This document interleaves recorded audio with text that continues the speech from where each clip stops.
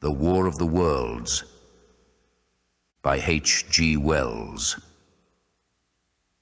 But who shall dwell in these worlds if they be inhabited? Are we or they lords of the world? And how are all things made for man? Kepler, quoted in The Anatomy of Melancholy. Book 1, The Coming of the Martians. Chapter 1, The Eve of the War. No one would have believed in the last years of the 19th century that this world was being watched keenly and closely by intelligences greater than man's and yet as mortal as his own. That as men busied themselves about their various concerns, they were scrutinized and studied, perhaps almost as narrowly as a man with a microscope might scrutinize the transient creatures that swarm and multiply in a drop of water. With infinite complacency, men went to and fro over this globe about their little affairs, serene in their assurance of their empire over matter. It is possible that the infusoria under the microscope do the same. No one gave a thought to the older worlds of space as sources of human danger, or thought of them only to dismiss the idea of life upon them as impossible or improbable. It is curious to recall some of the mental habits of those departed days. At most, terrestrial men fancied there might be other men upon Mars, perhaps inferior to themselves and ready to welcome a missionary enterprise. Yet across the gulf of space, minds that are to our minds, as ours are to those of the beasts that perish, intellects vast and cool and unsympathetic, regarded this earth with envious eyes and slowly and surely drew their plans against us. And early in the 20th century came the great disillusionment. The planet Mars, I scarcely need remind the reader, revolves about the sun at a mean distance of 140 million miles, and the light and heat it receives from the sun is barely half of that received by this world. It must be, if the nebula hypothesis has any truth, older than our world. And long before this earth ceased to be molten, life upon its surface must have begun its course. The fact that it is scarcely 1/7 of the volume of the earth must have accelerated its cooling to the temperature at which life could begin. It has air and water and all that is necessary for the support of animated existence. Yet so vain is man and so blinded by his vanity that no writer, up to the very end of the 19th century, expressed any idea that intelligent life might have developed there far, or indeed at all, beyond its earthly level.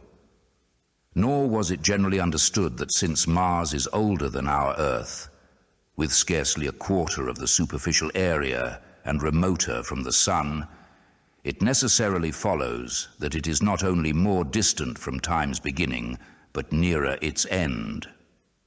The secular cooling that must someday overtake our planet has already gone far indeed with our neighbor. Its physical condition is still largely a mystery, but we know now that even in its equatorial region, the midday temperature barely approaches that of our coldest winter. Its air is much more attenuated than ours. Its oceans have shrunk until they cover but 1/3 of its surface, and as its slow seasons change, huge snowcaps gather and melt about either pole and periodically inundate its temperate zones. That last stage of exhaustion, which to us is still incredibly remote, has become a present-day problem for the inhabitants of Mars. The immediate pressure of necessity has brightened their intellects, enlarged their powers, and hardened their hearts. And looking across space with instruments and intelligences such as we have scarcely dreamed of, they see, at its nearest distance, only 35 million of miles sunward of them, a morning star of hope, our own warmer planet, green with vegetation and grey with water, with a cloudy atmosphere eloquent of fertility, with glimpses through its drifting cloud wisps of broad stretches of populous country and narrow, navy-crowded seas. And we men, the creatures who inhabit this earth, must be to them at least as alien and lowly as are the monkeys and lemurs to us. The intellectual side of man already admits that life is an incessant struggle for existence, and it would seem that this too is the belief of the minds upon Mars. Their world is far gone in its cooling, and this world is still crowded with life, but crowded only with what they regard as inferior animals. To carry warfare sunward is indeed their only escape from the destruction that generation after generation creeps upon them. And before we judge of them too harshly, we must remember what ruthless and utter destruction our own species has wrought, not only upon animals, such as the vanished bison and the dodo, but upon its inferior races. The Tasmanians, in spite of their human likeness, were entirely swept out of existence in a war of extermination waged by European immigrants in the space of 50 years. Are we such apostles of mercy as to complain if the Martians warred in the same spirit? The Martians seem to have calculated their descent with amazing subtlety. Their mathematical learning is evidently far in excess of ours, and to have carried out their preparations with a well-nigh perfect unanimity. Had our instruments permitted it, we might have seen the gathering trouble far back in the 19th century.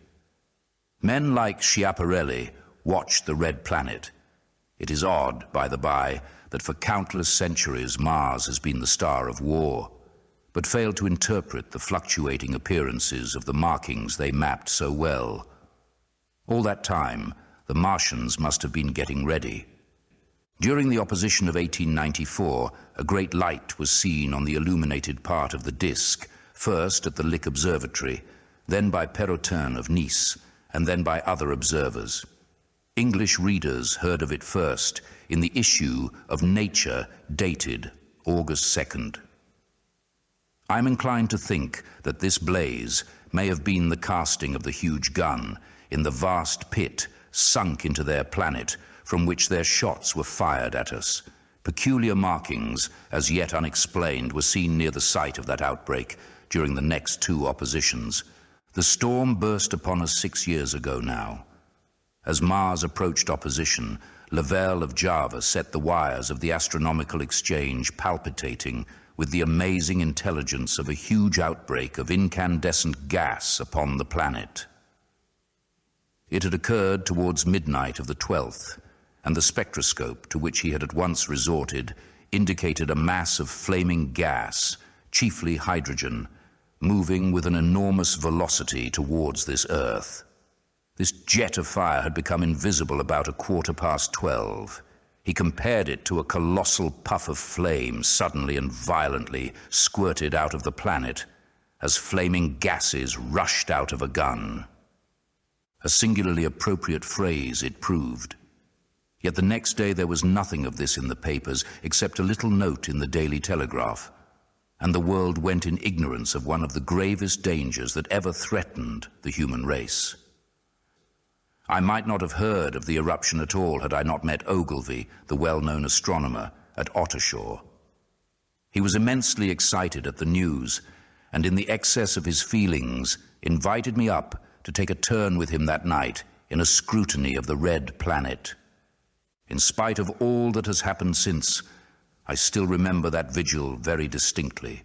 The black and silent observatory, the shadowed lantern throwing a feeble glow upon the floor in the corner, the steady ticking of the clockwork of the telescope, the little slit in the roof, an oblong profundity with the stardust streaked across it. Ogilvy moved about, invisible but audible. Looking through the telescope, one saw a circle of deep blue and the little round planet swimming in the field. It seemed such a little thing, so bright and small and still, faintly marked with transverse stripes and slightly flattened from the perfect round. But so little it was, so silvery warm, a pin's head of light. It was as if it quivered, but really this was the telescope vibrating with the activity of the clockwork that kept the planet in view. As I watched, the planet seemed to grow larger and smaller and to advance and recede. But that was simply that my eye was tired, 40 millions of miles it was from us, more than 40 millions of miles of void. Few people realize the immensity of vacancy in which the dust of the material universe swims. Near it in the field, I remember, were 3 faint points of light, 3 telescopic stars infinitely remote, and all around it was the unfathomable darkness of empty space. You know how that blackness looks on a frosty starlight night. In a telescope, it seems far profounder, and invisible to me because it was so remote and small, flying swiftly and steadily towards me across that incredible distance, drawing nearer every minute by so many thousands of miles, came the thing they were sending us, the thing that was to bring so much struggle and calamity and death to the earth. I never dreamed of it then as I watched. No one on earth dreamed of that unerring missile. That night, too, there was another jetting out of gas from the distant planet. I saw it, a reddish flash at the edge, the slightest projection of the outline just as the chronometer struck midnight. And at that, I told Ogilvy, and he took my place. The night was warm, and I was thirsty, and I went stretching my legs clumsily and feeling my way in the darkness to the little table where the siphon stood, while Ogilvy exclaimed at the streamer of gas that came out towards us.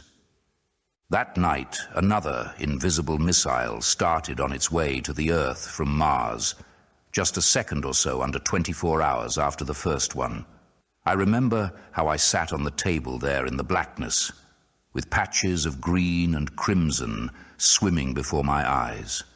I wished I had a light to smoke by, little suspecting the meaning of the minute gleam I had seen and all that it would presently bring me.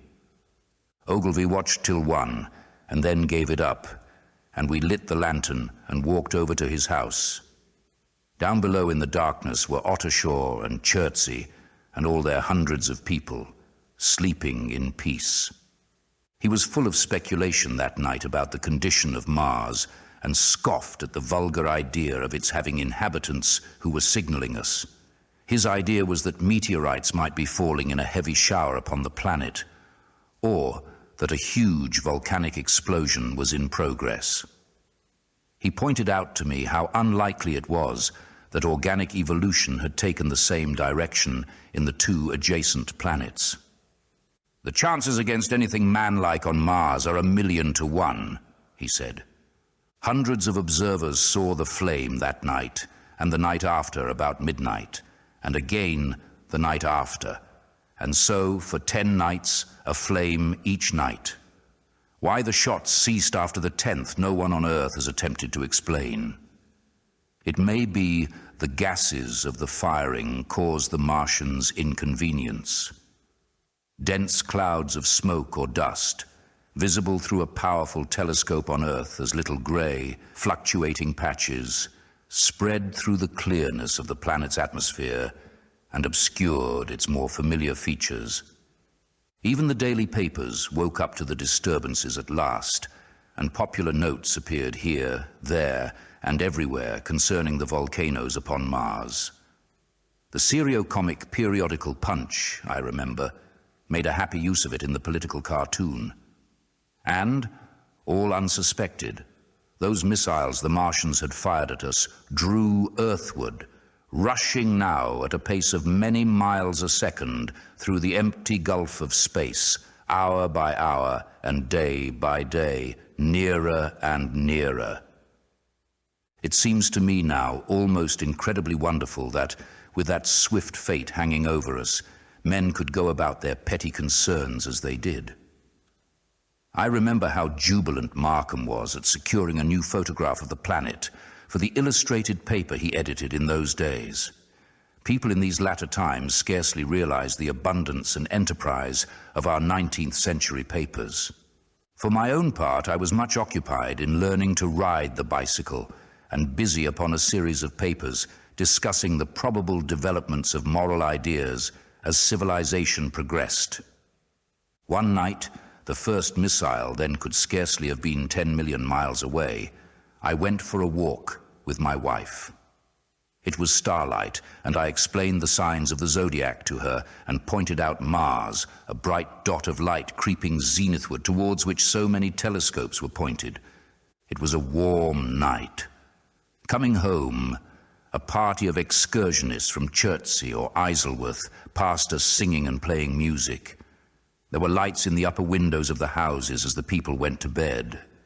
From the railway station, in the distance, came the sound of shunting trains, ringing and rumbling, softened almost into melody by the distance.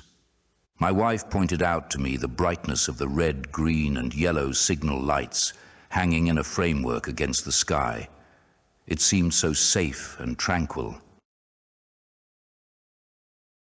Chapter 2. The Falling Star. Then came the night of the first falling star.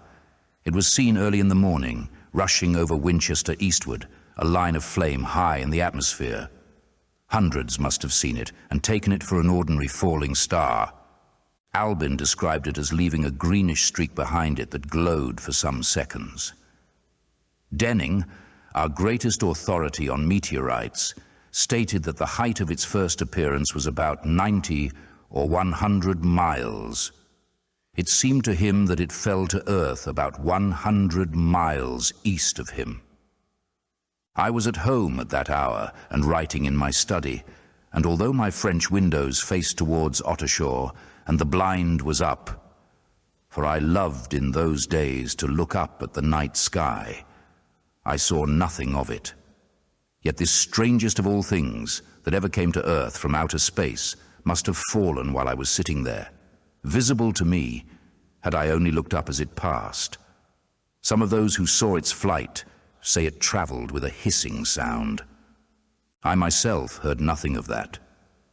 Many people in Berkshire, Surrey, and Middlesex must have seen the fall of it and, at most, have thought that another meteorite had descended. No one seems to have troubled to look for the fallen mass that night. But very early in the morning, poor Ogilvy, who had seen the shooting star and who was persuaded that a meteorite lay somewhere on the common between Horsell, Ottershaw, and Woking, rose early with the idea of finding it. Find it he did soon after dawn, and not far from the sand pits. An enormous hole had been made by the impact of the projectile, and the sand and gravel had been flung violently in every direction over the heath, forming heaps visible a mile and a half away. The heather was on fire eastward, and a thin blue smoke rose against the dawn. The thing itself lay almost entirely buried in sand. Amidst the scattered splinters of a fir tree, it had shivered to fragments in its descent. The uncovered part had the appearance of a huge cylinder caked over, and its outline softened by a thick, scaly, dun-colored incrustation. It had a diameter of about 30 yards. He approached the mass, surprised at the size and more so at the shape. Since most meteorites are rounded more or less completely. It was, however, still so hot from its flight through the air as to forbid his near approach. A stirring noise within its cylinder he ascribed to the unequal cooling of its surface, for at that time it had not occurred to him that it might be hollow. He remained standing at the edge of the pit that the thing had made for itself, staring at its strange appearance, astonished chiefly at its unusual shape and color, and dimly perceiving even then some evidence of design in its arrival. The early morning was wonderfully still, and the sun, just clearing the pine trees towards Weybridge, was already warm. He did not remember hearing any birds that morning. There was certainly no breeze stirring, and the only sounds were the faint movements from within the cindery cylinder. He was all alone on the common. Then suddenly he noticed with a start that some of the grey clinker, the ashy incrustation that covered the meteorite, was falling off the circular edge of the end. It was dropping off in flakes and raining down upon the sand. A large piece suddenly came off and fell with a sharp noise that brought his heart into his mouth. For a minute, he scarcely realized what this meant, and although the heat was excessive, he clambered down into the pit close to the bulk to see the thing more clearly. He fancied even then that the cooling of the body might account for this, but what disturbed that idea was the fact that the ash was falling only from the end of the cylinder. And then he perceived that very slowly the circular top of the cylinder was rotating on its body. It was such a gradual movement that he discovered it only through noticing that a black mark that had been near him 5 minutes ago was now at the other side of the circumference. Even then, he scarcely understood what this indicated until he heard a muffled grating sound and saw the black mark jerk forward an inch or so. Then the thing came upon him in a flash. The cylinder was artificial, hollow, with an end that screwed out. Something within the cylinder was unscrewing the top. "Good heavens," said Ogilvy. "There's a man in it, men in it, half roasted to death, trying to escape." At once, with a quick mental leap, he linked the thing with the flash upon Mars. The thought of the confined creature was so dreadful to him that he forgot the heat and went forward to the cylinder to help turn. But luckily, the dull radiation arrested him before he could burn his hands on the still glowing metal. At that, he stood irresolute for a moment, then turned, scrambled out of the pit, and set off, running wildly into Woking. The time then must have been somewhere about 6 o'clock. He met a wagoner and tried to make him understand, but the tale he told and his appearance were so wild, his hat had fallen off in the pit, that the man simply drove on. He was equally unsuccessful with the potman who was just unlocking the doors of the public house by Horsell Bridge. The fellow thought he was a lunatic at large and made an unsuccessful attempt to shut him into the taproom. That sobered him a little, and when he saw Henderson, the London journalist, in his garden, he called over the palings and made himself understood. "Henderson," he called, "you saw that shooting star last night." "Well," said Henderson, "it's out on Horsell Common now." "Good Lord," said Henderson, "fallen meteorite, that's good." But it's something more than a meteorite. It's a cylinder, an artificial cylinder, man, and there's something inside. Henderson stood up with his spade in his hand. "What's that?" he said. He was deaf in one ear. Ogilvy told him all that he had seen. Henderson was a minute or so taking it in. Then he dropped his spade, snatched up his jacket, and came out into the road. The two men hurried back at once to the common and found the cylinder still lying in the same position. But now the sounds inside had ceased, and a thin circle of bright metal showed between the top and the body of the cylinder. Air was either entering or escaping at the rim with a thin, sizzling sound. They listened, rapped on the scaly burnt metal with a stick, and meeting with no response, they both concluded the man or men inside must be insensible or dead. Of course, the two were quite unable to do anything. They shouted consolation and promises and went off back to the town again to get help.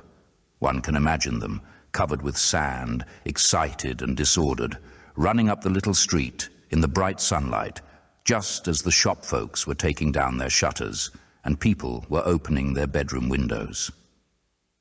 Henderson went into the railway station at once in order to telegraph the news to London.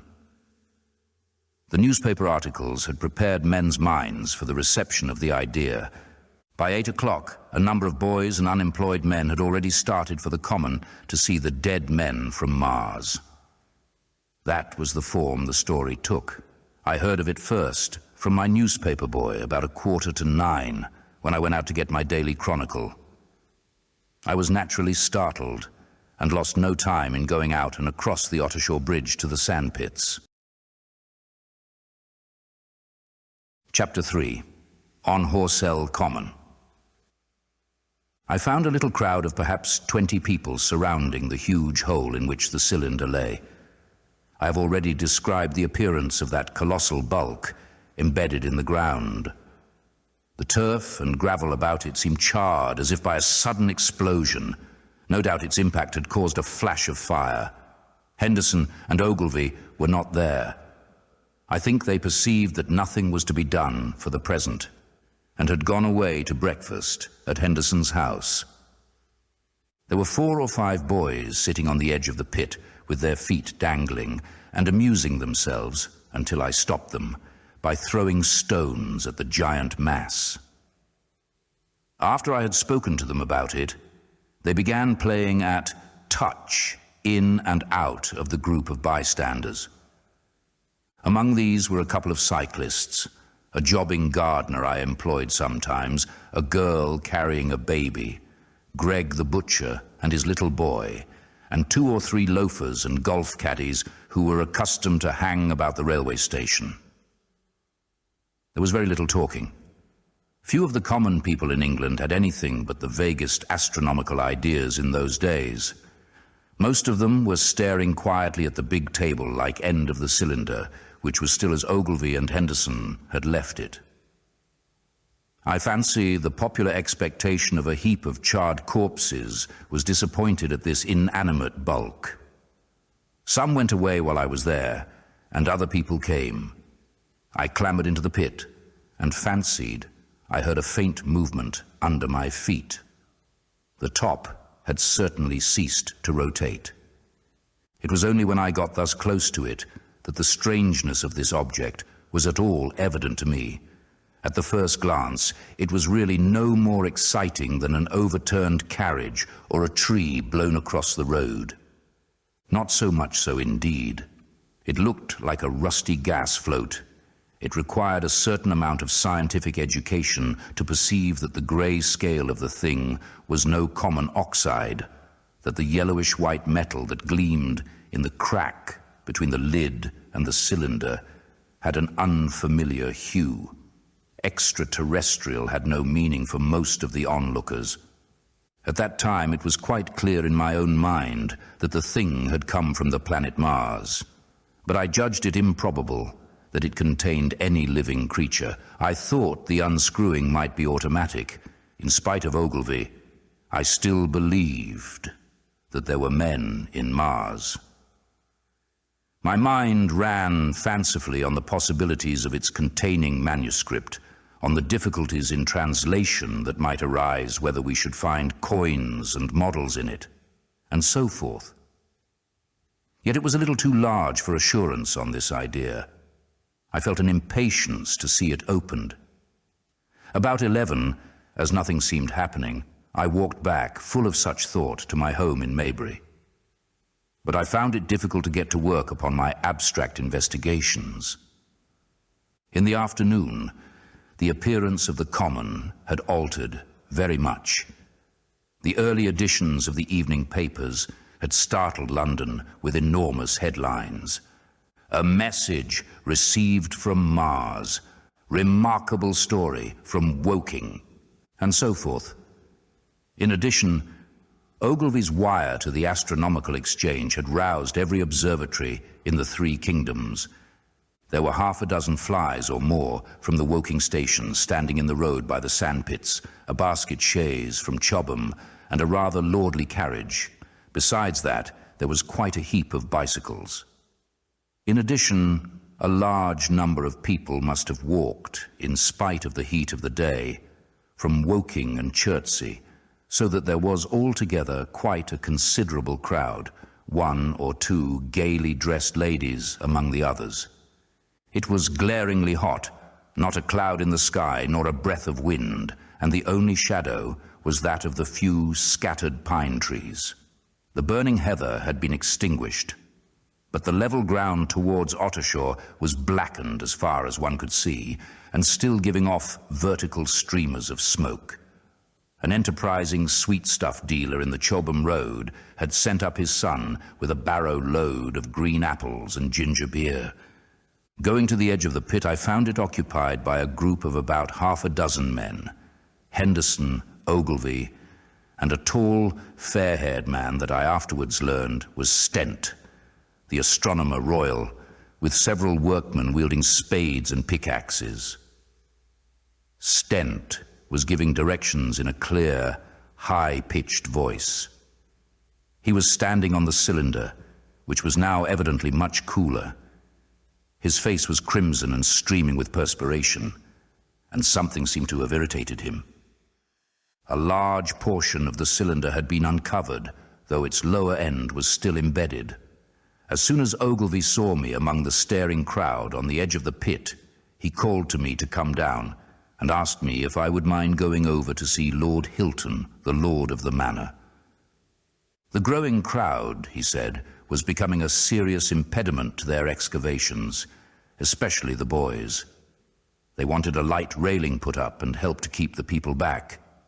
He told me that a faint stirring was occasionally still audible within the case, but that the workmen had failed to unscrew the top, as it afforded no grip to them. The case appeared to be enormously thick, and it was possible that the faint sounds we heard represented a noisy tumult in the interior. I was very glad to do as he asked, and so become one of the privileged spectators within the contemplated enclosure. I failed to find Lord Hilton at his house, but I was told he was expected from London by the 6 o'clock train from Waterloo. And as it was then about 5:15, I went home, had some tea, and walked up to the station to waylay him. Chapter 4. The cylinder opens. When I returned to the common, the sun was setting. Scattered groups were hurrying from the direction of Woking, and 1 or 2 persons were returning. The crowd about the pit had increased and stood out black against the lemon yellow of the sky. A couple of 100 people, perhaps. There were raised voices, and some sort of struggle appeared to be going on about the pit. Strange imaginings passed through my mind. As I drew nearer, I heard Stent's voice. "Keep back! Keep back!" A boy came running towards me. "It's a moving," he said to me as he passed. "A screw-in and a screw-in out. I don't like it. I'm a-going home, I am." I went on to the crowd. There were really, I should think, 200 or 300 people elbowing and jostling one another, the 1 or 2 ladies there being by no means the least active. "He's fallen in the pit," cried someone. "Keep back," said several. The crowd swayed a little, and I elbowed my way through. Everyone seemed greatly excited. I heard a peculiar humming sound from the pit. "I say," said Ogilvy, "help keep these idiots back. We don't know what's in the confounded thing, you know." I saw a young man, a shop assistant in Woking, I believe he was, standing on the cylinder and trying to scramble out of the hole again. The crowd had pushed him in. The end of the cylinder was being screwed out from within. Nearly 2 feet of shining screw projected. Somebody blundered against me, and I narrowly missed being pitched onto the top of the screw.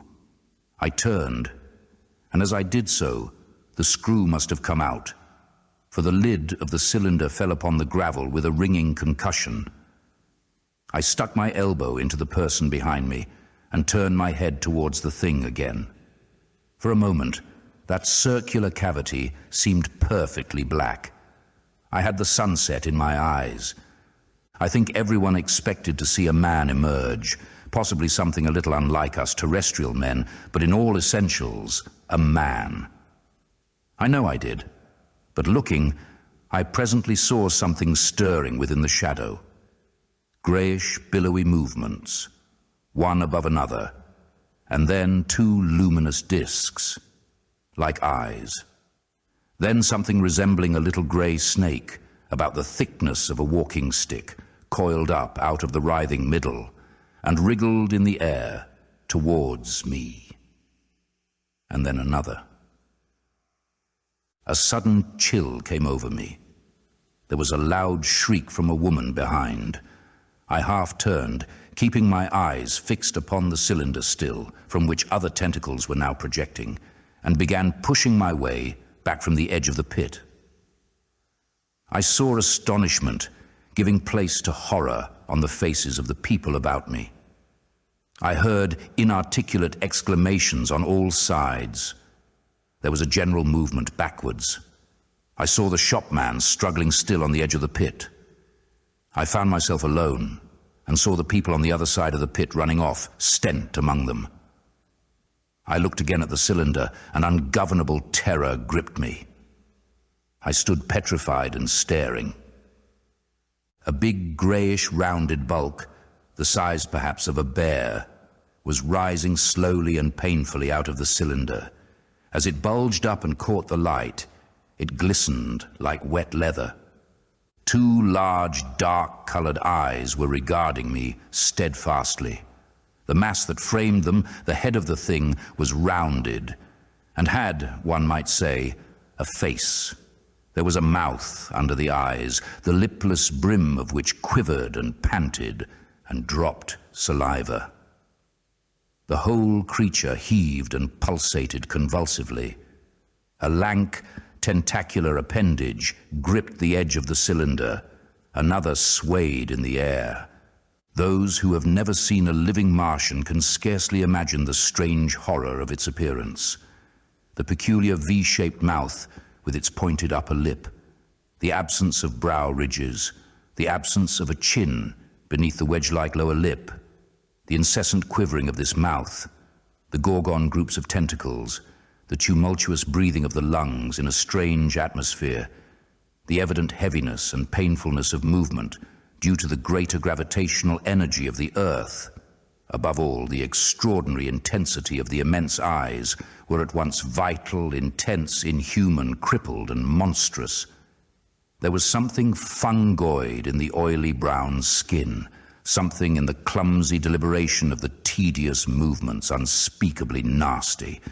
Even at this first encounter, this first glimpse, I was overcome with disgust and dread. Suddenly the monster vanished. It had toppled over the brim of the cylinder and fallen into the pit with a thud like the fall of a great mass of leather.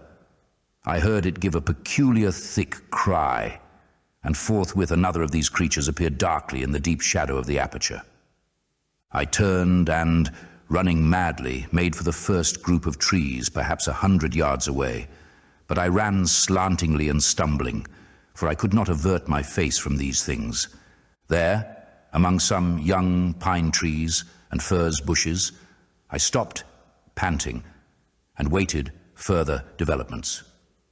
The common round the sandpits was dotted with people, standing like myself in a half-fascinated terror, staring at these creatures, or rather at the heaped gravel at the edge of the pit in which they lay.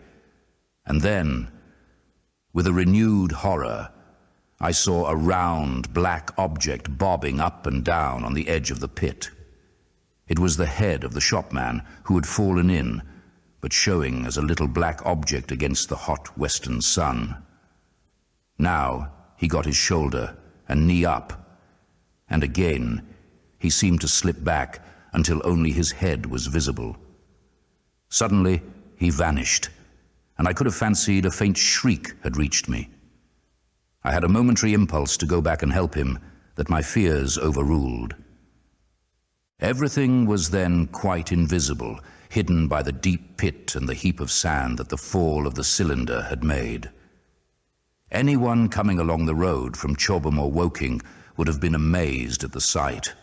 A dwindling multitude of perhaps 100 people or more, standing in a great irregular circle, in ditches, behind bushes, behind gates and hedges, saying little to one another, and that in short, excited shouts, and staring hard at a few heaps of sand. The barrow of ginger beer stood, a queer derelict, black against the burning sky, and in the sand pits was a row of deserted vehicles with their horses feeding out of nosebags or pawing the ground. Chapter 5. The Heat Ray. After the glimpse I had had of the Martians emerging from the cylinder in which they had come to the Earth from their planet, a kind of fascination paralyzed my actions. I remained standing knee-deep in the heather, staring at the mound that hid them. I was a battleground of fear and curiosity. I did not dare to go back towards the pit, but I felt a passionate longing to peer into it. I began walking, therefore, in a big curve, seeking some point of vantage, and continually looking at the sand heaps that hid these newcomers to our Earth. Once a leash of thin black whips, like the arms of an octopus, flashed across the sunset and was immediately withdrawn, and afterwards a thin rod rose up, joint by joint, bearing at its apex a circular disc that spun with a wobbling motion. What could be going on there? Most of the spectators had gathered in one or two groups, one a little crowd towards Woking, the other a knot of people in the direction of Chobham. Evidently they shared my mental conflict. There were few near me. One man I approached. He was, I perceived, a neighbor of mine, though I did not know his name, and accosted, but it was scarcely a time for articulate conversation. "What ugly brutes," he said. "Good God, what ugly brutes." He repeated this over and over again. "Did you see a man in the pit?" I said, but he made no answer to that. We became silent and stood watching for a time side by side, deriving, I fancy, a certain comfort in one another's company. Then I shifted my position to a little knoll that gave me the advantage of a yard or more of elevation, and when I looked for him presently, he was walking towards Woking. The sunset faded to twilight before anything further happened. The crowd far away on the left, towards Woking, seemed to grow, and I heard now a faint murmur from it. The little knot of people towards Chobham dispersed. There was scarcely an intimation of movement from the pit. It was this, as much as anything, that gave people courage, and I suppose the new arrivals from Woking also helped to restore confidence. At any rate, as the dusk came on, a slow, intermittent movement upon the sandpits began, a movement that seemed to gather force as the stillness of the evening about the cylinder remained unbroken. Vertical black figures in twos and threes would advance, stop, watch, and advance again, spreading out as they did so in a thin, irregular crescent that promised to enclose the pit in its attenuated horns. I too, on my side, began to move towards the pit. Then I saw some cabmen, and others had walked boldly into the sandpits and heard the clatter of hoofs and the gride of wheels. I saw a lad trundling off the barrow of apples. And then, within 30 yards of the pit, advancing from the direction of Horsell, I noted a little black knot of men, the foremost of whom was waving a white flag. This was the deputation. There had been a hasty consultation, and since the Martians were evidently, in spite of their repulsive forms, intelligent creatures, it had been resolved to show them, by approaching them with signals, that we too were intelligent. Flutter, flutter, went the flag, first to the right, then to the left. It was too far for me to recognize anyone there, but afterwards I learned that Ogilvy, Stent, and Henderson were with others in this attempt at communication. This little group had, in its advance, dragged inward, so to speak, the circumference of the now almost complete circle of people, and a number of dim black figures followed it at discreet distances. Suddenly there was a flash of light, and a quantity of luminous greenish smoke came out of the pit in 3 distinct puffs, which drove up, one after the other, straight into the still air. This smoke, or flame perhaps, would be the better word for it, was so bright that the deep blue sky overhead and the hazy stretches of brown common towards Chertsey, set with black pine trees, seemed to darken abruptly as these puffs arose, and to remain the darker after their dispersal. At the same time, a faint hissing sound became audible. Beyond the pit stood the little wedge of people with the white flag at its apex, arrested by these phenomena, a little knot of small vertical black shapes upon the black ground. As the green smoke arose, their faces flashed out pallid green and faded again as it vanished. Then slowly the hissing passed into a humming, into a long, loud, droning noise. Slowly a humped shape rose out of the pit, and the ghost of a beam of light seemed to flicker out from it. Forthwith, flashes of actual flame, a bright glare leaping from one to another, sprang from the scattered group of men. It was as if some invisible jet impinged upon them and flashed into white flame. It was as if each man was suddenly and momentarily turned to fire. Then, by the light of their own destruction, I saw them staggering and falling, and their supporters turning to run. I stood staring, not as yet realizing that this was death leaping from man to man in that little distant crowd. All I felt was that it was something very strange. An almost noiseless and blinding flash of light, and a man fell headlong and lay still. And as the unseen shaft of heat passed over them, pine trees burst into fire, and every dry furze bush became, with one dull thud, a mass of flames. And far away towards Knaphill, I saw the flashes of trees and hedges and wooden buildings suddenly set alight.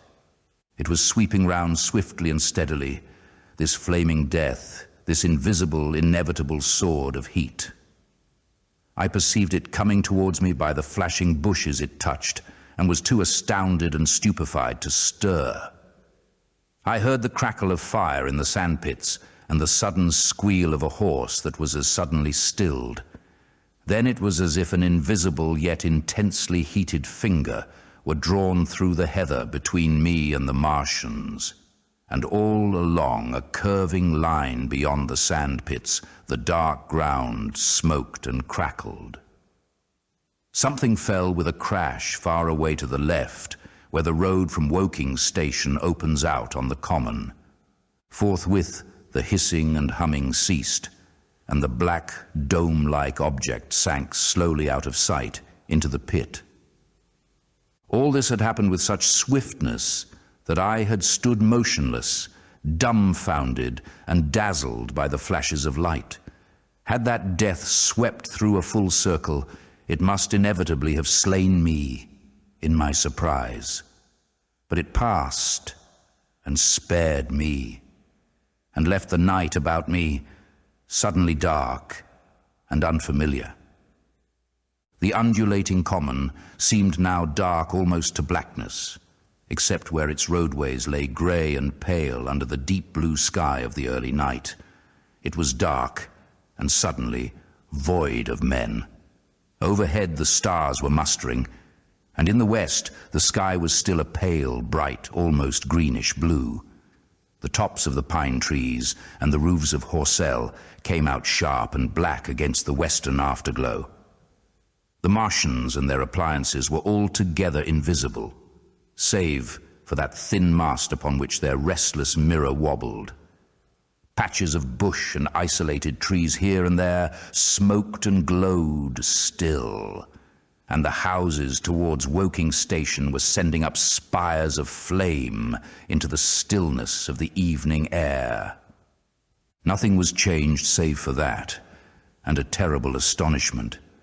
The little group of black specks with the flag of white had been swept out of existence, and the stillness of the evening, so it seemed to me, had scarcely been broken. It came to me that I was upon this dark common, helpless, unprotected, and alone. Suddenly, like a thing falling upon me from without, came fear. With an effort, I turned and began a stumbling run through the heather. The fear I felt was no rational fear, but a panic terror, not only of the Martians, but of the dusk and stillness all about me. Such an extraordinary effect in unmanning me it had that I ran weeping silently as a child might do. Once I had turned, I did not dare to look back. I remember I felt an extraordinary persuasion that I was being played with, that presently, when I was upon the very verge of safety, this mysterious death, as swift as the passage of light, would leap after me from the pit about the cylinder and strike me down. Chapter 6. The Heat Ray and the Chobham Road. It is still a matter of wonder how the Martians are able to slay men so swiftly and so silently. Many think that in some way they are able to generate an intense heat in a chamber of practically absolute non-conductivity. This intense heat they project in a parallel beam against any object they choose by means of a polished parabolic mirror of unknown composition, much as the parabolic mirror of a lighthouse projects a beam of light. But no one has absolutely proved these details. However it is done, it is certain that a beam of heat is the essence of the matter. Heat and invisible instead of visible light.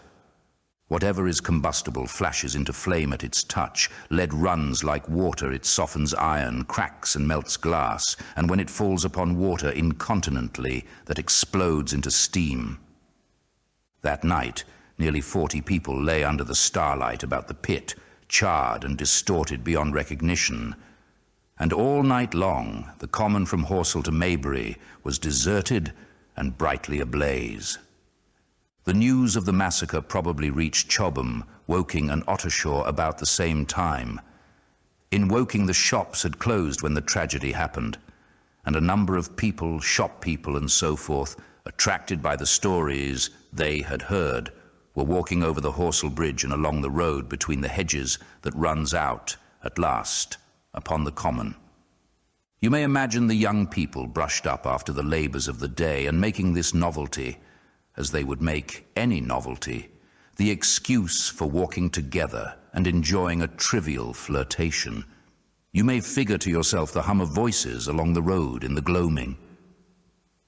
As yet, of course, few people in Woking even knew that the cylinder had opened, though poor Henderson had sent a messenger on a bicycle to the post office with a special wire to an evening paper. As these folks came out by twos and threes upon the open, they found little knots of people talking excitedly and peering at the spinning mirror over the sand pits. And the newcomers were, no doubt, soon infected by the excitement of the occasion. By 8:30, when the deputation was destroyed, there may have been a crowd of 300 people or more at this place, besides those who had left the road to approach the Martians nearer. There were 3 policemen too, one of whom was mounted, doing their best, under instructions from Stent, to keep the people back and deter them from approaching the cylinder. There was some booing from those more thoughtless and excitable souls, to whom a crowd is always an occasion for noise and horseplay. Stent and Ogilvy, anticipating some possibilities of a collision, had telegraphed from Horsell to the barracks as soon as the Martians emerged, for the help of a company of soldiers to protect these strange creatures from violence. After that they returned to lead that ill-fated advance. The description of their death, as it was seen by the crowd, tallies very closely with my own impressions. The 3 puffs of green smoke, the deep humming note, and the flashes of flame. But that crowd of people had a far narrower escape than mine. Only the fact that a hummock of heathery sand intercepted the lower part of the heat ray saved them. Had the elevation of the parabolic mirror been a few yards higher, none could have lived to tell the tale. They saw the flashes and the men falling, and an invisible hand, as it were, lit the bushes as it hurried towards them through the twilight. Then, with a whistling note that rose above the droning of the pit, the beam swung close over their heads, lighting the tops of the beech trees that line the road, and splitting the bricks, smashing the windows, firing the window frames, and bringing down in crumbling ruin a portion of the gable of the house nearest the corner. In the sudden thud, hiss, and glare of the igniting trees, the panic-stricken crowd seems to have swayed hesitatingly for some moments. Sparks and burning twigs began to fall into the road, and single leaves like puffs of flame. Hats and dresses caught fire. Then came a crying from the common. There were shrieks and shouts, and suddenly a mounted policeman came galloping through the confusion with his hands clasped over his head, screaming. "They're coming!" a woman shrieked, and incontinently everyone was turning and pushing at those behind in order to clear their way to Woking again. They must have bolted as blindly as a flock of sheep. Where the road grows narrow and black between the high banks, the crowd jammed, and a desperate struggle occurred. All that crowd did not escape. 3 persons at least, 2 women and a little boy, were crushed and trampled there and left to die amid the terror and the darkness. Chapter 7. How I Reached Home. For my own part, I remember nothing of my flight except the stress of blundering against trees and stumbling through the heather. All about me gathered the invisible terrors of the Martians. That pitiless sword of heat seemed whirling to and fro, flourishing overhead, before it descended and smote me out of life. I came into the road between the crossroads and Horsell, and ran along this to the crossroads. At last, I could go no further. I was exhausted with the violence of my emotion and of my flight, and I staggered and fell by the wayside. That was near the bridge that crosses the canal by the gasworks. I fell and lay still. I must have remained there some time. I sat up, strangely perplexed. For a moment, perhaps, I could not clearly understand how I came there. My terror had fallen from me like a garment. My hat had gone, and my collar had burst away from its fastener. A few minutes before, there had only been 3 real things before me: the immensity of the night and space and nature, my own feebleness and anguish, and the near approach of death. Now it was as if something turned over, and the point of view altered abruptly. There was no sensible transition from one state of mind to the other. I was immediately the self of every day again, a decent, ordinary citizen. The silent common, the impulse of my flight, the starting flames, were as if they had been in a dream. I asked myself, had these latter things indeed happened? I could not credit it. I rose and walked unsteadily up the steep incline of the bridge. My mind was blank wonder. My muscles and nerves seemed drained of their strength. I dare say I staggered drunkenly. A head rose over the arch, and the figure of a workman carrying a basket appeared. Beside him ran a little boy. He passed me, wishing me good night. I was minded to speak to him, but did not. I answered his greeting with a meaningless mumble and went on over the bridge. Over the Maybury Arch, a train, a billowing tumult of white, fire-lit smoke, and a long caterpillar of lighted windows went flying south, clatter, clatter, clap, rap, and it had gone. A dim group of people talked in the gate of one of the houses in the pretty little row of gables that was called Oriental Terrace. It was all so real and so familiar, and that behind me it was frantic, fantastic. Such things, I told myself, could not be. Perhaps I am a man of exceptional moods. I do not know how far my experience is common. At times, I suffer from the strangest sense of detachment from myself and the world about me. I seem to watch it all from the outside, from somewhere inconceivably remote, out of time, out of space, out of the stress and tragedy of it all. This feeling was very strong upon me that night. Here was another side to my dream. But the trouble was the blank incongruity of this serenity and the swift death flying yonder, not 2 miles away. There was a noise of business from the gasworks, and the electric lamps were all alight. I stopped at the group of people. "What news from the common?" said I. There were 2 men, and a woman at the gate. "Eh?" said one of the men, turning. "What news from the common?" I said. "Ain't you just been there?" asked the men. "People seem fair silly about the common," said the woman over the gate. "What's it all about?" "Haven't you heard of the men from Mars?" said I. "The creatures from Mars." "Quite enough," said the woman over the gate. "Thanks." And all three of them laughed. I felt foolish and angry. I tried and found I could not tell them what I had seen. They laughed again at my broken sentences. "You'll hear more yet," I said, and went on to my home. I startled my wife at the doorway, so haggard was I. I went into the dining room, sat down, drank some wine, and so soon as I could collect myself sufficiently, I told her the things I had seen. The dinner, which was a cold one, had already been served and remained neglected on the table while I told my story. "There is one thing," I said, to allay the fears I had aroused. "They are the most sluggish things I ever saw crawl.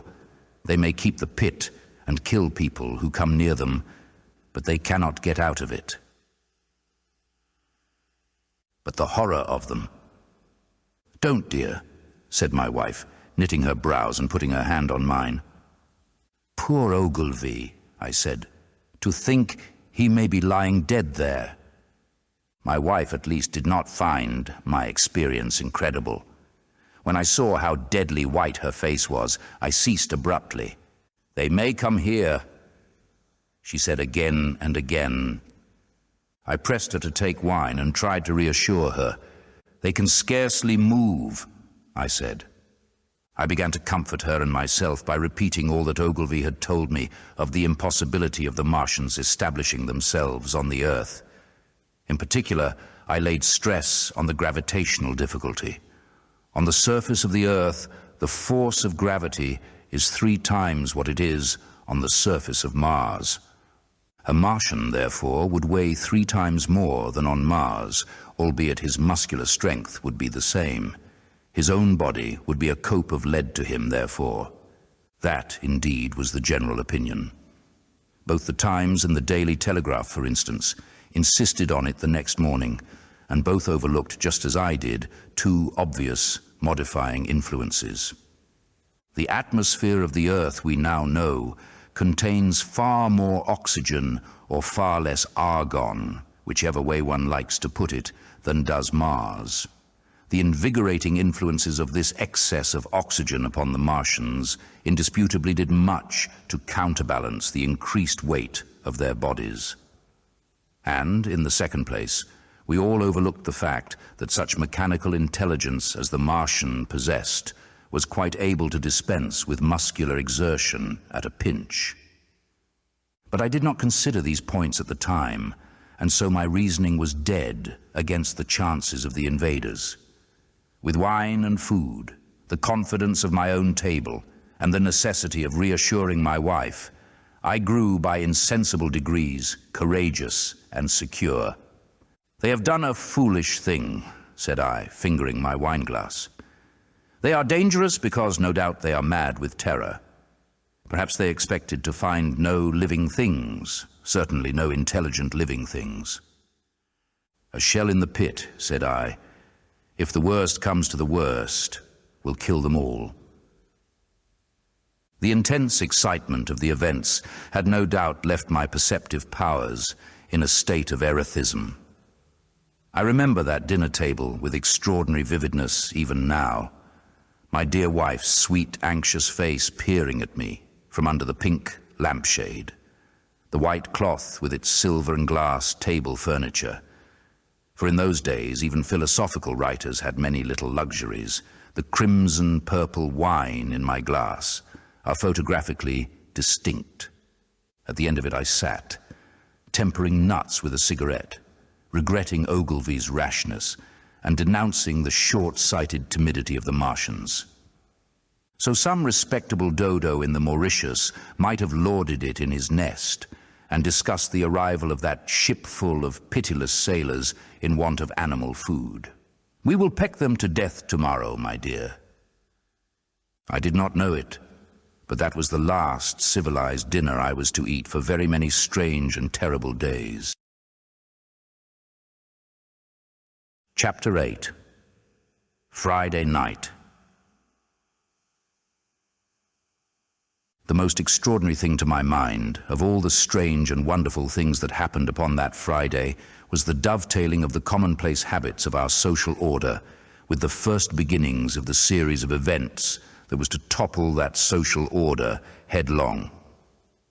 If on Friday night you had taken a pair of compasses and drawn a circle with a radius of 5 miles round the Woking sandpits, I doubt if you would have had one human being outside it, unless it was some relation of Stent, or of the 3 or 4 cyclists, or London people lying dead on the common, whose emotions or habits were at all affected by the newcomers. Many people had heard of the cylinder, of course, and talked about it in their leisure, but it certainly did not make the sensation that an ultimatum to Germany would have done. In London that night, poor Henderson's telegram describing the gradual unscrewing of the shot was judged to be a canard, and his evening paper, after wiring for authentication from him and receiving no reply, the man was killed, decided not to print a special edition. Even within the 5-mile circle, the great majority of people were inert. I have already described the behavior of the men and women to whom I spoke. All over the district, people were dining and supping. Working men were gardening after the labors of the day. Children were being put to bed. Young people were wandering through the lanes love-making. Students sat over their books. Maybe there was a murmur in the village streets, a novel and dominant topic in the public houses, and here and there a messenger, or even an eyewitness of the later occurrences, caused a whirl of excitement, a shouting and a running to and fro. But for the most part, the daily routine of working, eating, drinking, sleeping went on as it had done for countless years, as though no planet Mars existed in the sky. Even at Woking Station and Horsell and Chobham, that was the case. In Woking Junction, until a late hour, trains were stopping and going on. Others were shunting on the sidings, passengers were alighting and waiting, and everything was proceeding in the most ordinary way. A boy from the town, trenching on Smith's Monopoly, was selling papers with the afternoon's news. The ringing impact of trucks, the sharp whistle of the engines from the junction, mingled with their shouts of, "Men from Mars!" Excited men came into the station about 9 o'clock with incredible tidings and caused no more disturbance than drunkards might have done. People rattling Londonwards peered into the darkness outside the carriage windows and saw only a rare flickering vanishing spark dance up from the direction of Horsell, a red glow and a thin veil of smoke driving across the stars, and thought that nothing more serious than a heath fire was happening. It was only round the edge of the common that any disturbance was perceptible. There were 6 villas burning on the Woking border. There were lights in all the houses on the common side of the 3 villages, and the people there kept awake till dawn. A curious crowd lingered restlessly, people coming and going, but the crowd remaining, both on the Chobham and Horsell bridges. 1 or 2 adventurous souls, it was afterwards found, went into the darkness and crawled quite near the Martians, but they never returned, for now and again a light ray, like the beam of a warship's searchlight, swept the common, and the heat ray was ready to follow. Save for such, that big area of common was silent and desolate, and the charred bodies lay about on it all night under the stars, and all the next day. A noise of hammering from the pit was heard by many people. So you have the state of things on Friday night. In the center, sticking into the skin of our old planet Earth like a poisoned dart, was this cylinder. But the poison was scarcely working yet. Around it was a patch of silent common, smouldering in places, and with a few dark, dimly seen objects lying in contorted attitudes here and there. Here and there was a burning bush or tree. Beyond was a fringe of excitement, and farther than that fringe the inflammation had not crept as yet. In the rest of the world, the stream of life still flowed as it had flowed for immemorial years. The fever of war that would presently clog vein and artery, deaden nerve and destroy brain, had still to develop. All night long, the Martians were hammering and stirring, sleepless, indefatigable, at work upon the machines they were making ready, and ever and again a puff of greenish-white smoke whirled up to the starlit sky. About 11, a company of soldiers came through Horsell and deployed along the edge of the common to form a cordon. Later, a second company marched through Chobham to deploy on the north side of the common. Several officers from the Inkerman barracks had been on the common earlier in the day, and one, Major Eden, was reported to be missing. The colonel of the regiment came to the Chobham bridge and was busy questioning the crowd at midnight. The military authorities were certainly alive to the seriousness of the business. About 11, the next morning's papers were able to say, a squadron of hussars, 2 Maxims, and about 400 men of the Cardigan regiment started from Aldershot. A few seconds after midnight, the crowd in the Chertsey Road, Woking, saw a star fall from heaven into the pine woods to the northwest. It had a greenish color and caused a silent brightness like summer lightning. This was the second cylinder. Chapter 9. The fighting begins.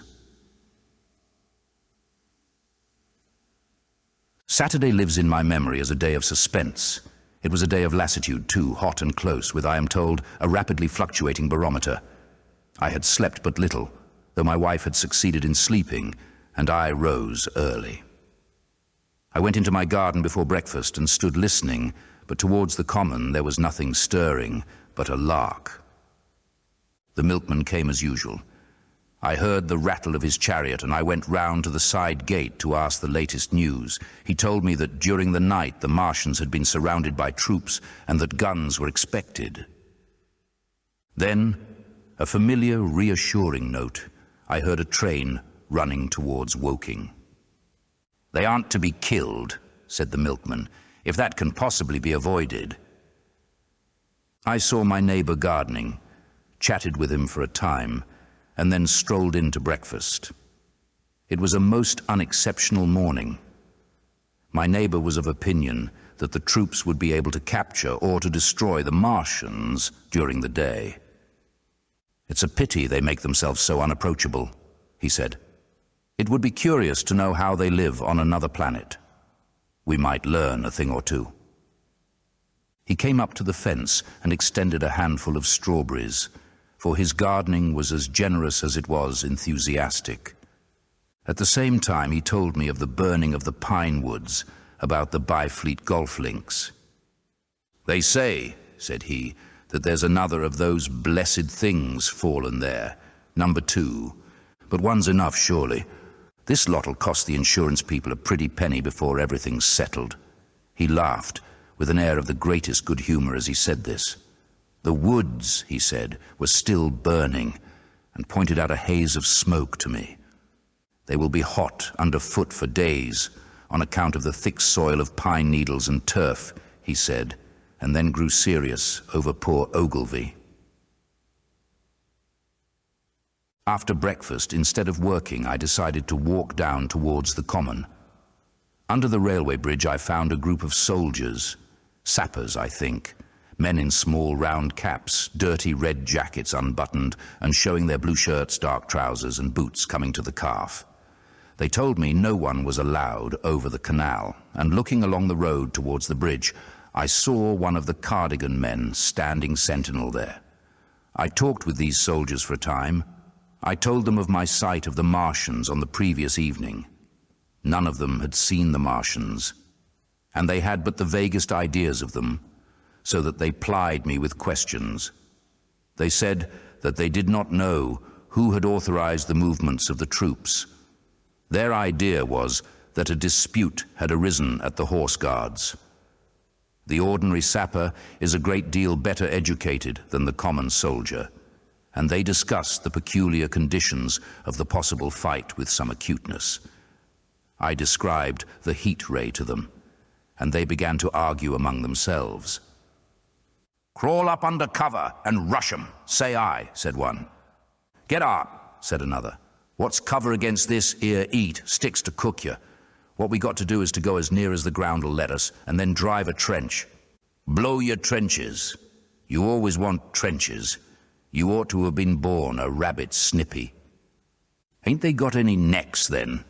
said a third abruptly, a little contemplative dark man smoking a pipe. I repeated my description. "Octopuses," said he. "That's what I calls 'em. Talk about fishers of men. Fighters of fish it is this time." "It ain't no murder-killing beast like that," said the first speaker. "Why not shell the darn things straight off and finish 'em?" said the little dark man. "You can't tell what they might do." "Where's your shells?" said the first speaker. "There ain't no time. Do it in a rush, that's my tip, and do it at once." So they discussed it. After a while I left them and went on to the railway station to get as many morning papers as I could. But I will not weary the reader with a description of that long morning and of the longer afternoon. I did not succeed in getting a glimpse of the common, for even Horsell and Chobham church towers were in the hands of the military authorities. The soldiers I addressed didn't know anything. The officers were mysterious as well as busy. I found people in the town quite secure again in the presence of the military, and I heard for the first time from Marshall the tobacconist that his son was among the dead on the common. The soldiers had made the people on the outskirts of Horsell lock up and leave their houses. I got back to lunch about 2, very tired, for, as I have said, the day was extremely hot and dull, and in order to refresh myself, I took a cold bath in the afternoon. About 4:30, I went up to the railway station to get an evening paper, for the morning papers had contained only a very inaccurate description of the killing of Stent, Henderson, Ogilvy, and the others. But there was little I didn't know. The Martians did not show an inch of themselves. They seemed busy in their pit, and there was a sound of hammering and an almost continuous streamer of smoke. Apparently they were busy getting ready for a struggle. "Fresh attempts have been made to signal, but without success," was the stereotyped formula of the papers. A sapper told me it was done by a man in a ditch with a flag on a long pole. The Martians took as much notice of such advances as we should of the lowing of a cow. I must confess, the sight of all this armament, all this preparation greatly excited me. My imagination became belligerent and defeated the invaders in a dozen striking ways. Something of my schoolboy dreams of battle and heroism came back. It hardly seemed a fair fight to me at that time. They seemed very helpless in that pit of theirs. About 3:00, there began the thud of a gun at measured intervals from Chertsey or Addlestone. I learned that the smouldering pine wood into which the second cylinder had fallen was being shelled, in the hope of destroying that object before it opened. It was only about 5, however, that a field gun reached Chobham for use against the first body of Martians. About 6 in the evening, as I sat at tea with my wife in the summer house, talking vigorously about the battle that was lowering upon us, I heard a muffled detonation from the common, and immediately after a gust of firing. Close on the heels of that came a violent rattling crash, quite close to us, that shook the ground.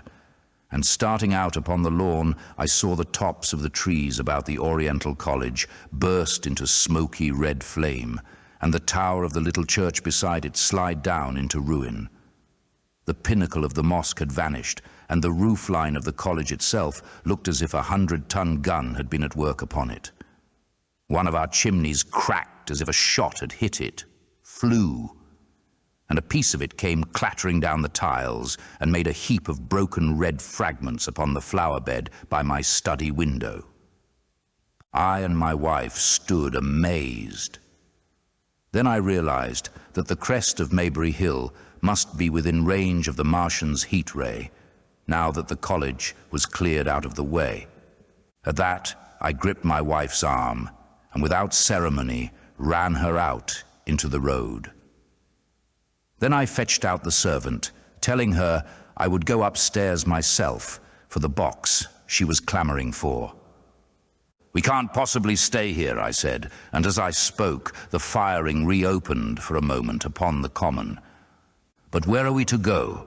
said my wife in terror. I thought perplexed. Then I remembered her cousins at Leatherhead. "Leatherhead!" I shouted above the sudden noise. She looked away from me downhill. The people were coming out of their houses, astonished. "How are we to get to Leatherhead?" she said. Down the hill I saw a bevy of hussars ride under the railway bridge. 3 galloped through the open gates of the Oriental College. 2 others dismounted and began running from house to house. The sun shining through the smoke that drove up from the tops of the trees seemed blood red and threw an unfamiliar lurid light upon everything. "Stop here," said I. "You are safe here." And I started off at once for the Spotted Dog, for I knew the landlord had a horse and dog cart. I ran, for I perceived that in a moment everyone upon this side of the hill would be moving. I found him in his bar, quite unaware of what was going on behind his house. A man stood with his back to me, talking to him. "I must have £1," said the landlord, "and I've no one to drive it." "I'll give you 2, said I over the stranger's shoulder. "What for?" "And I'll bring it back by midnight," I said. "Lord," said the landlord. "What's the hurry? I'm selling my bit of a pig. £2 and you bring it back? What's going on now?" I explained hastily that I had to leave my home, and so secured the dog cart.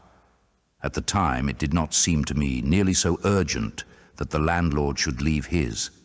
I took care to have the cart there and then, drove it off down the road, and leaving it in charge of my wife and servant, rushed into my house and packed a few valuables, such plate as we had, and so forth. The beech trees below the house were burning while I did this, and the palings up the road glowed red. While I was occupied in this way, one of the dismounted hussars came running up. He was going from house to house, warning people to leave. He was going on as I came out of my front door, lugging my treasures done up in a tablecloth. I shouted after him, "What news?" He turned, stared, bawled something about crawling out in a thing like a dish cover, and ran on to the gate of the house at the crest. A sudden whirl of black smoke driving across the road hid him for a moment. I ran to my neighbour's door and rapped to satisfy myself of what I already knew, that his wife had gone to London with him and had locked up their house. I went in again, according to my promise, to get my servant's box, lugged it out, clapped it beside her on the tail of the dog cart, and then caught the reins and jumped up into the driver's seat beside my wife. In another moment, we were clear of the smoke and noise and spanking down the opposite slope of Maybury Hill towards Old Woking. In front was a quiet, sunny landscape, a wheat field ahead on either side of the road, and the Maybury Inn with its swinging sign. I saw the doctor's cart ahead of me. At the bottom of the hill, I turned my head to look at the hillside I was leaving.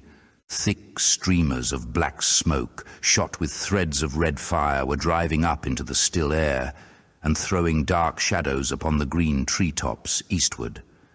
The smoke already extended far away to the east and west, to the Byfleet pine woods eastward, and to Woking on the west.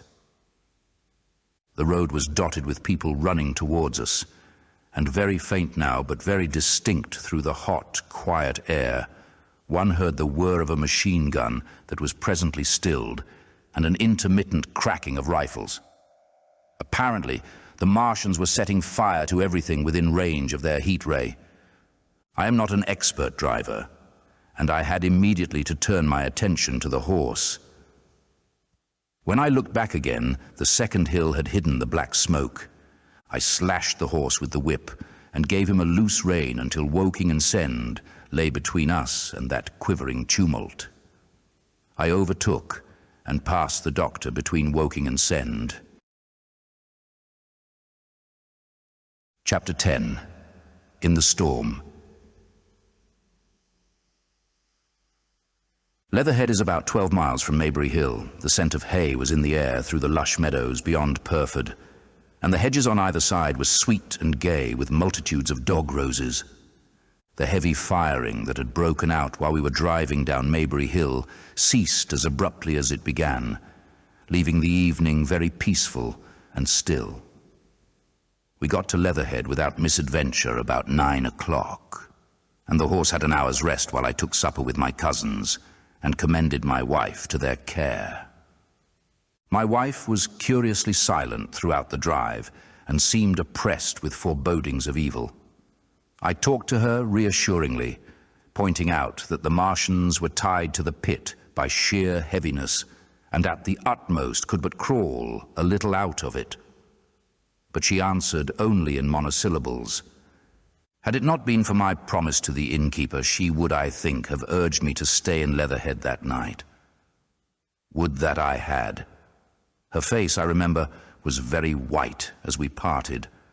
For my own part, I had been feverishly excited all day. Something very like the war fever that occasionally runs through a civilized community had got into my blood, and in my heart I was not so very sorry that I had to return to Maybury that night. I was even afraid that that last fusillade I had heard might mean the extermination of our invaders from Mars.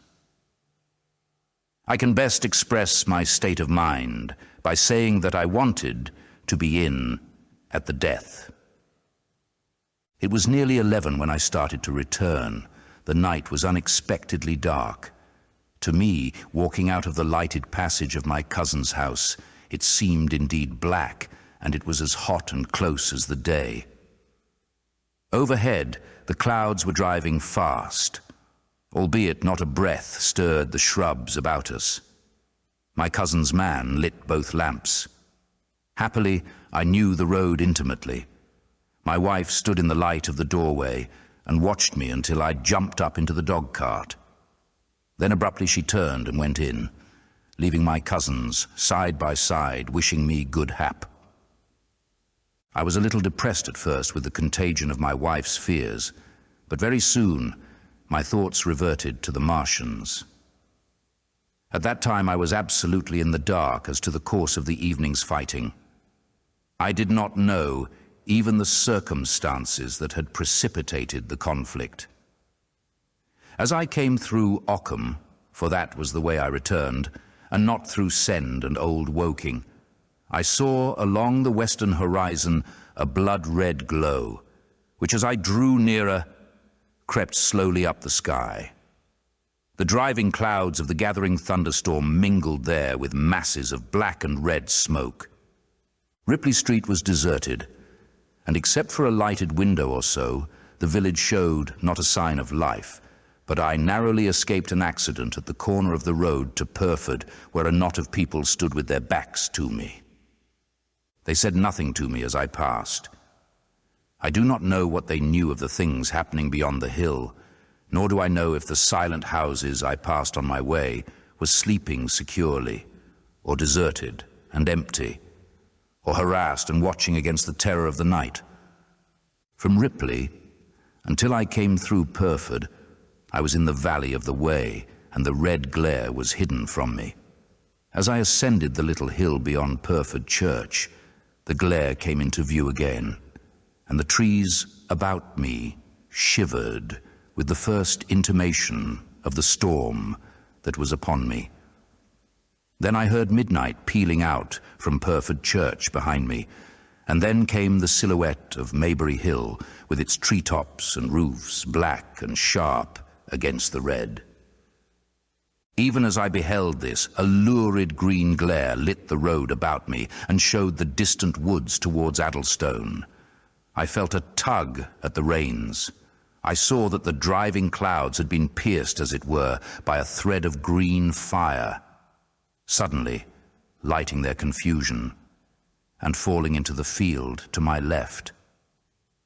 It was the third falling star. Close on its apparition, and blindingly violet by contrast, danced out the first lightning of the gathering storm, and the thunder burst like a rocket overhead. The horse took the bit between his teeth and bolted. A moderate incline runs towards the foot of Maybury Hill, and down this we clattered.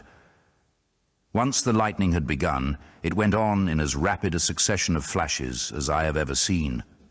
The thunderclaps, treading one on the heels of another, and with a strange crackling accompaniment, sounded more like the working of a gigantic electric machine than the usual detonating reverberations.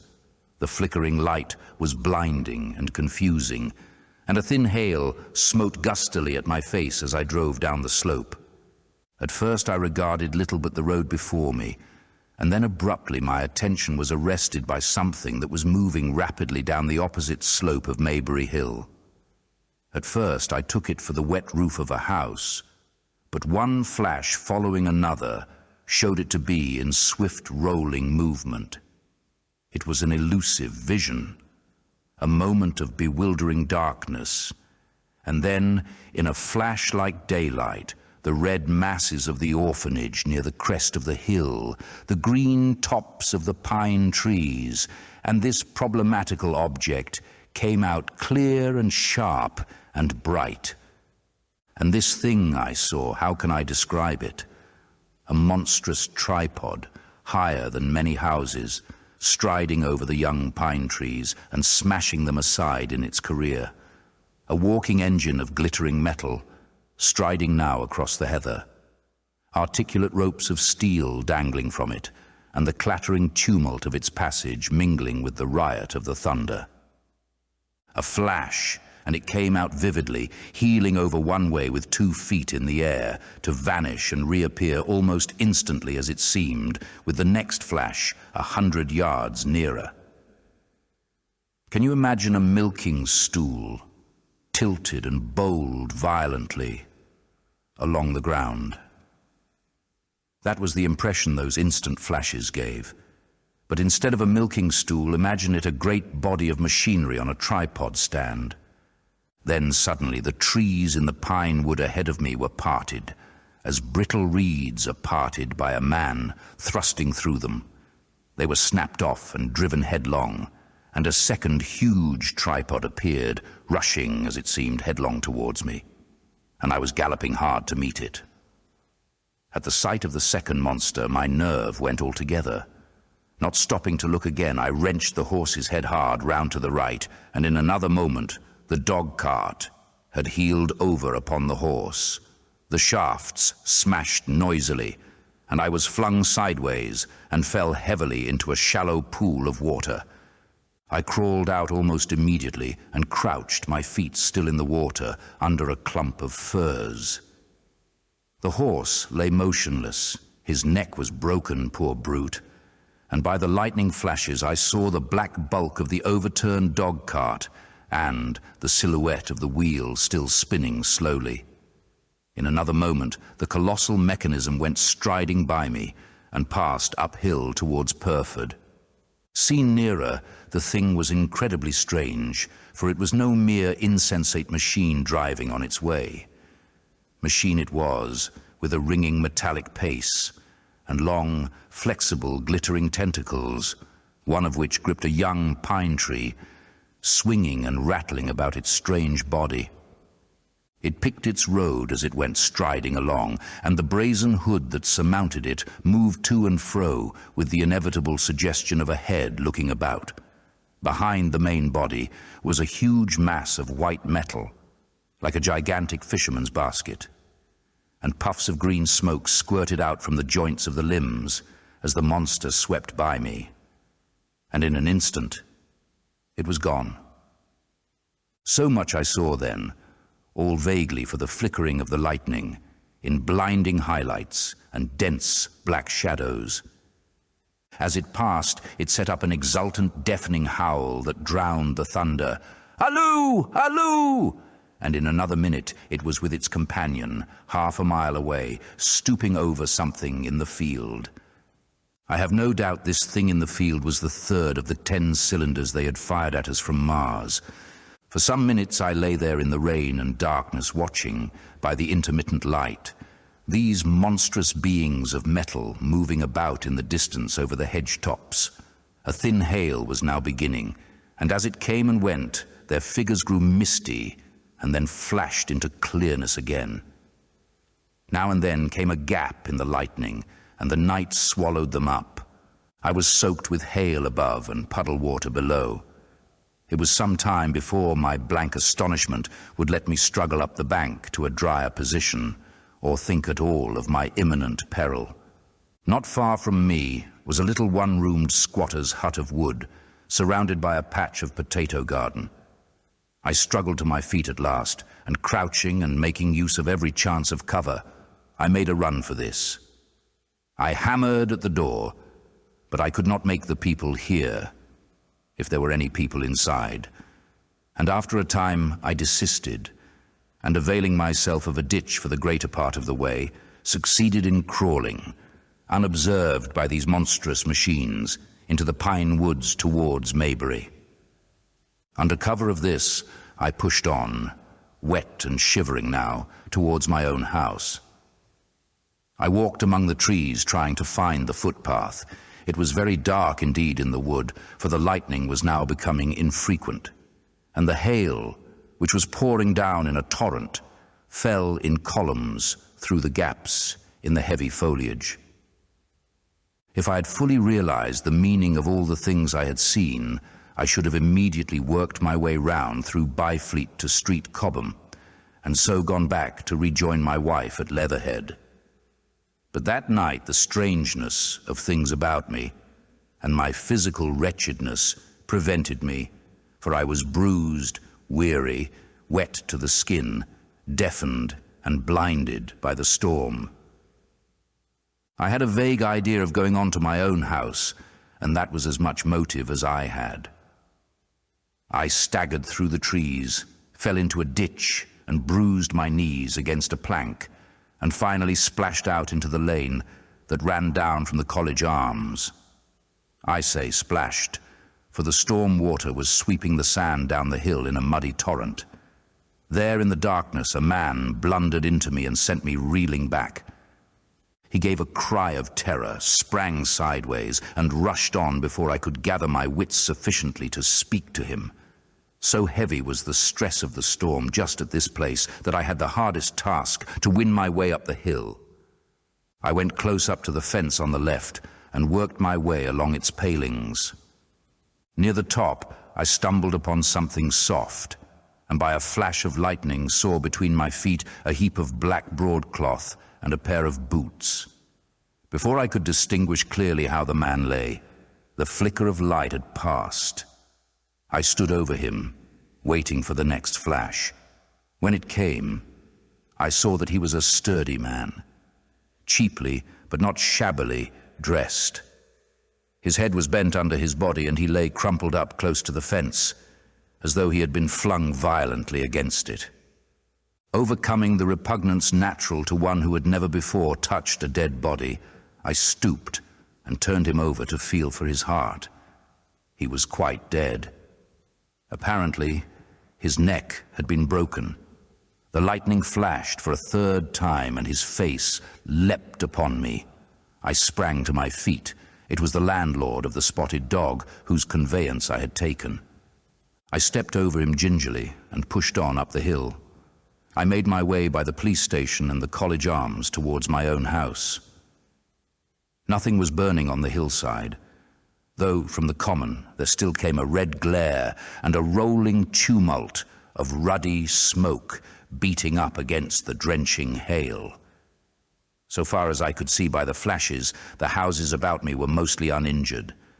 By the College Arms, a dark heap lay in the road. Down the road towards Maybury Bridge there were voices and the sound of feet, but I had not the courage to shout or to go to them. I let myself in with my latchkey, closed, locked and bolted the door, staggered to the foot of the staircase, and sat down. My imagination was full of those striding metallic monsters and of the dead body smashed against the fence. I crouched at the foot of the staircase with my back to the wall, shivering violently. Chapter 11. At the Window. I've already said that my storms of emotion have a trick of exhausting themselves. After a time I discovered that I was cold and wet, and with little pools of water about me on the stair carpet. I got up almost mechanically, went into the dining room and drank some whiskey. And then I was moved to change my clothes. After I had done that, I went upstairs to my study, but why I did so, I do not know. The window of my study looks over the trees and the railway towards Horsell Common. In the hurry of our departure, this window had been left open. The passage was dark, and by contrast with the picture the window frame enclosed, the side of the room seemed impenetrably dark. I stopped short in the doorway. The thunderstorm had passed, the towers of the Oriental College and the pine trees about it had gone, and very far away, lit by a vivid red glare, the common about the sandpits was visible. Across the light, huge black shapes, grotesque and strange, moved busily to and fro. It seemed indeed as if the whole country in that direction was on fire, a broad hillside set with minute tongues of flame, swaying and writhing with the gusts of the dying storm, and throwing a red reflection upon the cloud scud above. Every now and then a haze of smoke from some nearer conflagration drove across the window and hid the Martian shapes. I could not see what they were doing, nor the clear form of them, nor recognize the black objects they were busied upon. Neither could I see the nearer fire, though the reflections of it danced on the wall and ceiling of the study. A sharp, resinous tang of burning was in the air. I closed the door noiselessly and crept towards the window. As I did so, the view opened out until, on the one hand, it reached to the houses about Woking Station, and on the other to the charred and blackened pine woods of Byfleet. There was a light down below the hill, on the railway near the arch, and several of the houses along the Maybury Road and the streets near the station were glowing ruins. The light upon the railway puzzled me at first.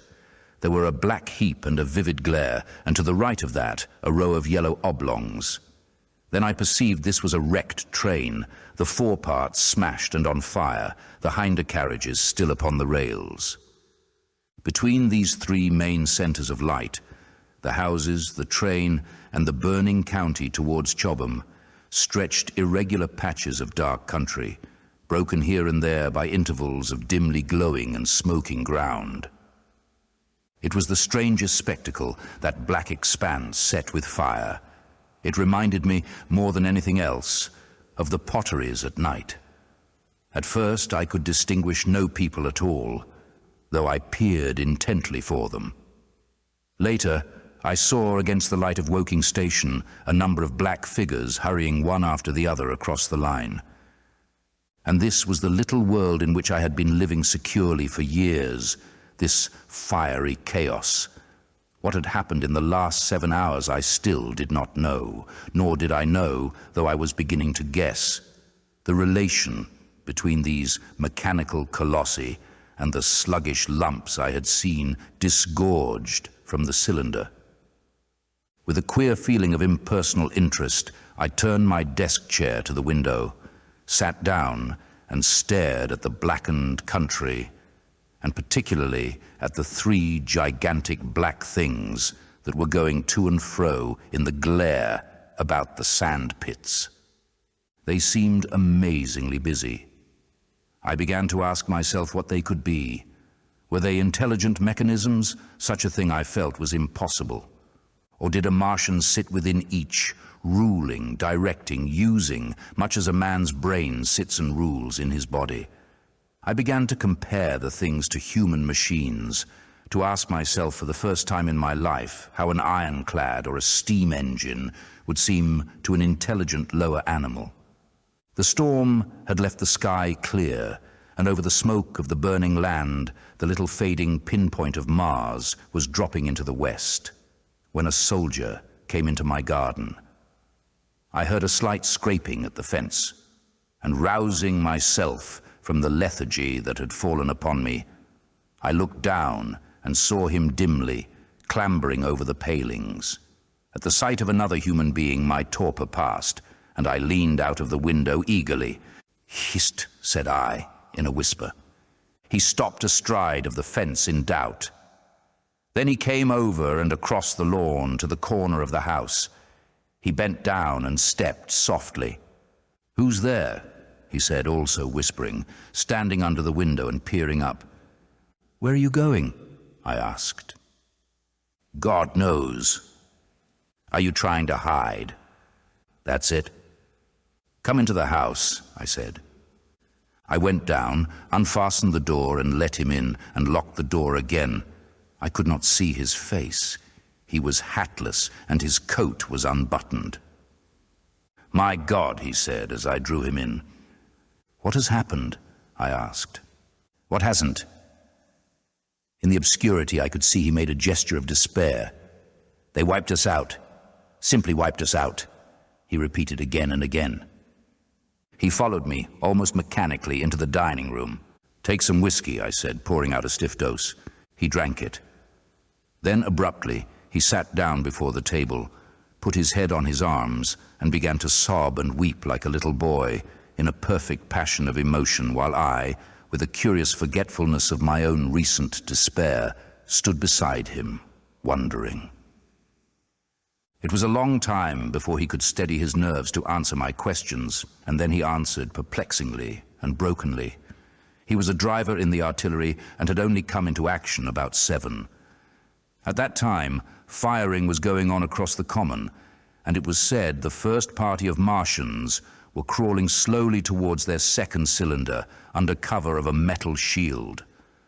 Later, this shield staggered up on tripod legs and became the first of the fighting machines I had seen. The gun he drove had been unlimbered near Horsell in order to command the sandpits, and its arrival it was that had precipitated the action. As the limber gunners went to the rear, his horse trod in a rabbit hole and came down, throwing him into a depression of the ground. At the same moment, the gun exploded behind him. The ammunition blew up, there was fire all about him, and he found himself lying under a heap of charred dead men and dead horses. "I lay still," he said, "scared out of my wits, with the forequarter of a horse atop of me. We'd been wiped out, and the smell, good God, like burnt meat. I was hurt across the back by the fall of the horse, and there I had to lie until I felt better. Just like parade it had been a minute before, then stumble, bang, swish. Wiped out," he said. He had hid under the dead horse for a long time, peeping out furtively across the common. The Cardigan men had tried a rush in skirmishing order at the pit, simply to be swept out of existence. Then the monster had risen to its feet and had begun to walk leisurely to and fro across the common among the few fugitives, with its head-like hood turning about exactly like the head of a cowled human being. A kind of arm carried a complicated metallic case, about which green flashes scintillated, and out of the funnel of this there smoked the heat ray.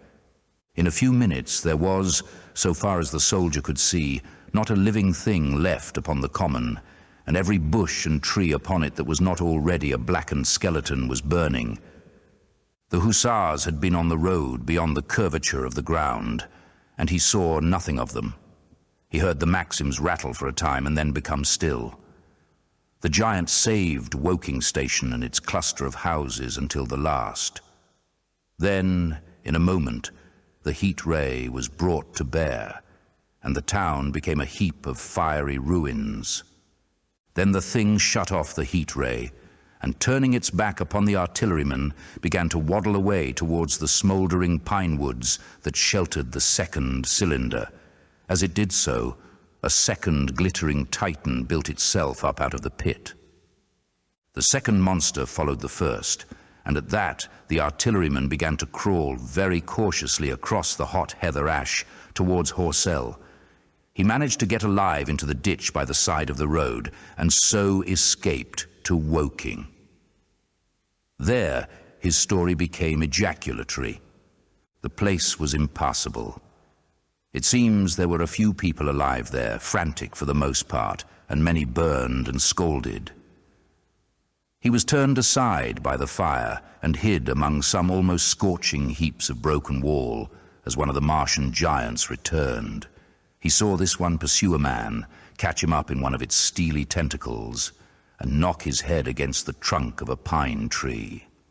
At last, after nightfall, the artilleryman made a rush for it and got over the railway embankment. Since then, he'd been skulking along towards Maybury in the hope of getting out of danger Londonward. People were hiding in trenches and cellars, and many of the survivors had made off towards Woking village and Send. He had been consumed with thirst until he found one of the water mains near the railway arch smashed, and the water bubbling out like a spring upon the road. That was the story I got from him, bit by bit. He grew calmer, telling me and trying to make me see the things he had seen. He had eaten no food since midday, he told me early in his narrative, and I found some mutton and bread in the pantry and brought it into the room. We lit no lamp for fear of attracting the Martians, and ever and again our hands would touch upon bread or meat. As he talked, things about us came darkly out of the darkness, and the trampled bushes and broken rose trees outside the window grew distinct. It would seem that a number of men or animals had rushed across the lawn. I began to see his face, blackened and haggard, as no doubt mine was also. When we had finished eating, we went softly upstairs to my study, and I looked again out of the open window. In one night, the valley had become a valley of ashes. The fires had dwindled now. Where flames had been, there were now streamers of smoke. But the countless ruins of shattered and gutted houses and blasted and blackened trees that the night had hidden stood out now gaunt and terrible in the pitiless light of dawn. Yet here and there some object had had the luck to escape, a white railway signal here, the end of a greenhouse there, white and fresh amid the wreckage. Never before in the history of warfare had destruction been so indiscriminate and so universal. And shining with the growing light of the east, 3 of the metallic giants stood about the pit, their cowls rotating as though they were surveying the desolation they had made. It seemed to me that the pit had been enlarged, and ever and again puffs of vivid green vapor streamed up and out of it towards the brightening dawn, streamed up, whirled, broke, and vanished. Beyond were the pillars of fire about Chobham. They became pillars of bloodshot smoke at the first touch of day. Chapter 12. What I saw of the destruction of Weybridge and Shepperton. As the dawn grew brighter, we withdrew from the window from which we had watched the Martians and went very quietly downstairs.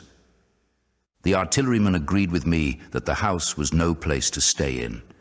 He proposed, he said, to make his way Londonward and thence rejoin his battery, number 12 of the Horse Artillery. My plan was to return at once to Leatherhead, and so greatly had the strength of the Martians impressed me that I had determined to take my wife to New Haven and go with her out of the country forthwith. For I already perceived clearly that the country about London must inevitably be the scene of a disastrous struggle before such creatures as these could be destroyed. Between us and Leatherhead, however, lay the 3rd cylinder with its guarding giants. Had I been alone, I think I should have taken my chance and struck across country, but the artilleryman dissuaded me.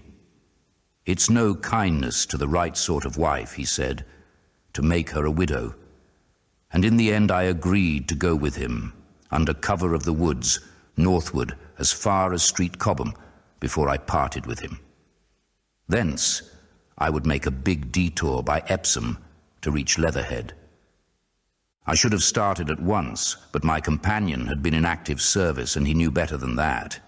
He made me ransack the house for a flask, which he filled with whiskey, and we lined every available pocket with packets of biscuits and slices of meat.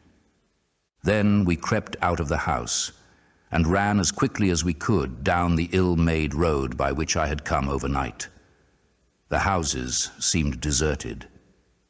In the road lay a group of 3 charred bodies close together, struck dead by the heat ray, and here and there were things that people had dropped. A clock, a slipper, a silver spoon, and the like poor valuables. At the corner, turning up towards the post office, a little cart, filled with boxes and furniture and horseless, heeled over on a broken wheel. A cash box had been hastily smashed open and thrown under the debris. Except the lodge at the orphanage, which was still on fire, none of the houses had suffered very greatly here. The heat ray had shaved the chimney tops and passed. Yet, save ourselves, there did not seem to be a living soul on Maybury Hill. The majority of the inhabitants had escaped, I suppose, by way of the old Woking Road, the road I had taken when I drove to Leatherhead, or they had hidden. We went down the lane by the body of the man in black, sodden now from the overnight hail, and broke into the woods at the foot of the hill. We pushed through these towards the railway without meeting a soul. The woods across the line were but the scarred and blackened ruins of woods. For the most part, the trees had fallen, but a certain proportion still stood, dismal grey stems with dark brown foliage instead of green. On our side, the fire had done no more than scorch the nearer trees. It had failed to secure its footing. In one place, the woodmen had been at work on Saturday. Trees, felled and freshly trimmed, lay in a clearing with heaps of sawdust by the sawing machine and its engine. Hard by was a temporary hut, deserted. There was not a breath of wind this morning, and everything was strangely still. Even the birds were hushed, and as we hurried along, I and the artilleryman talked in whispers and looked now and again over our shoulders. Once or twice we stopped to listen. After a time we drew near the road, and as we did so we heard the clatter of hoofs and saw through the tree stems 3 cavalry soldiers riding slowly towards Woking. We hailed them, and they halted while we hurried towards them. It was a lieutenant and a couple of privates of the 8th Hussars, with a stand like a theodolite, which the artilleryman told me was a heliograph. "You are the first men I've seen coming this way this morning," said the lieutenant. "What's brewing?" His voice and face were eager. The men behind him stared curiously. The artilleryman jumped down the bank into the road and saluted. "Gun destroyed last night, sir. Have been hiding. Trying to rejoin battery, sir. You'll come in sight of the Martians, I expect, about half a mile along this road." "What the dickens are they like?" asked the lieutenant. "Giants in armor, sir. 100 feet high. 3 legs and a body like aluminium, with a mighty great head in a hood, sir." "Get out," said the lieutenant. "What confounded nonsense." "You'll see, sir, they carry a kind of box, sir, that shoots fire and strikes you dead." "What do you mean? A gun?" "No, sir." And the artilleryman began a vivid account of the heat ray. Halfway through, the lieutenant interrupted him and looked up at me. I was still standing on the bank by the side of the road. "It's perfectly true," I said. "Well," said the lieutenant, "I suppose it's my business to see it too. Look here," to the artilleryman. "We're detailed here clearing people out of their houses. You'd better go along and report yourself to Brigadier General Marvin and tell him all you know. He's at Weybridge. Know the way?" "I do," I said, and he turned his horse southward again. "Half a mile, you say?" said he. "At most," I answered, and pointed over the treetops southward. He thanked me and rode on, and we saw them no more. Farther along, we came upon a group of 3 women and 2 children in the road, busy clearing out a labourer's cottage. They had got hold of a little hand truck and were piling it up with unclean-looking bundles and shabby furniture. They were all too assiduously engaged to talk to us as we passed. By Byfleet Station we emerged from the pine trees and found the country calm and peaceful under the morning sunlight. We were far beyond the range of the heat ray there, and had it not been for the silent desertion of some of the houses, the stirring movement of packing in others, and the knot of soldiers standing on the bridge over the railway and staring down the line towards Woking, the day would have seemed very like any other Sunday. Several farm wagons and carts were moving creakily along the road to Addlestone, and suddenly through the gate of a field we saw, across a stretch of flat meadow, 6 12-pounders standing neatly at equal distances, pointing towards Woking. The gunners stood by the guns waiting, and the ammunition wagons were at a business-like distance. The men stood almost as if under inspection. "That's good," said I.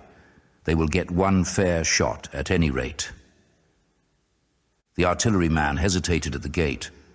"I shall go on," he said.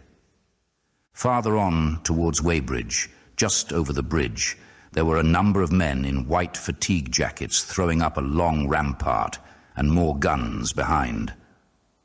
"It's bows and arrows against the lightning anyhow," said the artilleryman. "They haven't seen that fire beam yet." The officers who were not actively engaged stood and stared over the treetops southwestward, and the men digging would stop every now and again to stare in the same direction. Byfleet was in a tumult, people packing, and a score of hussars, some of them dismounted, some on horseback, were hunting them about. 3 or 4 black government wagons with crosses in white circles and an old omnibus, among other vehicles, were being loaded in the village street. There were scores of people, most of them sufficiently sabbatical to have assumed their best clothes. The soldiers were having the greatest difficulty in making them realize the gravity of their position. We saw one shriveled old fellow with a huge box and a score or more of flower pots containing orchids, angrily expostulating with the corporal who would leave them behind. I stopped and gripped his arm. "Do you know what's over there?"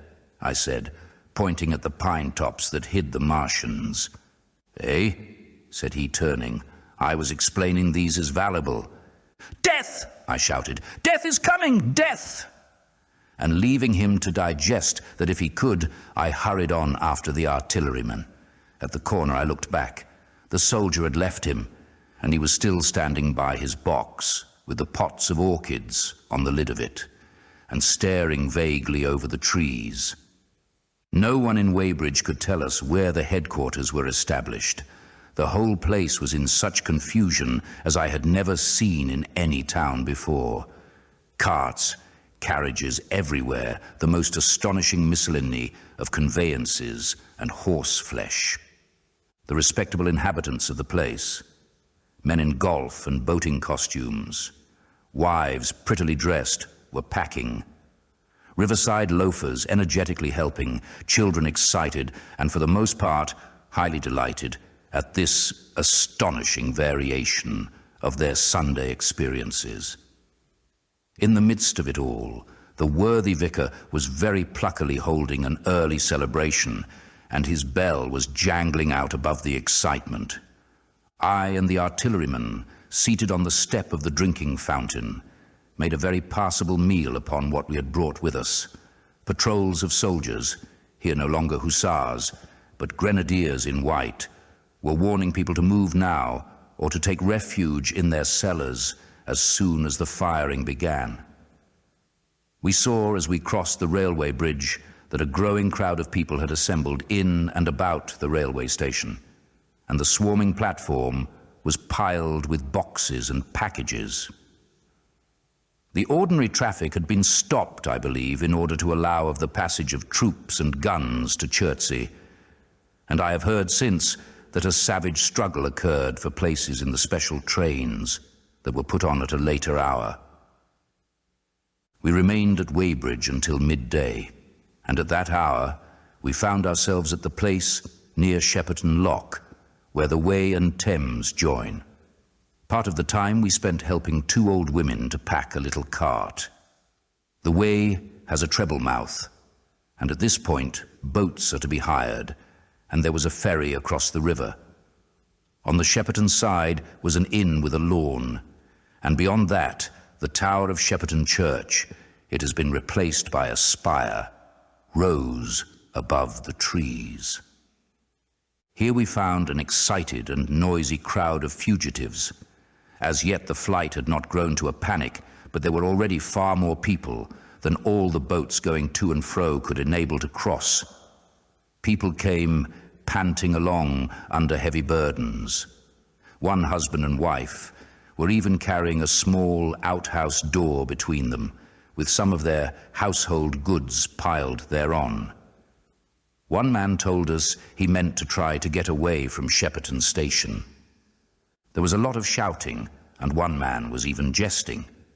The idea people seemed to have here was that the Martians were simply formidable human beings who might attack and sack the town, to be certainly destroyed in the end. Every now and then people would glance nervously across the way at the meadows towards Chertsey, but everything over there was still. Across the Thames, except just where the boats landed, everything was quiet, in vivid contrast with the Surrey side. The people who landed there from the boats went tramping off down the lane. The big ferry boat had just made a journey. 3 or 4 soldiers stood on the lawn of the inn, staring and jesting at the fugitives without offering to help. The inn was closed, as it was now within prohibited hours. "What's that?" cried a boatman, and "Shut up, you fool," said a man near me to a yelping dog. Then the sound came again, this time from the direction of Chertsey, a muffled thud, the sound of a gun. The fighting was beginning. Almost immediately, unseen batteries across the river to our right, unseen because of the trees, took up the chorus, firing heavily one after the other. A woman screamed. Everyone stood arrested by the sudden stir of battle, near us and yet invisible to us. Nothing was to be seen save flat meadows, cows feeding unconcernedly for the most part, and silvery pollard willows motionless in the warm sunlight. "The soldiers'll stop 'em," said a woman beside me doubtfully. A haziness rose over the treetops. Then suddenly we saw a rush of smoke far away up the river, a puff of smoke that jerked up into the air and hung, and forthwith the ground heaved underfoot, and a heavy explosion shook the air, smashing 2 or 3 windows in the houses near and leaving us astonished. "Here they are," shouted a man in a blue jersey. "Yonder! Do you see them? Yonder!" Quickly, one after the other, 1, 2, 3, 4 of the armored Martians appeared far away over the little trees, across the flat meadows that stretched towards Chertsey, and striding hurriedly towards the river. Little cowled figures they seemed at first, going with a rolling motion and as fast as flying birds. Then, advancing obliquely towards us, came a 5th. Their armored bodies glittered in the sun as they swept swiftly forward upon the guns, growing rapidly larger as they drew nearer. One on the extreme left, the remotest that is, flourished a huge case high in the air, and the ghostly, terrible heat ray I had already seen on Friday night smote towards Chertsey and struck the town. At sight of these strange, swift, and terrible creatures, the crowd near the water's edge seemed to me to be for a moment horror-struck. There was no screaming or shouting, but a silence, then a hoarse murmur and a movement of feet, a splashing from the water. A man, too frightened to drop the portmanteau he carried on his shoulder, swung round and sent me staggering with a blow from the corner of his burden. A woman thrust at me with her hand and rushed past me. I turned with the rush of the people, but I was not too terrified for thought. The terrible heat ray was in my mind. To get under water. That was it. "Get under water," I shouted, unheeded. I faced about again and rushed towards the approaching Martian, rushed right down the gravelly beach and headlong into the water. Others did the same. A boatload of people putting back came leaping out as I rushed past. The stones under my feet were muddy and slippery, and the river was so low that I ran perhaps 20 feet, scarcely waist deep. Then, as the Martian towered overhead, scarcely a couple of 100 yards away, I flung myself forward under the surface. The splashes of the people in the boats leaping into the river sounded like thunderclaps in my ears. People were landing hastily on both sides of the river, but the Martian machine took no more notice for the moment of the people running this way and that than a man would of the confusion of ants in a nest against which his foot has kicked. When, half suffocated, I raised my head above water, the Martian's hood pointed at the batteries that were still firing across the river, and as it advanced, it swung loose what must have been the generator of the heat ray. In another moment, it was on the bank and in a stride, wading halfway across. The knees of its foremost legs bent at the farther bank, and in another moment it had raised itself to its full height again, close to the village of Shepperton. Forthwith the 6 guns, which, unknown to anyone on the right bank, had been hidden behind the outskirts of that village, fired simultaneously. The sudden near concussion, the last close upon the first, made my heart jump. The monster was already raising the case, generating the heat ray as the first shell burst 6 yards above the hood. I gave a cry of astonishment. I saw and thought nothing of the other 4 Martian monsters. My attention was riveted upon the nearer incident. Simultaneously, 2 other shells burst in the air near the body as the hood twisted round in time to receive, but not in time to dodge, the 4th shell. The shell burst clean in the face of the thing. The hood bulged, flashed, was whirled off in a dozen tattered fragments of red flesh and glittering metal. "Hit!" shouted I, with something between a scream and a cheer. I heard answering shouts from the people in the water about me. I could have leapt out of the water with that momentary exultation. The decapitated colossus reeled like a drunken giant, but it did not fall over. It recovered its balance by a miracle, and no longer heeding its steps, and with the camera that fired the heat ray now rigidly upheld, it reeled swiftly upon Shepperton. The living intelligence, the Martian within the hood, was slain and splashed to the 4 winds of heaven, and the thing was now but a mere intricate device of metal whirling to destruction. It drove along in a straight line, incapable of guidance. It struck the tower of Shepperton Church, smashing it down as the impact of a battering ram might have done, swerved aside, blundered on, and collapsed with tremendous force into the river out of my sight. A violent explosion shook the air, and a spout of water, steam, mud, and shattered metal shot far up into the sky. As the camera of the heat ray hit the water, the latter had immediately flashed into steam. In another moment, a huge wave, like a muddy tidal bore, but almost scaldingly hot, came sweeping round the bend upstream. I saw people struggling shorewards, and heard their screaming and shouting faintly above the seething and roar of the Martian's collapse. For a moment I heeded nothing of the heat, forgot the patent need of self-preservation. I splashed through the tumultuous water, pushing aside a man in black to do so, until I could see round the bend. 6 deserted boats pitched aimlessly upon the confusion of the waves. The fallen Martian came into sight downstream, lying across the river, and for the most part submerged. Thick clouds of steam were pouring off the wreckage, and through the tumultuously whirling wisps I could see, intermittently and vaguely, the gigantic limbs churning the water and flinging a splash and spray of mud and froth into the air. The tentacles swayed and struck like living arms, and save for the helpless purposelessness of these movements, it was as if some wounded thing was struggling for its life amid the waves.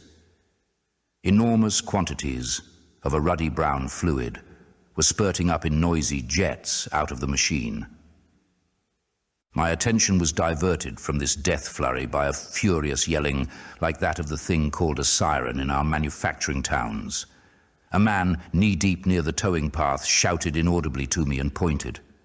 Looking back, I saw the other Martians advancing with gigantic strides down the riverbank from the direction of Chertsey. The Shepperton guns spoke this time unavailingly. At that I ducked at once under water, and holding my breath until movement was an agony, blundered painfully ahead under the surface as long as I could. The water was in a tumult about me, and rapidly growing hotter. When for a moment I raised my head to take breath and throw the hair and water from my eyes, the steam was rising in a whirling white fog that at first hid the Martians altogether. The noise was deafening. Then I saw them dimly, colossal figures of grey, magnified by the mist. They had passed by me, and two were stooping over the frothing, tumultuous ruins of their comrade. The third and fourth stood beside him in the water, one perhaps 200 yards from me, the other towards Laleham. The generators of the heat rays waved high, and the hissing beams smote down this way and that.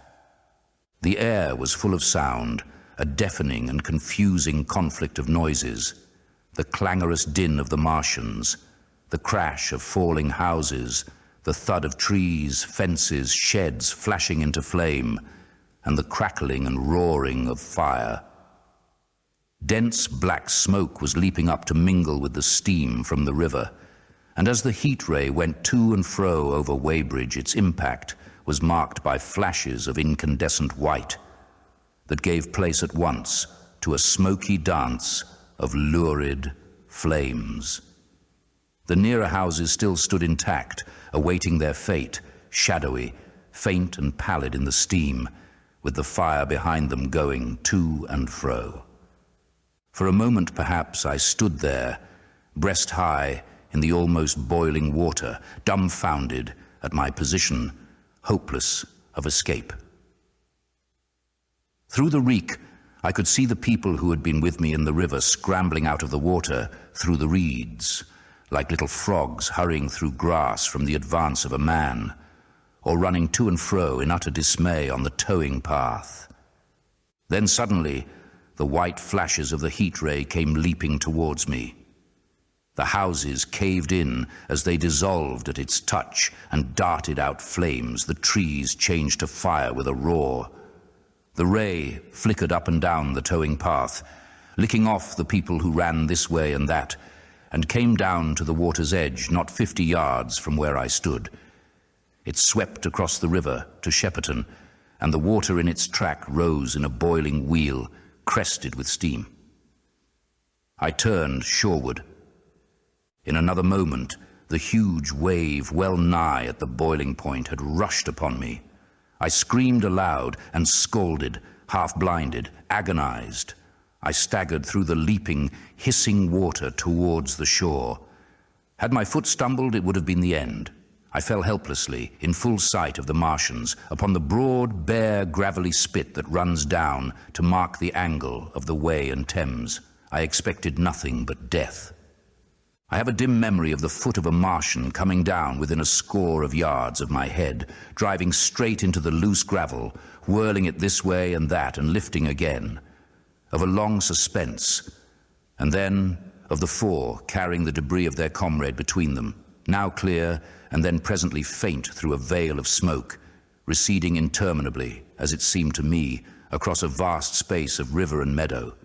And then, very slowly, I realized that by a miracle I had escaped.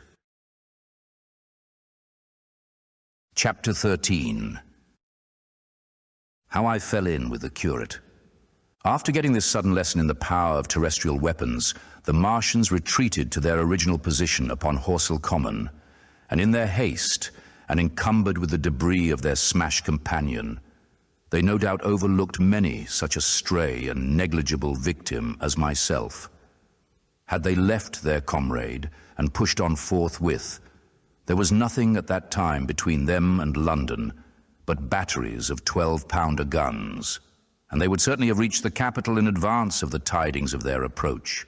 As sudden, dreadful, and destructive their advent would have been as the earthquake that destroyed Lisbon a century ago.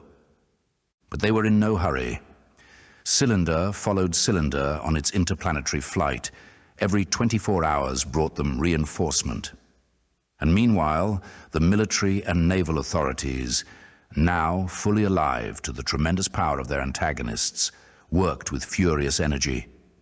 Every minute a fresh gun came into position until, before twilight, every copse, every row of suburban villas on the hilly slopes about Kingston and Richmond, masked an expectant black muzzle.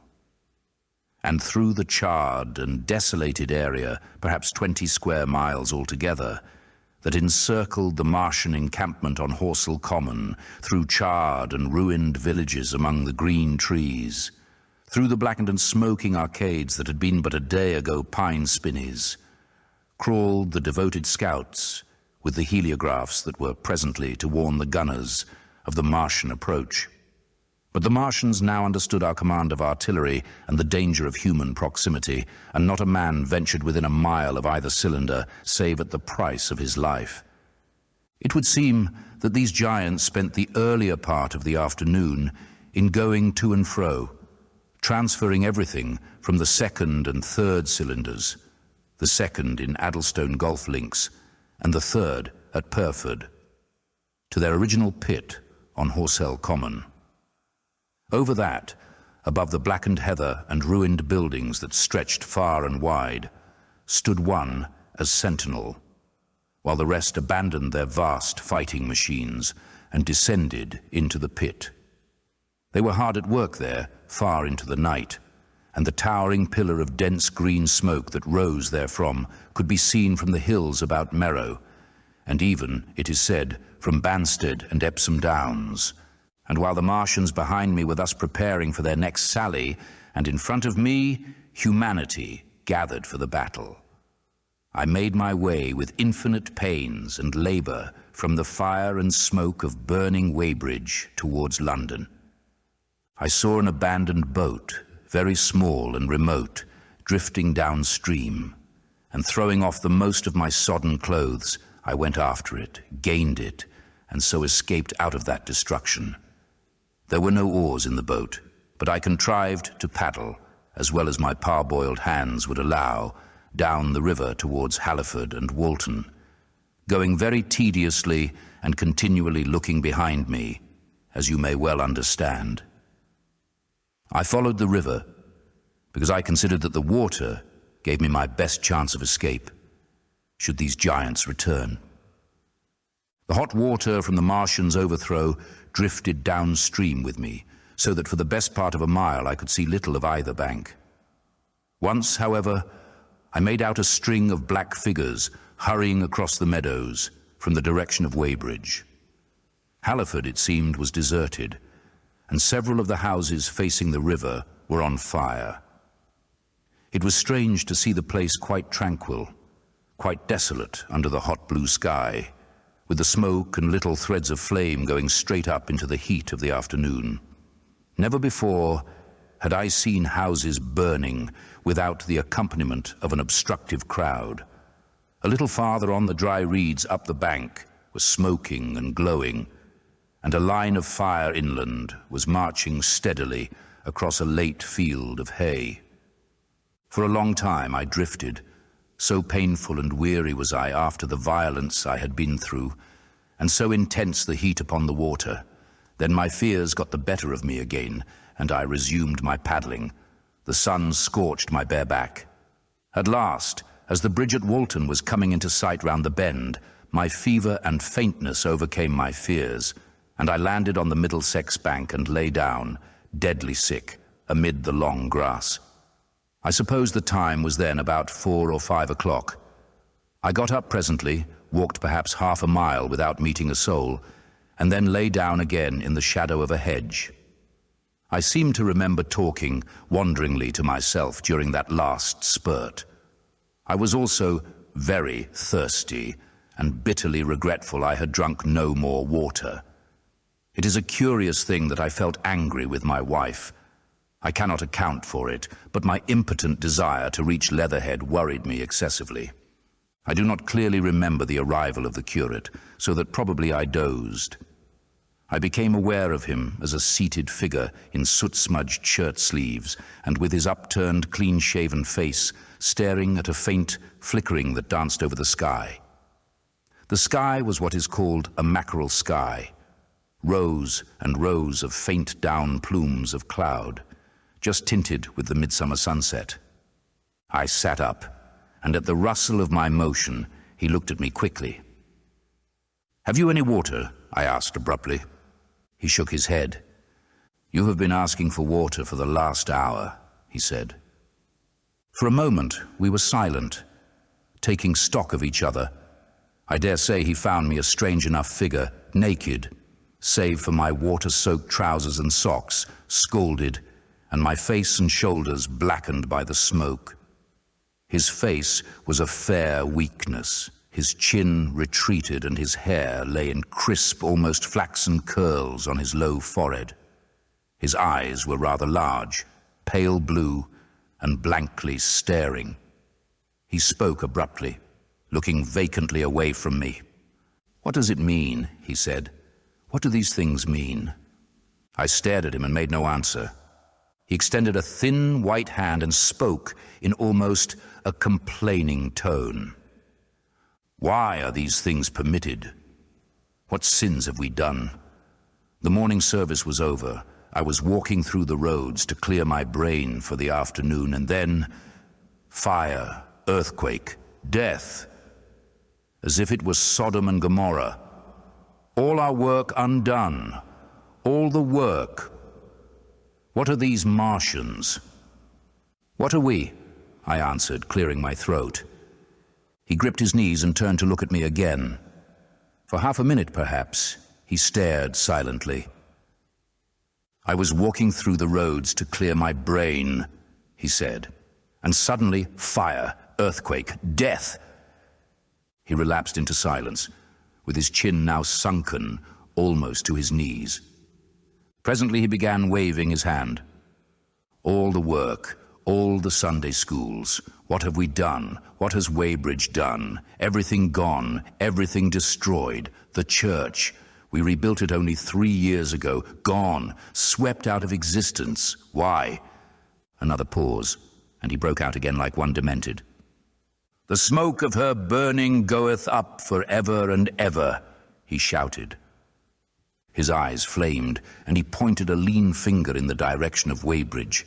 By this time, I was beginning to take his measure. The tremendous tragedy in which he had been involved, it was evident he was a fugitive from Weybridge, had driven him to the very verge of his reason. "Are we far from Sunbury?" I said in a matter-of-fact tone. "What are we to do?" he asked. "Are these creatures everywhere? Has the earth been given over to them? Are we far from Sunbury?" Only this morning I officiated at early celebration. "Things have changed," I said quietly. "You must keep your head. There is still hope." "Hope?" "Yes, plentiful hope for all this destruction." I began to explain my view of our position. He listened at first, but as I went on, the interest dawning in his eyes gave place to their former stare, and his regard wandered from me. "This must be the beginning of the end," he said, interrupting me. "The end, the great and terrible day of the Lord, when men shall call upon the mountains and the rocks to fall upon them and hide them from the face of him that sitteth upon the throne." I began to understand the position. I ceased my labored reasoning, struggled to my feet, and standing over him, laid my hand on his shoulder. "Be a man," said I. "You are scared out of your wits. What good is religion if it collapses under calamity? Think of what earthquakes and floods, wars and volcanoes have done before to men. Did you think God had exempted Weybridge? He is not an insurance agent." For a time he sat in blank silence. "But how can we escape?" he asked suddenly. "They are invulnerable, they are pitiless." "Neither the one nor perhaps the other," I answered. "And the mightier they are, the more sane and wary should we be. One of them was killed yonder, not 3 hours ago." "Killed," he said, staring about him. "How can God's ministers be killed?" "I saw it happen," I proceeded to tell him. "We have chanced to come in for the thick of it," said I, "and that is all." "What is that flicker in the sky?" he asked abruptly. I told him it was the heliograph signaling, that it was the sign of human help and effort in the sky. "We are in the midst of it," I said, "quiet as it is. That flicker in the sky tells of the gathering storm. Yonder, I take it, are the Martians, and Londonward, where those hills rise about Richmond and Kingston, and the trees give cover. Earthworks are being thrown up and guns are being placed. Presently the Martians will be coming this way again." And even as I spoke, he sprang to his feet and stopped me by a gesture. "Listen," he said. From beyond the low hills across the water came the dull resonance of distant guns and a remote weird crying. Then everything was still. A cockchafer came droning over the hedge and past us. High in the west, the crescent moon hung faint and pale above the smoke of Weybridge and Shepperton, and the hot, still splendor of the sunset. "We had better follow this path," I said, "northward." Chapter 14. In London. My younger brother was in London when the Martians fell at Woking. He was a medical student working for an imminent examination, and he heard nothing of the arrival until Saturday morning. The morning papers on Saturday contained, in addition to lengthy special articles on the planet Mars, on life in the planets and so forth, a brief and vaguely worded telegram, all the more striking for its brevity. The Martians, alarmed by the approach of a crowd, had killed a number of people with a quick-firing gun, so the story ran. The telegram concluded with the words, "Formidable as they seem to be, the Martians have not moved from the pit into which they have fallen, and indeed seem incapable of doing so. Probably this is due to the relative strength of the Earth's gravitational energy." On that last text, their leader writer expanded very comfortingly. Of course, all the students in the crammer's biology class, to which my brother went that day, were intensely interested, but there were no signs of any unusual excitement in the streets. The afternoon papers puffed scraps of news under big headlines. They had nothing to tell beyond the movements of troops about the common and the burning of the pine woods between Woking and Weybridge until 8. Then the St. James's Gazette, in an extra special edition, announced the bare fact of the interruption of telegraphic communication. This was thought to be due to the falling of burning pine trees across the line. Nothing more of the fighting was known that night, the night of my drive to Leatherhead and back. My brother felt no anxiety about us, as he knew from the description in the papers that the cylinder was a good 2 miles from my house. He made up his mind to run down that night to me, in order, as he says, to see the things before they were killed. He dispatched a telegram, which never reached me, about 4 o'clock, and spent the evening at a music hall. In London also, on Saturday night, there was a thunderstorm, and my brother reached Waterloo in a cab. On the platform from which the midnight train usually starts, he learned, after some waiting, that an accident prevented trains from reaching Woking that night. The nature of the accident he could not ascertain.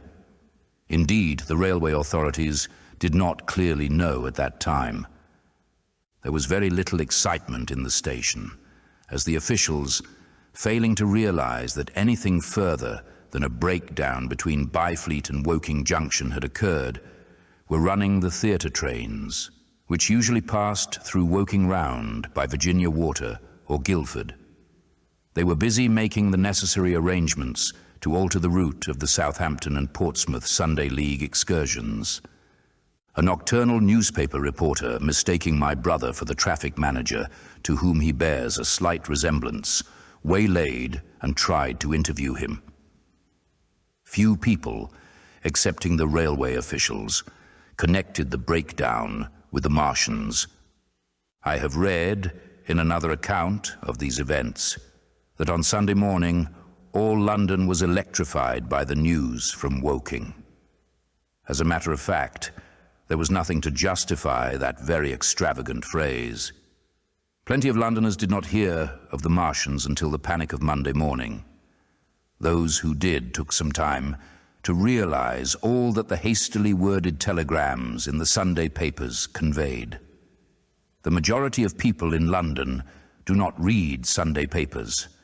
The habit of personal security, moreover, is so deeply fixed in the Londoner's mind, and startling intelligence so much a matter of course in the papers, that they could read without any personal tremors. About 7 o'clock last night, the Martians came out of the cylinder and, moving about under an armor of metallic shields, have completely wrecked Woking Station with the adjacent houses and massacred an entire battalion of the Cardigan Regiment. No details are known. Maxims have been absolutely useless against their armor. The field guns have been disabled by them. Flying hussars have been galloping into Chertsey. The Martians appear to be moving slowly towards Chertsey or Windsor. Great anxiety prevails in West Surrey, and earthworks are being thrown up to check the advance Londonward. That was how the Sunday Sun put it, and a clever and remarkably prompt handbook article in the Referee compared the affair to a menagerie suddenly let loose in a village. No one in London knew positively of the nature of the armored Martians, and there was still a fixed idea that these monsters must be sluggish, crawling, creeping painfully. Such expressions occurred in almost all the earlier reports. None of the telegrams could have been written by an eyewitness of their advance. The Sunday papers printed separate editions as further news came to hand, some even in default of it, but there was practically nothing more to tell people until late in the afternoon, when the authorities gave the press agencies the news in their possession. It was stated that the people of Walton and Weybridge and all the district were pouring along the roads Londonward, and that was all. My brother went to church at the Foundling Hospital in the morning, still in ignorance of what had happened on the previous night. There, he heard allusions made to the invasion and a special prayer for peace. Coming out, he bought a Referee. He became alarmed at the news in this and went again to Waterloo Station to find out if communication were restored. The omnibuses, carriages, cyclists, and innumerable people walking in their best clothes seemed scarcely affected by the strange intelligence that the news vendors were disseminating. People were interested, or, if alarmed, alarmed only on account of the local residents. At the station, he heard for the first time that the Windsor and Chertsey lines were now interrupted. The porters told him that several remarkable telegrams had been received in the morning from Byfleet and Chertsey stations, but that these had abruptly ceased. My brother could get very little precise detail out of them. "There's fighting going on about Weybridge," was the extent of their information. The train service was now very much disorganized. Quite a number of people who had been expecting friends from places on the southwestern network were standing about the station. One grey-headed old gentleman came and abused the Southwestern Company bitterly to my brother. "It wants showing up," he said.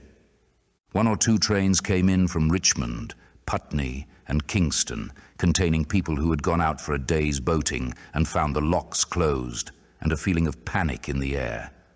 A man in a blue and white blazer addressed my brother, full of strange tidings.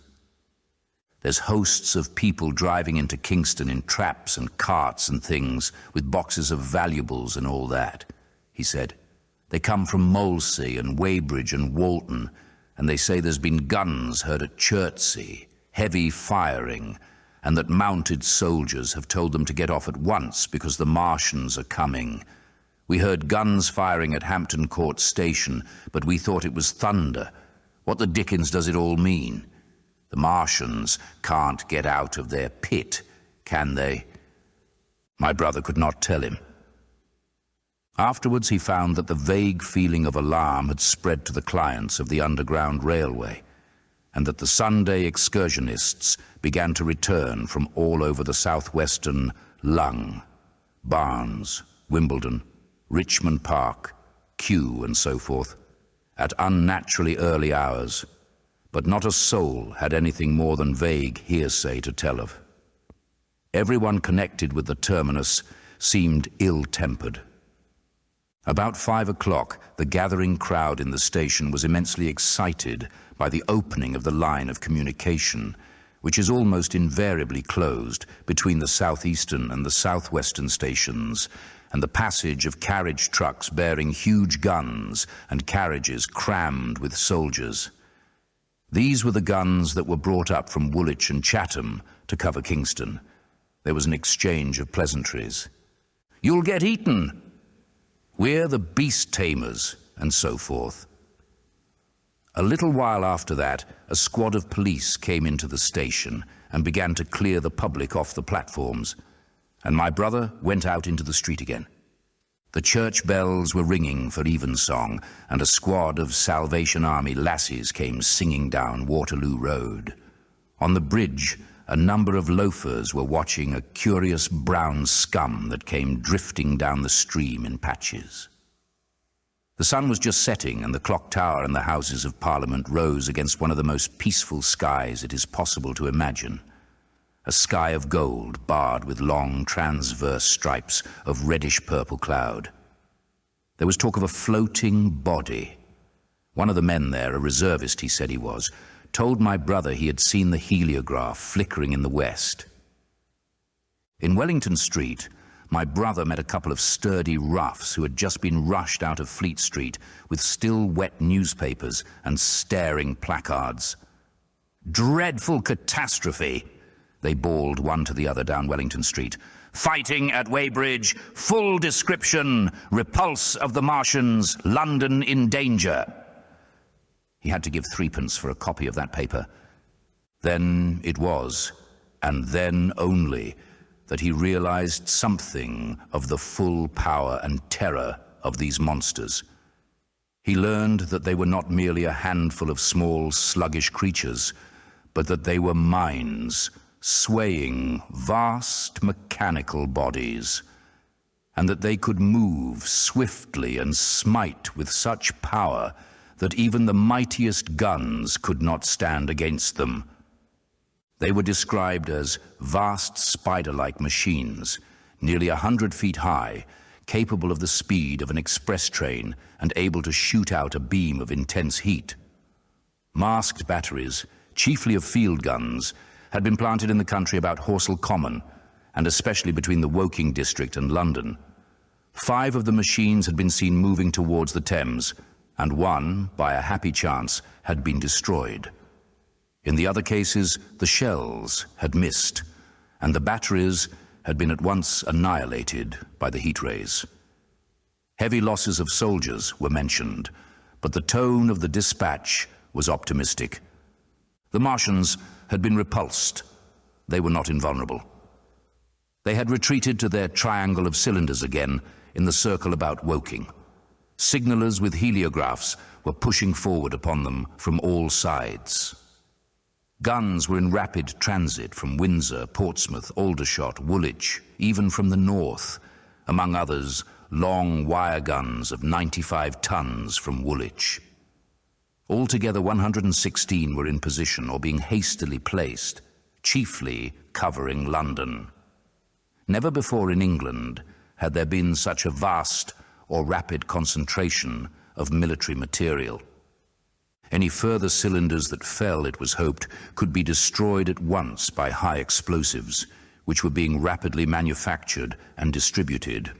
No doubt, ran the report, the situation was of the strangest and gravest description, but the public was exhorted to avoid and discourage panic. No doubt the Martians were strange and terrible in the extreme, but at the outside there could not be more than 20 of them against our millions.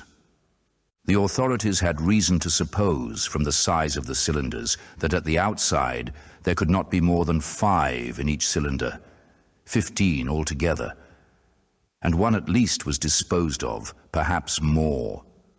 The public would be fairly warned of the approach of danger, and elaborate measures were being taken for the protection of the people in the threatened southwestern suburbs.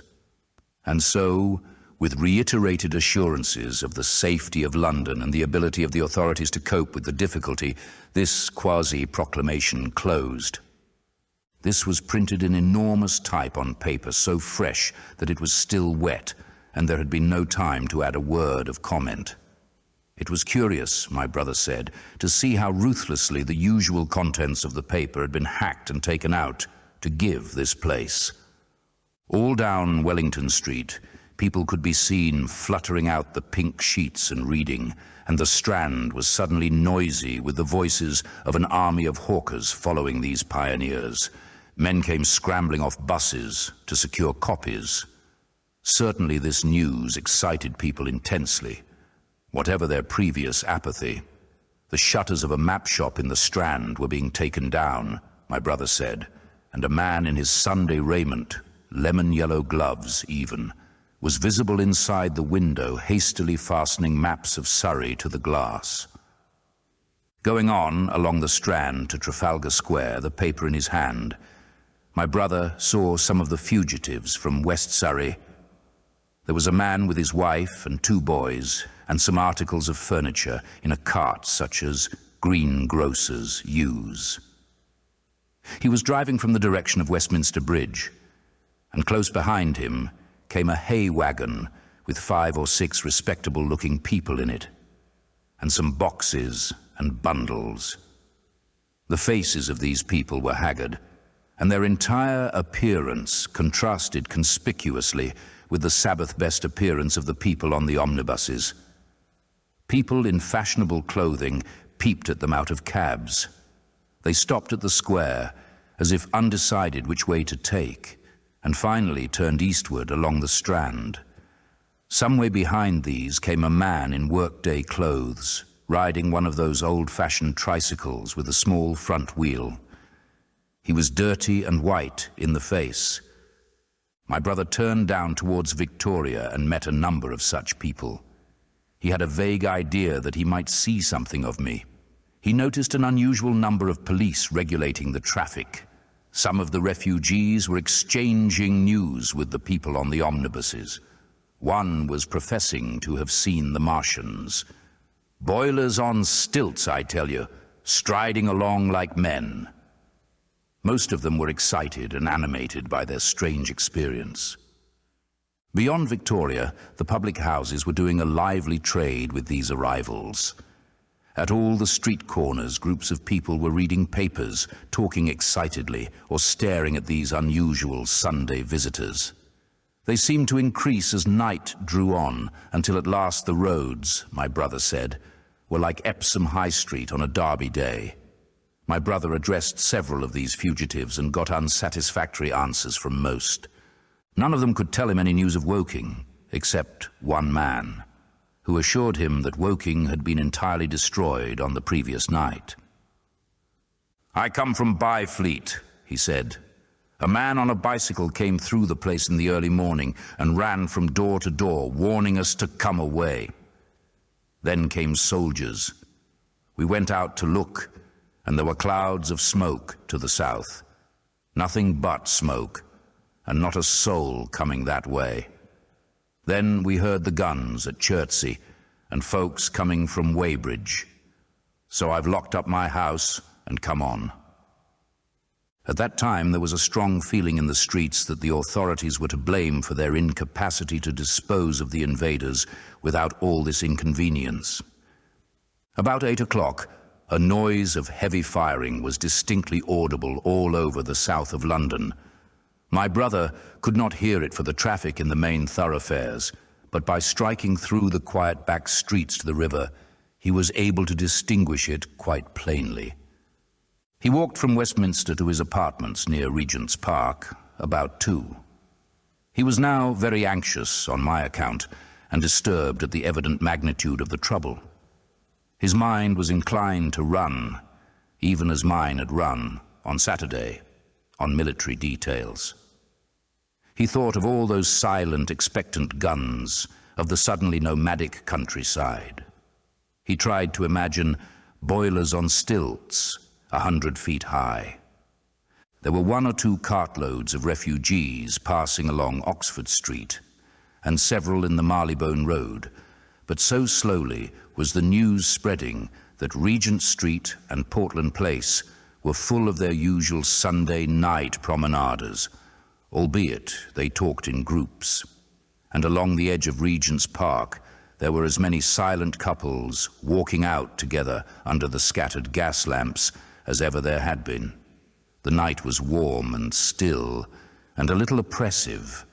The sound of guns continued intermittently, and after midnight there seemed to be sheet lightning in the south. He read and reread the paper, fearing the worst had happened to me. He was restless, and after supper prowled out again aimlessly. He returned and tried in vain to divert his attention to his examination notes. He went to bed a little after midnight and was awakened from lurid dreams in the small hours of Monday by the sound of door knockers, feet running in the street, distant drumming, and a clamour of bells. Red reflections danced on the ceiling. For a moment he lay astonished, wondering whether day had come or the world gone mad. Then he jumped out of bed and ran to the window. His room was an attic, and as he thrust his head out, up and down the street, there were a dozen echoes to the noise of his window sash, and heads in every kind of night disarray appeared. Inquiries were being shouted. "They are coming!" bawled a policeman, hammering at the door. "The Martians are coming!" and hurried to the next door. The sound of drumming and trumpeting came from the Albany Street barracks, and every church within earshot was hard at work killing sleep with a vehement, disorderly tocsin. There was a noise of doors opening, and window after window in the houses opposite flashed from darkness into yellow illumination. Up the street came galloping a closed carriage, bursting abruptly into noise at the corner, rising to a clattering climax under the window and dying away slowly in the distance. Close on the rear of this came a couple of cabs, the forerunners of a long procession of flying vehicles, going for the most part to Chalk Farm Station, where the Northwestern special trains were loading up, instead of coming down the gradient into Euston. For a long time, my brother stared out of the window in blank astonishment, watching the policemen hammering at door after door and delivering their incomprehensible message. Then the door behind him opened, and the man who lodged across the landing came in, dressed only in shirt, trousers, and slippers, his braces loose about his waist, his hair disordered from his pillow. "What the devil is it?" he asked. "A fire? What a devil of a row!" They both craned their heads out of the window, straining to hear what the policemen were shouting. People were coming out of the side streets and standing in groups at the corners talking. "What the devil is it all about?" said my brother's fellow lodger. My brother answered him vaguely and began to dress, running with each garment to the window in order to miss nothing of the growing excitement. And presently men selling unnaturally early newspapers came bawling into the street. "London in danger of suffocation. the Kingston and Richmond defences forced, fearful massacres in the Thames Valley.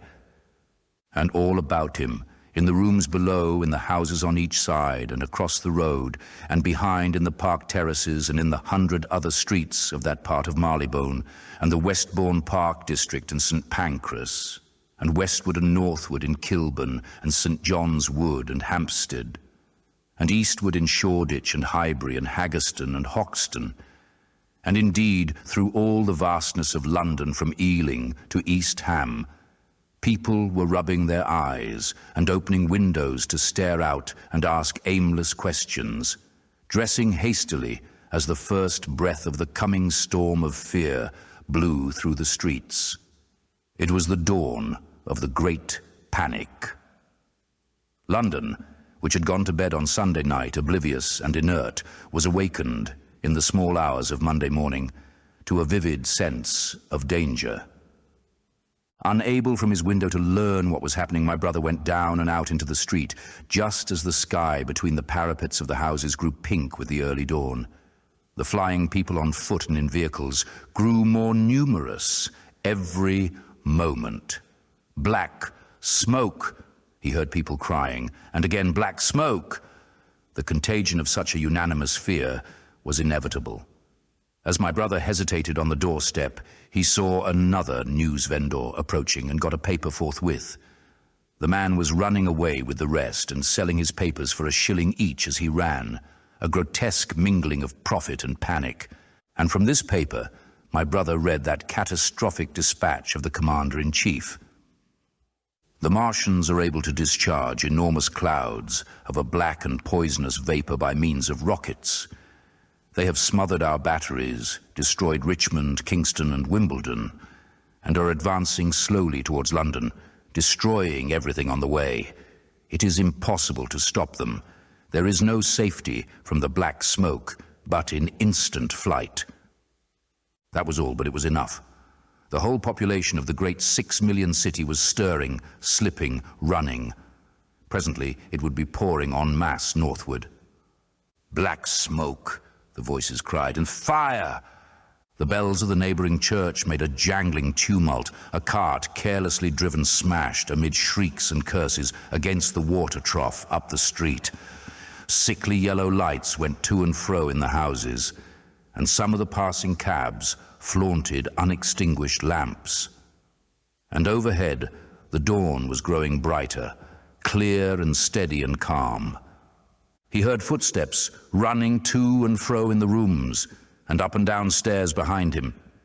His landlady came to the door, loosely wrapped in dressing gown and shawl. Her husband followed, ejaculating. As my brother began to realize the import of all these things, he turned hastily to his own room, put all his available money, some £10 altogether, into his pockets and went out again into the streets. Chapter 15. What had happened in Surrey. It was while the curate had sat and talked so wildly to me under the hedge in the flat meadows near Halliford, and while my brother was watching the fugitives stream over Westminster Bridge, that the Martians had resumed the offensive. So far as one can ascertain from the conflicting accounts that have been put forth, the majority of them remained busied with preparations in the Horsell pit until 9 that night, hurrying on some operation that disengaged huge volumes of green smoke. But 3 certainly came out about 8 o'clock, and advancing slowly and cautiously, made their way through Byfleet and Pierford towards Ripley and Weybridge, and so came in sight of the expectant batteries against the setting sun. These Martians did not advance in a body, but in a line, each perhaps 1.5 miles from his nearest fellow. They communicated with one another by means of siren-like howls, running up and down the scale, from one note to another. It was this howling and firing of the guns at Ripley and St George's Hill that we had heard at Upper Halliford. The Ripley gunners, unseasoned artillery volunteers who ought never to have been placed in such a position, fired one wild, premature, ineffectual volley and bolted on horse and foot through the deserted village, while the Martian, without using his heat ray, walked serenely over their guns, stepped gingerly among them, passed in front of them, and so came unexpectedly upon the guns in Payne's Hill Park, which he destroyed. The St. George's Hill men, however, were better led or of a better mettle. Hidden by a pine wood as they were, they seemed to have been quite unsuspected by the Martian nearest to them. They laid their guns as deliberately as if they had been on parade, and fired at about 1,000 yards range. The shells flashed all round him, and he was seen to advance a few paces, stagger, and go down. Everybody yelled together, and the guns were reloaded in frantic haste. The overthrown Martian set up a prolonged ululation, and immediately a second glittering giant, answering him, appeared over the trees to the south.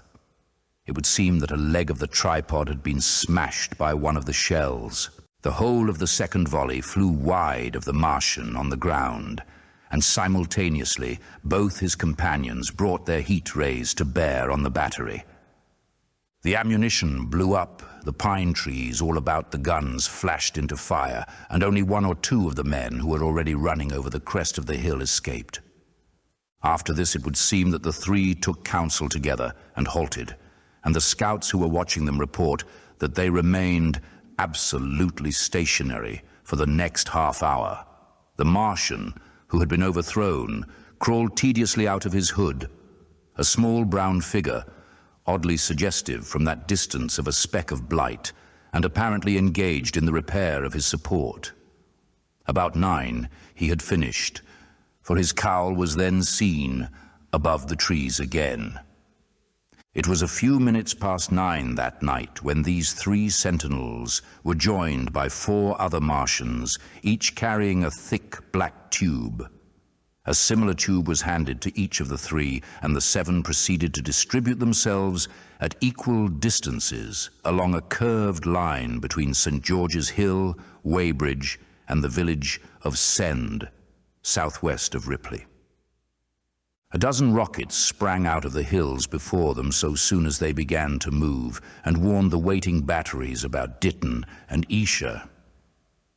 At the same time, 4 of their fighting machines, similarly armed with tubes, crossed the river, and 2 of them, black against the western sky, came into sight of myself and the curate as we hurried wearily and painfully along the road that runs northward out of Halliford.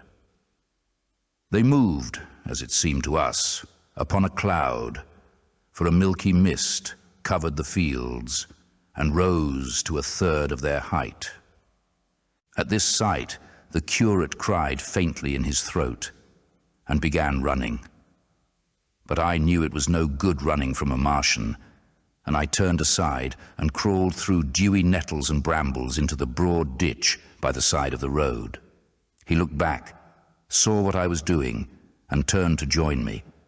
The 2 halted, the nearer to us standing and facing Sunbury, the remoter being a grey indistinctness towards the evening star, away towards Staines.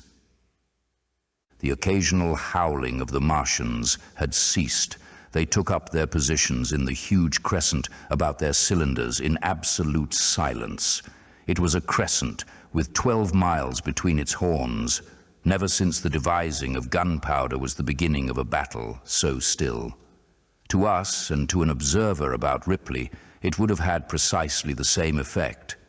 The Martians seemed in solitary possession of the darkling night, lit only, as it was, by the slender moon, the stars, the afterglow of the daylight, and the ruddy glare from St. George's Hill and the woods of Painshill.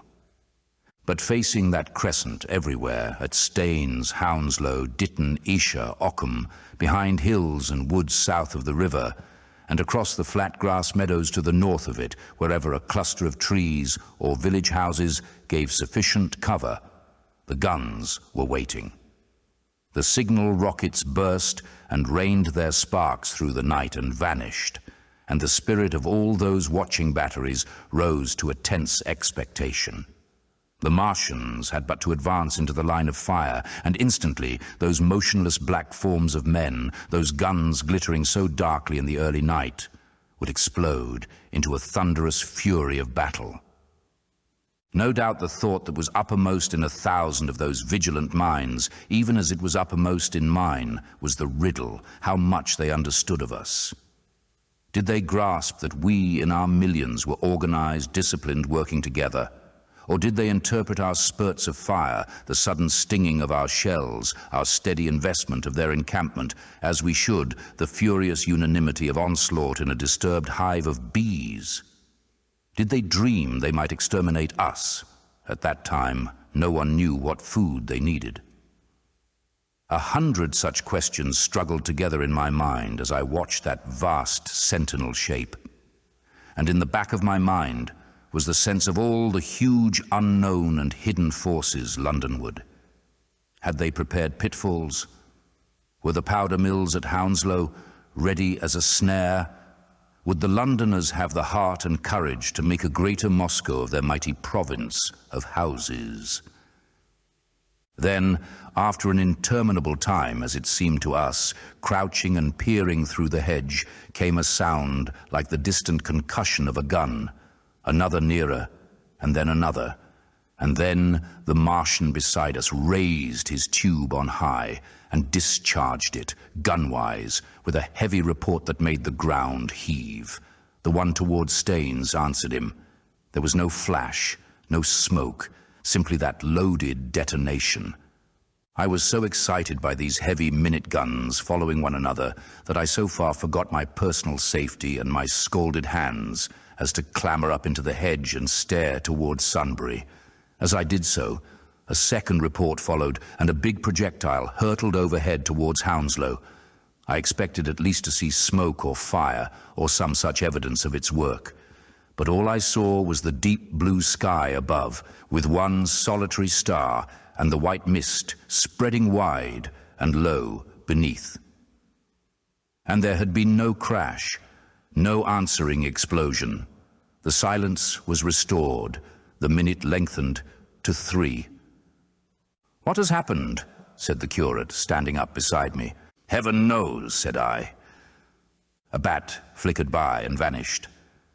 A distant tumult of shouting began and ceased. I looked again at the Martian and saw he was now moving eastward along the riverbank with a swift rolling motion.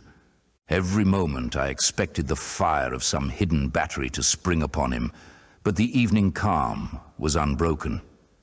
The figure of the Martian grew smaller as he receded, and presently the mist and the gathering night had swallowed him up. By a common impulse we clambered higher.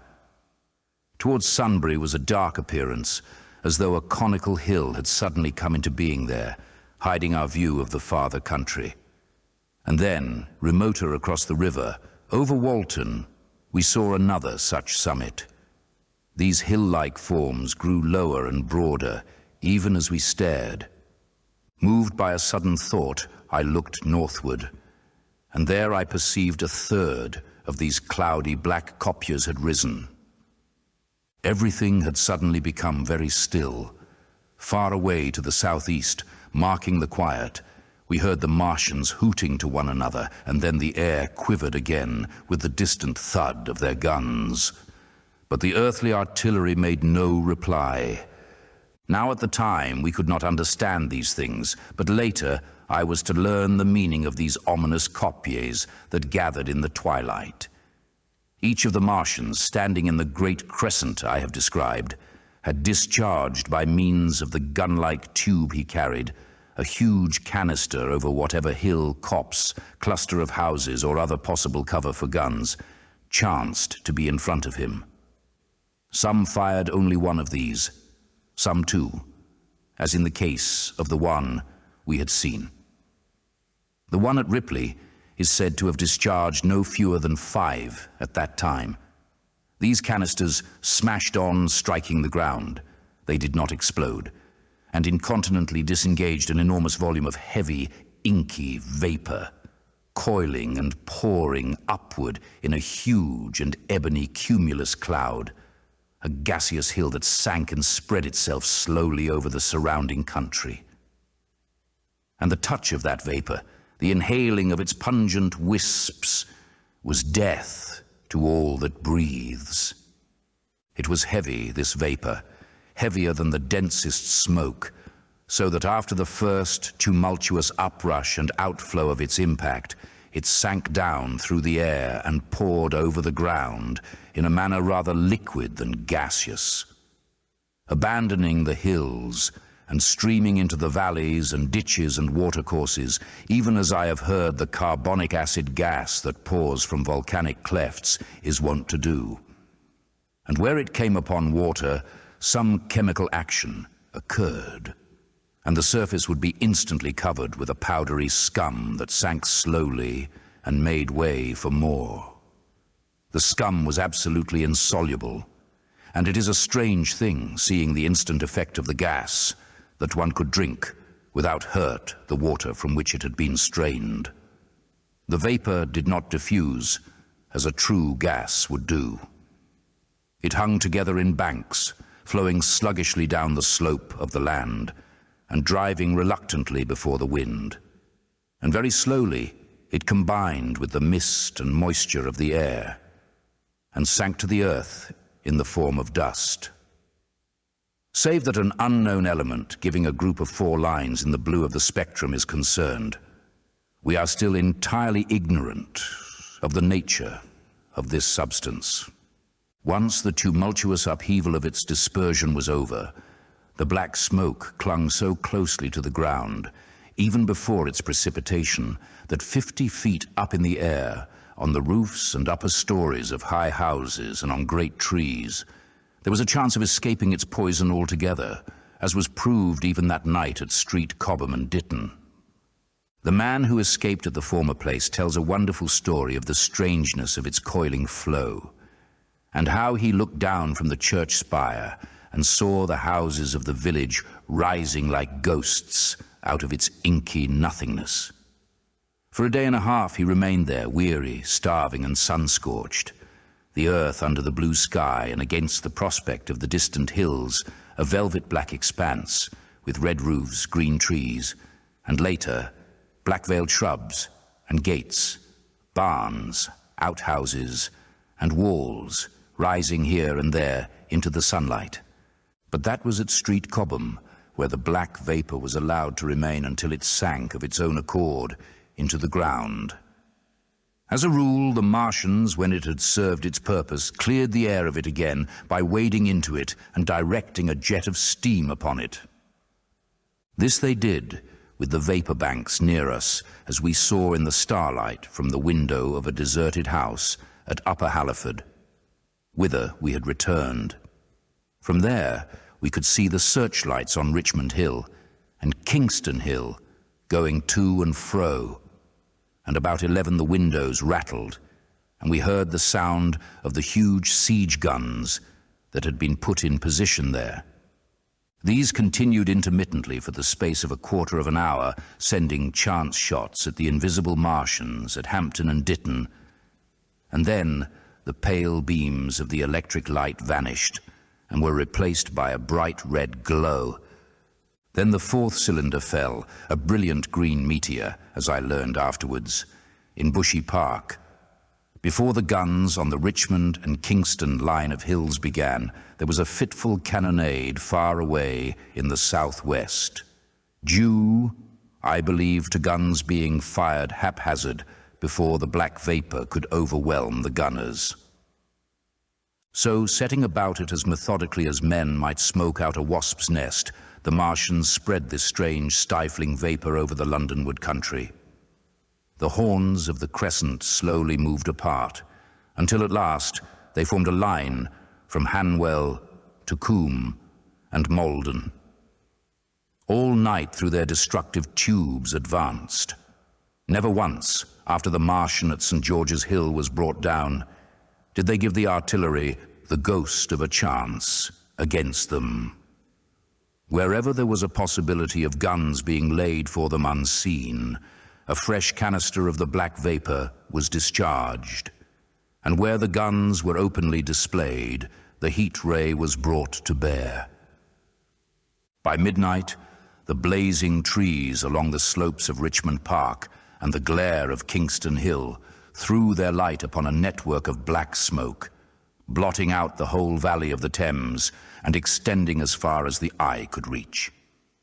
And through this, two Martians slowly waded and turned their hissing steam jets this way and that.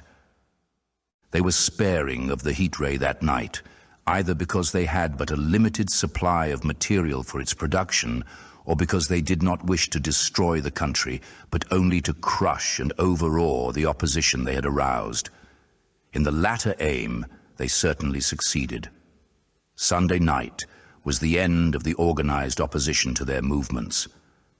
After that, no body of men would stand against them, so hopeless was the enterprise.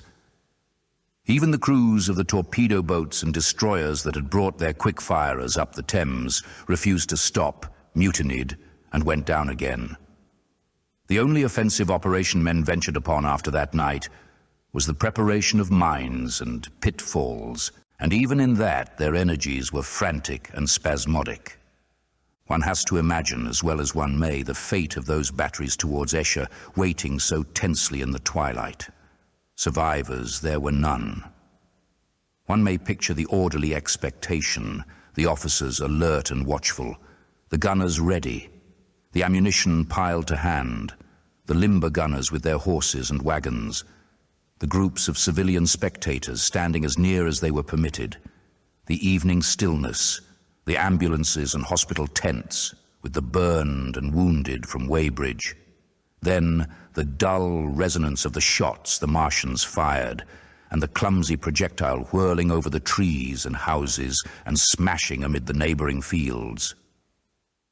One may picture, too, the sudden shifting of the attention, the swiftly spreading coils and bellyings of that blackness advancing headlong, towering heavenward, turning the twilight to a palpable darkness, a strange and horrible antagonist of vapor striding upon its victims, men and horses near it seen dimly, running, shrieking, falling headlong, shouts of dismay, the guns suddenly abandoned, men choking and writhing on the ground, and the swift broadening out of the opaque cone of smoke, and then night and extinction, nothing but a silent mass of impenetrable vapor hiding its dead.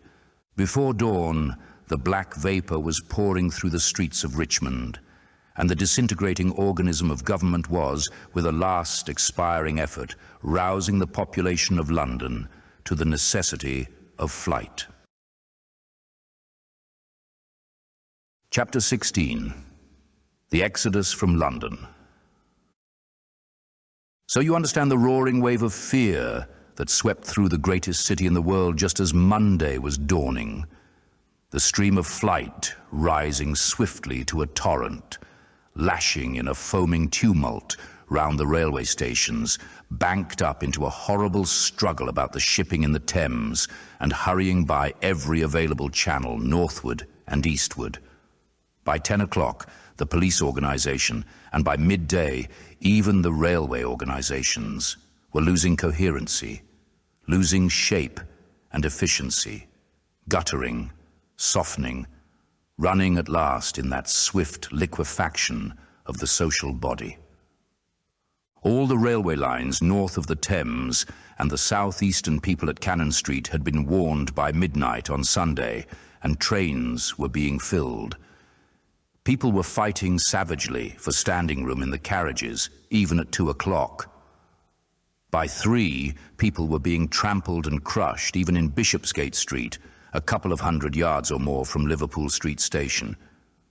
Revolvers were fired, people stabbed, and the policemen who had been sent to direct the traffic, exhausted and infuriated, were breaking the heads of the people they were called out to protect.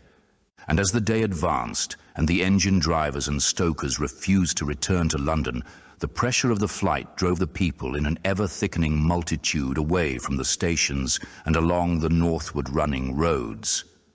By midday, a Martian had been seen at Barnes, and a cloud of slowly sinking black vapor drove along the Thames and across the flats of Lambeth, cutting off all escape over the bridges in its sluggish advance. Another bank drove over Ealing and surrounded a little island of survivors on Castle Hill, alive but unable to escape. After a fruitless struggle to get aboard a northwestern train at Chalk Farm, the engines of the trains that had loaded in the goods yard there ploughed through shrieking people, and a dozen stalwart men fought to keep the crowd from crushing the driver against his furnace. My brother emerged upon the Chalk Farm road, dodged across through a hurrying swarm of vehicles, and had the luck to be foremost in the sack of a cycle shop. The front tire of the machine he got was punctured in, dragging it through the window, but he got up and off, notwithstanding, with no further injury than a cut wrist. The steep foot of Haverstock Hill was impassable, owing to several overturned horses, and my brother struck into Belsize Road. So he got out of the fury of the panic, and skirting the Edgware Road, reached Edgware about 7, fasting and wearied, but well ahead of the crowd. Along the road, people were standing in the roadway, curious, wondering. He was passed by a number of cyclists, some horsemen, and 2 motor cars. A mile from Edgware, the rim of the wheel broke, and the machine became unrideable. He left it by the roadside and trudged through the village.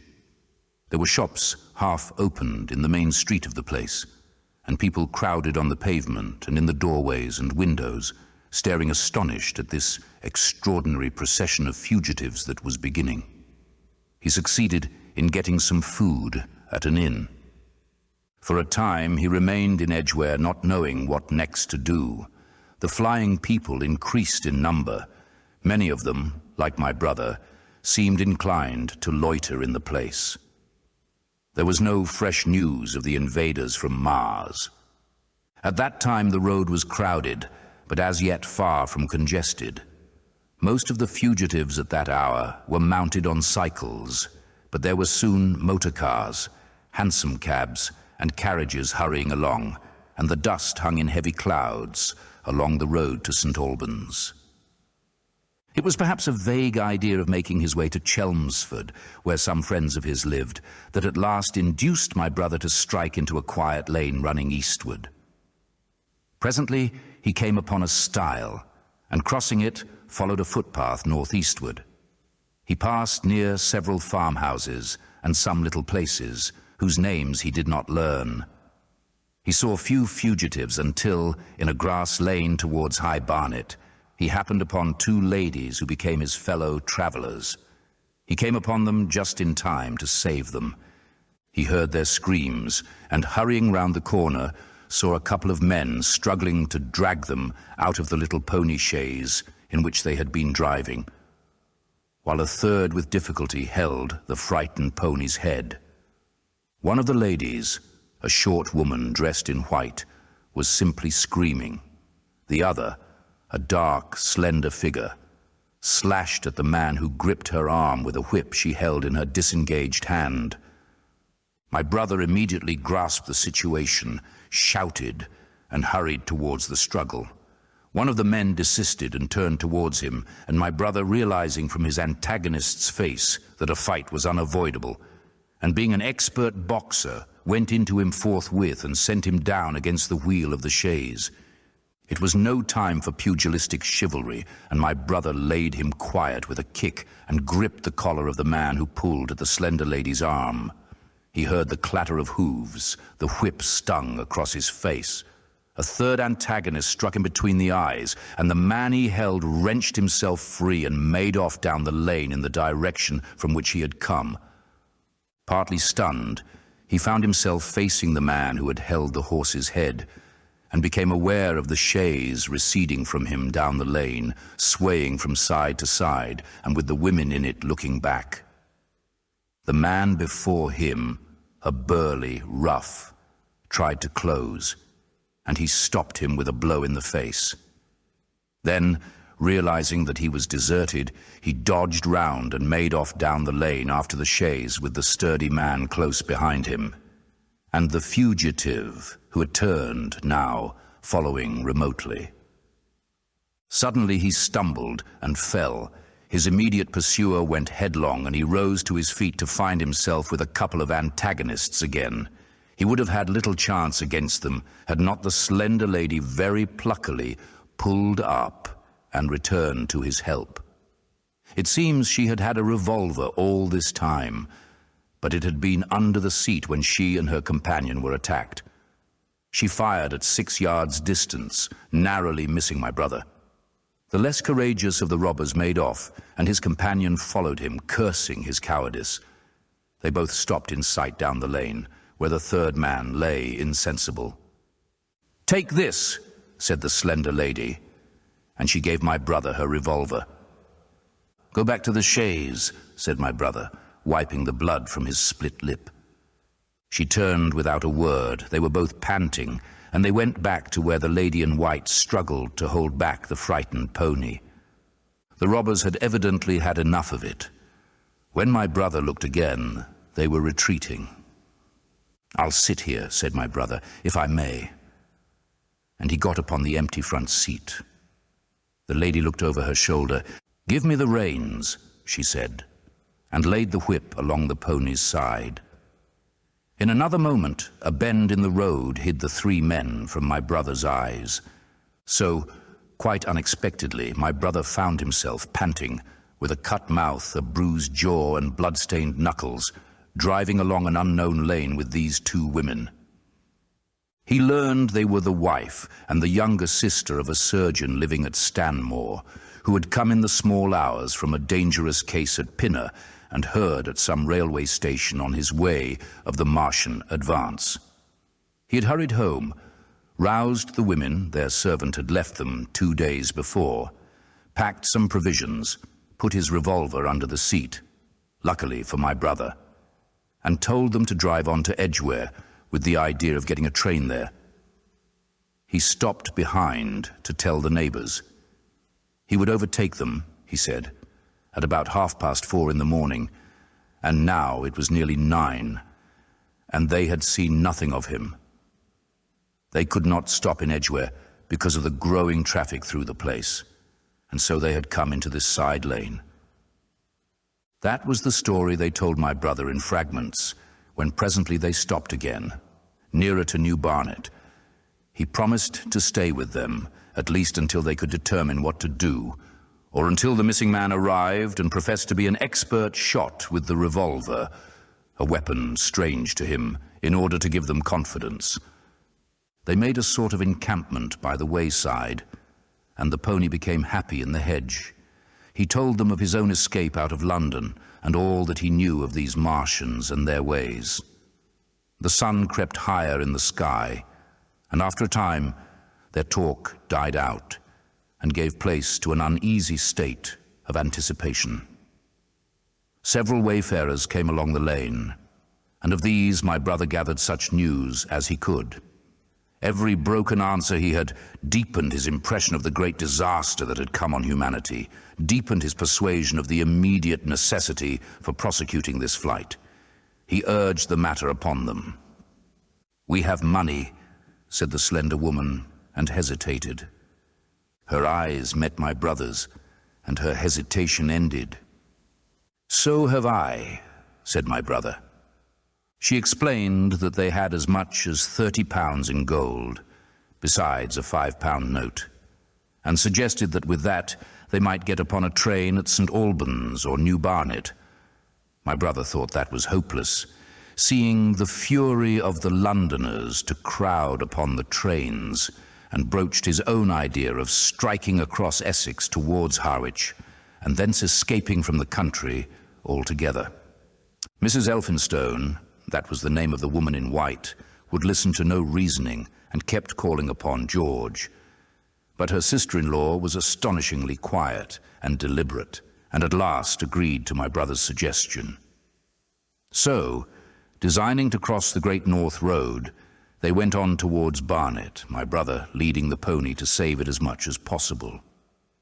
As the sun crept up the sky, the day became excessively hot, and underfoot a thick, whitish sand grew burning and blinding, so that they travelled only very slowly. The hedges were grey with dust, and as they advanced towards Barnet, a tumultuous murmuring grew stronger. They began to meet more people, For the most part, these were staring before them, murmuring indistinct questions, jaded, haggard, unclean. One man in evening dress passed them on foot, his eyes on the ground. They heard his voice and, looking back at him, saw one hand clutched in his hair and the other beating invisible things. His paroxysm of rage over, he went on his way without once looking back. As my brother's party went on towards the crossroads to the south of Barnet, they saw a woman approaching the road across some fields on their left, carrying a child and with 2 other children, and then passed a man in dirty black with a thick stick in one hand and a small portmanteau in the other. Then round the corner of the lane, from between the villas that guarded it at its confluence with the high road, came a little cart drawn by a sweating black pony and driven by a sallow youth in a bowler hat, grey with dust. There were 3 girls, East End factory girls, and a couple of little children crowded in the cart. "This'll take us round Edgware?" asked the driver, wild-eyed, white-faced, and when my brother told him it would if he turned to the left, he whipped up at once without the formality of thanks. My brother noticed a pale grey smoke or haze rising among the houses in front of them and veiling the white facade of a terrace beyond the road that appeared between the backs of the villas. Mrs. Elphinstone suddenly cried out at a number of tongues of smoky red flame leaping up above the houses in front of them against the hot blue sky. The tumultuous noise resolved itself now into the disorderly mingling of many voices, the gride of many wheels, the creaking of wagons, and the staccato of hooves. The lane came round sharply, not 50 yards from the crossroads. "Good heavens!" cried Mrs. Elphinstone. "What is this you are driving us into?" My brother stopped. For the main road was a boiling stream of people, a torrent of human beings rushing northward, one pressing on another. A great bank of dust, white and luminous in the blaze of the sun, made everything within 20 feet of the ground grey and indistinct, and was perpetually renewed by the hurrying feet of a dense crowd of horses and of men and women on foot, and by the wheels of vehicles of every description. "Way!" my brother heard voices crying. "Make way!" It was like riding into the smoke of a fire to approach the meeting point of the lane and road. The crowd roared like a fire, and the dust was hot and pungent. And indeed, a little way up the road, a villa was burning and sending rolling masses of black smoke across the road to add to the confusion. 2 men came past them, then a dirty woman carrying a heavy bundle and weeping. A lost retriever dog with hanging tongue circled dubiously round them, scared and wretched, and fled at my brother's threat. So much as they could see of the road Londonward, between the houses to the right, was a tumultuous stream of dirty, hurrying people, pent in between the villas on either side. The black heads, the crowded forms, grew into distinctness as they rushed towards the corner, hurried past, and merged their individuality again in a receding multitude that was swallowed up at last in a cloud of dust.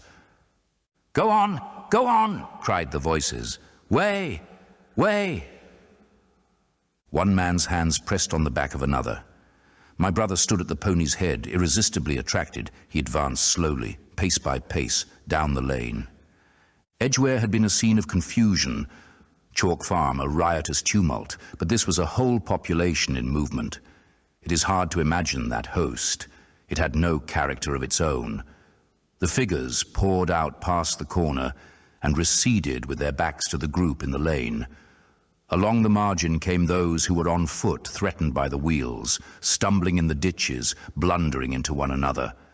The carts and carriages crowded close upon one another, making little way for those swifter and more impatient vehicles that darted forward every now and then when an opportunity showed itself of doing so, sending the people scattering against the fences and gates of the villas. "Push on!" was the cry. "Push on! They are coming!" In one cart stood a blind man in the uniform of the Salvation Army, gesticulating with his crooked fingers and bawling, "Eternity! Eternity!" His voice was hoarse and very loud, so that my brother could hear him long after he was lost to sight in the dust. Some of the people who crowded in the carts whipped stupidly at their horses and quarreled with other drivers. Some sat motionless, staring at nothing with miserable eyes. Some gnawed their hands with thirst or lay prostrate in the bottoms of their conveyances. The horses' bits were covered with foam, their eyes bloodshot. There were cabs, carriages, shop carts, wagons beyond counting. A mail cart, a road cleaner's cart, marked vestry of St. Pancras. A huge timber wagon crowded with roughs, a brewer's dray rumbled by with its two near wheels, splashed with fresh blood. "Clear the way!" cried the voices. "Clear the way!" "Eternity, eternity!" came echoing down the road. There were sad, haggard women tramping by, well-dressed, with children that cried and stumbled, their dainty clothes smothered in dust, their weary faces smeared with tears. With many of these came men, sometimes helpful, sometimes lowering and savage. Fighting side by side with them, pushed some weary street outcast in faded black rags, wide-eyed, loud-voiced and foul-mouthed. There were sturdy workmen thrusting their way along, wretched unkempt men, clothed like clerks or shopmen, struggling spasmodically. A wounded soldier my brother noticed, men dressed in the clothes of railway porters, one wretched creature in a nightshirt with a coat thrown over it. But varied as its composition was, certain things all that host had in common. There were fear and pain on their faces and fear behind them. A tumult up the road, a quarrel for a place in a wagon, sent the whole host of them quickening their pace. Even a man so scared and broken that his knees bent under him was galvanized for a moment into renewed activity. The heat and dust had already been at work upon this multitude. Their skins were dry, their lips black and cracked. They were all thirsty, weary, and footsore. And amid the various cries one heard disputes, reproaches, groans of weariness and fatigue. The voices of most of them were hoarse and weak. Through it all ran a refrain. "Way, way, the Martians are coming!" Few stopped and came aside from that flood. The lane opened slantingly into the main road with a narrow opening and had a delusive appearance of coming from the direction of London. Yet a kind of eddy of people drove into its mouth. Weaklings elbowed out of the stream, who for the most part rested but a moment before plunging into it again. A little way down the lane, with two friends bending over him, lay a man with a bare leg, wrapped about with bloody rags. He was a lucky man to have friends. A little old man with a grey military moustache and a filthy black frock coat limped out and sat down beside the trap, removed his boot. His sock was blood-stained, shook out a pebble and hobbled on again. And then a little girl of 8 or 9, all alone, threw herself under the hedge close by my brother, weeping.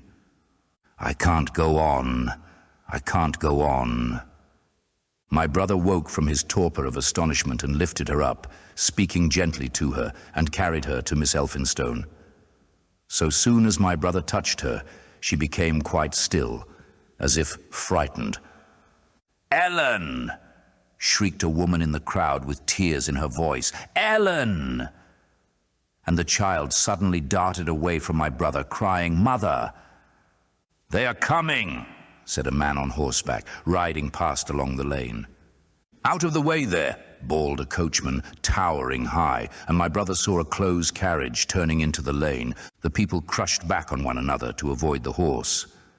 My brother pushed the pony and chaise back into the hedge, and the man drove by and stopped at the turn of the way.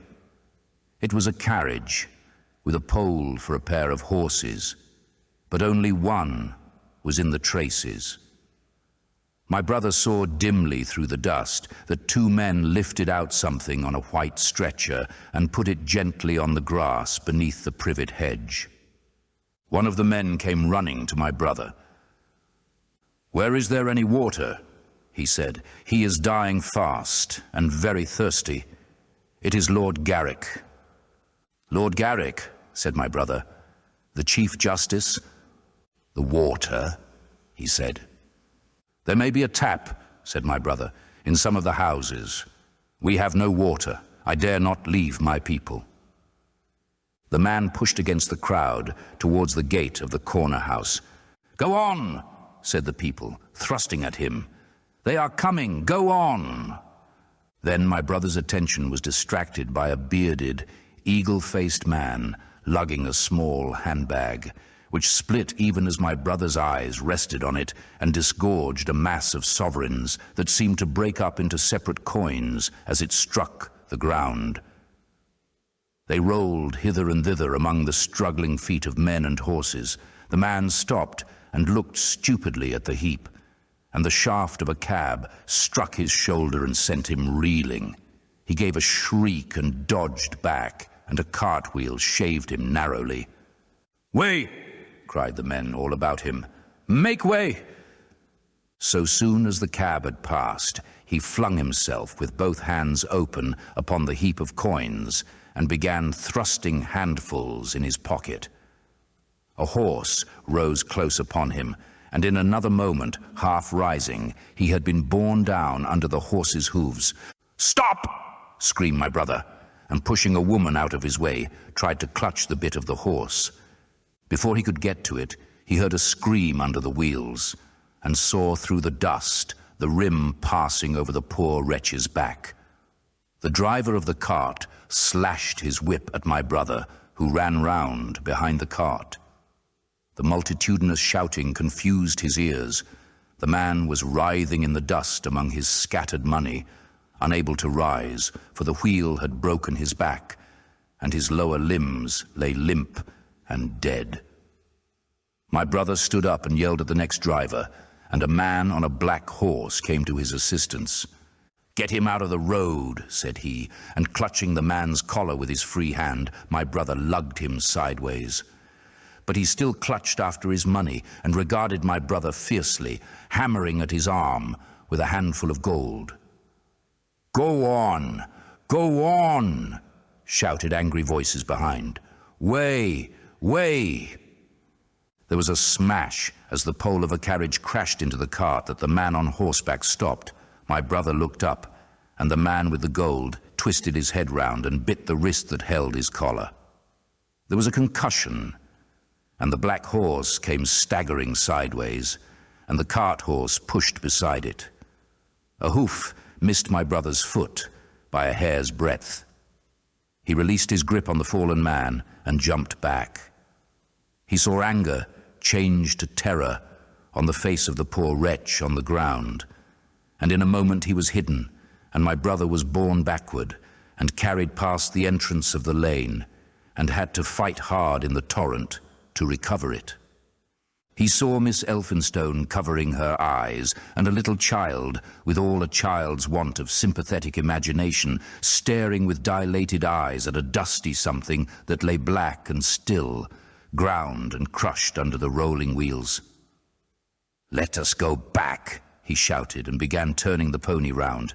"We cannot cross this. Hell!" he said, and they went back 100 yards the way they had come, until the fighting crowd was hidden. As they passed the bend in the lane, my brother saw the face of the dying man in the ditch under the privet, deadly white and drawn, and shining with perspiration. The two women sat silent, crouching in their seat and shivering. Then beyond the bend, my brother stopped again. Miss Elphinstone was white and pale, and her sister-in-law sat weeping, too wretched even to call upon George. My brother was horrified and perplexed. So soon as they had retreated, he realized how urgent and unavoidable it was to attempt this crossing. He turned to Miss Elphinstone, suddenly resolute.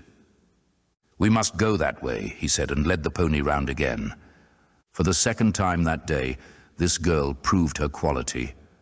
To force their way into the torrent of people, my brother plunged into the traffic and held back a cab horse while she drove the pony across its head. A wagon locked wheels for a moment and ripped a long splinter from the chaise. In another moment, they were caught and swept forward by the stream. My brother, with the cabman's whip marks red across his face and hands, scrambled into the chaise and took the reins from her. "Point the revolver at the man behind," he said, giving it to her. "If he presses us too hard." "No," pointed at his horse. Then he began to look out for a chance of edging to the right across the road. But once in the stream, he seemed to lose volition, to become a part of that dusty route. They swept through Chipping Barnet with the torrent. They were nearly a mile beyond the centre of the town before they had fought across to the opposite side of the way. It was din and confusion indescribable, but in and beyond the town, the road forks repeatedly, and this, to some extent, relieved the stress. They struck eastward through Hadley, and there, on either side of the road, and at another place farther on, they came upon a great multitude of people drinking at the stream, some fighting to come at the water.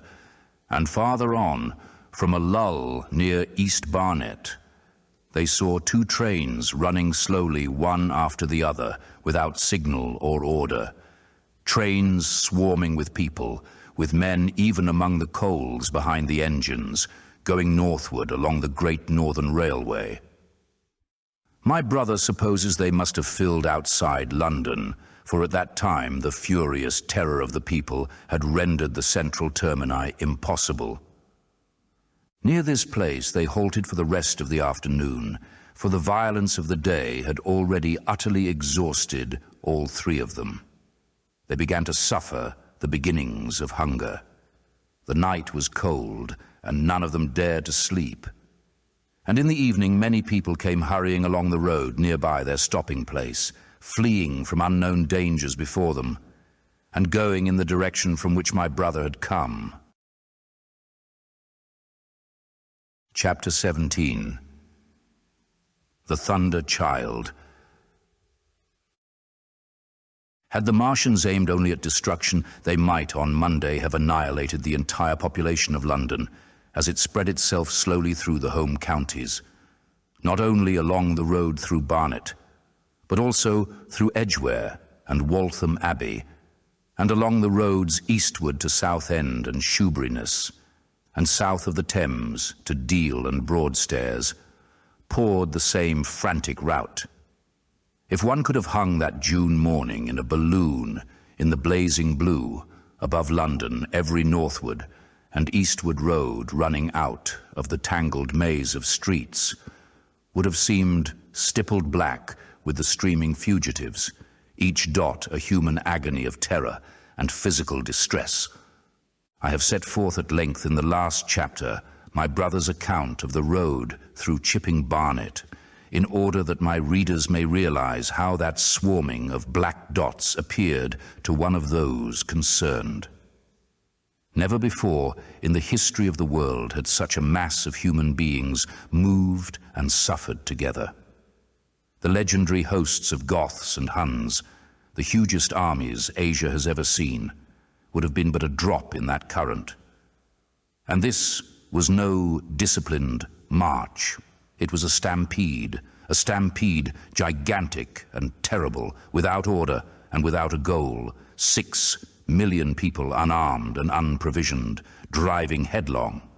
It was the beginning of the rout of civilization, of the massacre of mankind. Directly below him, the balloonist would have seen the network of streets far and wide, houses, churches, squares, crescents, gardens, already derelict, spread out like a huge map, and in the southward, blotted. Over Ealing, Richmond, Wimbledon, it would have seemed as if some monstrous pen had flung ink upon the chart. Steadily, incessantly, each black splash grew and spread, shooting out ramifications this way and that, now banking itself against rising ground, now pouring swiftly over a crest into a newfound valley, exactly as a gout of ink would spread itself upon blotting paper. And beyond, over the blue hills that rise southward of the river, the glittering Martians went to and fro, calmly and methodically, spreading their poison cloud over this patch of country, and then over that, laying it again with their steam jets when it had served its purpose, and taking possession of the conquered country. They do not seem to have aimed at extermination so much as at complete demoralization and the destruction of any opposition. They exploded any stores of powder they came upon, cut every telegraph, and wrecked the railways here and there. They were hamstringing mankind. They seemed in no hurry to extend the field of their operations, and did not come beyond the central part of London all that day. It is possible that a very considerable number of people in London stuck to their houses through Monday morning. Certain it is that many died at home, suffocated by the black smoke. Until about midday, the Pool of London was an astonishing scene. Steamboats and shipping of all sorts lay there, tempted by the enormous sums of money offered by fugitives, and it is said that many who swam out to these vessels were thrust off with boat hooks and drowned. About 1 o'clock in the afternoon, the thinning remnant of a cloud of the black vapor appeared between the arches of Blackfriars Bridge. At that, the pool became a scene of mad confusion, fighting, and collision, and for some time a multitude of boats and barges jammed in the northern arch of the Tower Bridge, and the sailors and lightermen had to fight savagely against the people who swarmed upon them from the riverfront. People were actually clambering down the piers of the bridge from above, when an hour later a Martian appeared beyond the clock tower and waded down the river. Nothing but wreckage floated above Limehouse. Of the falling of the 5th cylinder I have presently to tell. The 6th star fell at Wimbledon. My brother, keeping watch beside the women in the chaise in a meadow, saw the green flash of it far beyond the hills. On Tuesday the little party, still set upon getting across the sea, made its way through the swarming country towards Colchester. The news that the Martians were now in possession of the whole of London was confirmed. They had been seen at Highgate, and even, it was said, at Neasden. But they did not come into my brother's view until the morrow.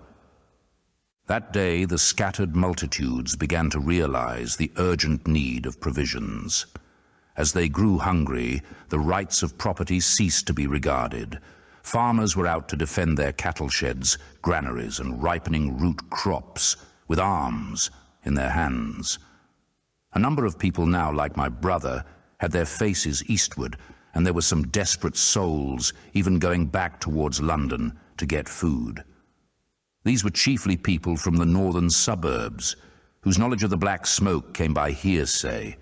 He heard that about half the members of the government had gathered at Birmingham, and that enormous quantities of high explosives were being prepared to be used in automatic mines across the Midland counties. He was also told that the Midland Railway Company had replaced the desertions of the first day's panic, had resumed traffic, and was running northward trains from St. Albans to relieve the congestion of the home counties.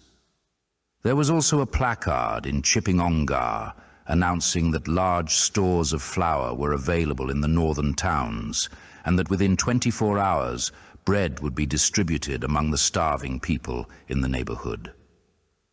But this intelligence did not deter him from the plan of escape he had formed, and the three pressed eastward all day and heard no more of the bread distribution than this promise. Nor, as a matter of fact, did anyone else hear more of it. That night fell the 7th star, falling upon Primrose Hill. It fell while Miss Elphinston was watching, for she took that duty alternately with my brother. She saw it. On Wednesday, the 3 fugitives, they had passed the night in a field of unripe wheat, reached Chelmsford, and there a body of the inhabitants, calling itself the Committee of Public Supply, seized the pony as provisions, and would give nothing in exchange for it but the promise of a share in it the next day. Here there were rumors of Martians at Epping, and news of the destruction of Waltham Abbey powder mills in a vain attempt to blow up one of the invaders. People were watching for Martians here from the church towers. My brother, very luckily for him as it chanced, preferred to push on at once to the coast rather than wait for food, although all three of them were very hungry. By midday, they passed through Tillingham, which, strangely enough, seemed to be quite silent and deserted, save for a few furtive plunderers hunting for food.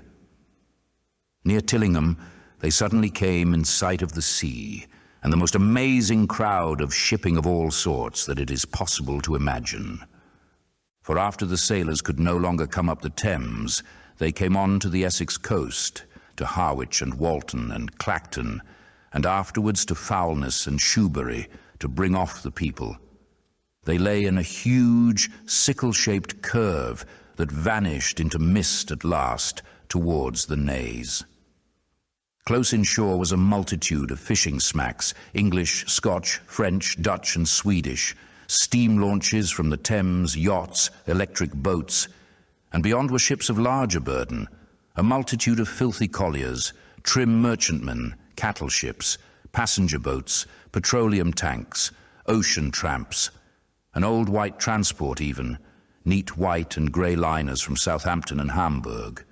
And along the blue coast, across the Blackwater, my brother could make out dimly a dense swarm of boats chaffering with the people on the beach, a swarm which also extended up the Blackwater almost to Malden.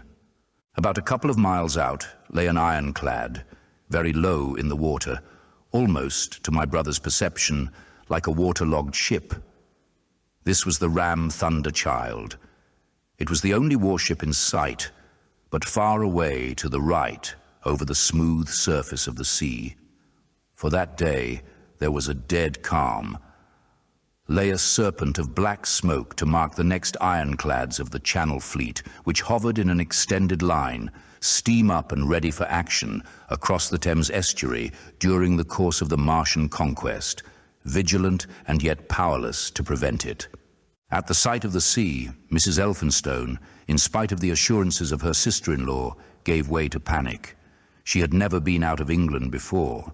She would rather die than trust herself friendless in a foreign country, and so forth.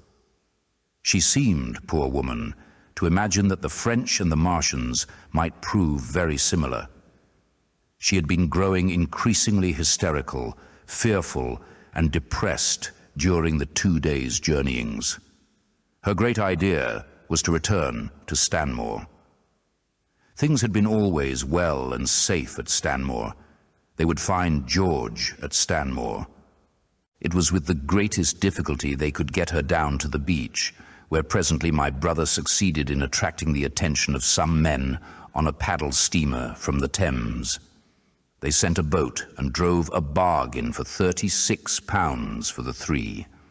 The steamer was going, these men said, to Ostend. It was about 2 o'clock when my brother, having paid their fares at the gangway, found himself safely aboard the steamboat with his charges. There was food aboard, albeit at exorbitant prices, and the three of them contrived to eat a meal on one of the seats forward. There were already a couple of score of passengers aboard, some of whom had expended their last money in securing a passage, but the captain lay off the Blackwater until 5 in the afternoon, picking up passengers until the seated decks were even dangerously crowded. He would probably have remained longer had it not been for the sound of guns that began about that hour in the south.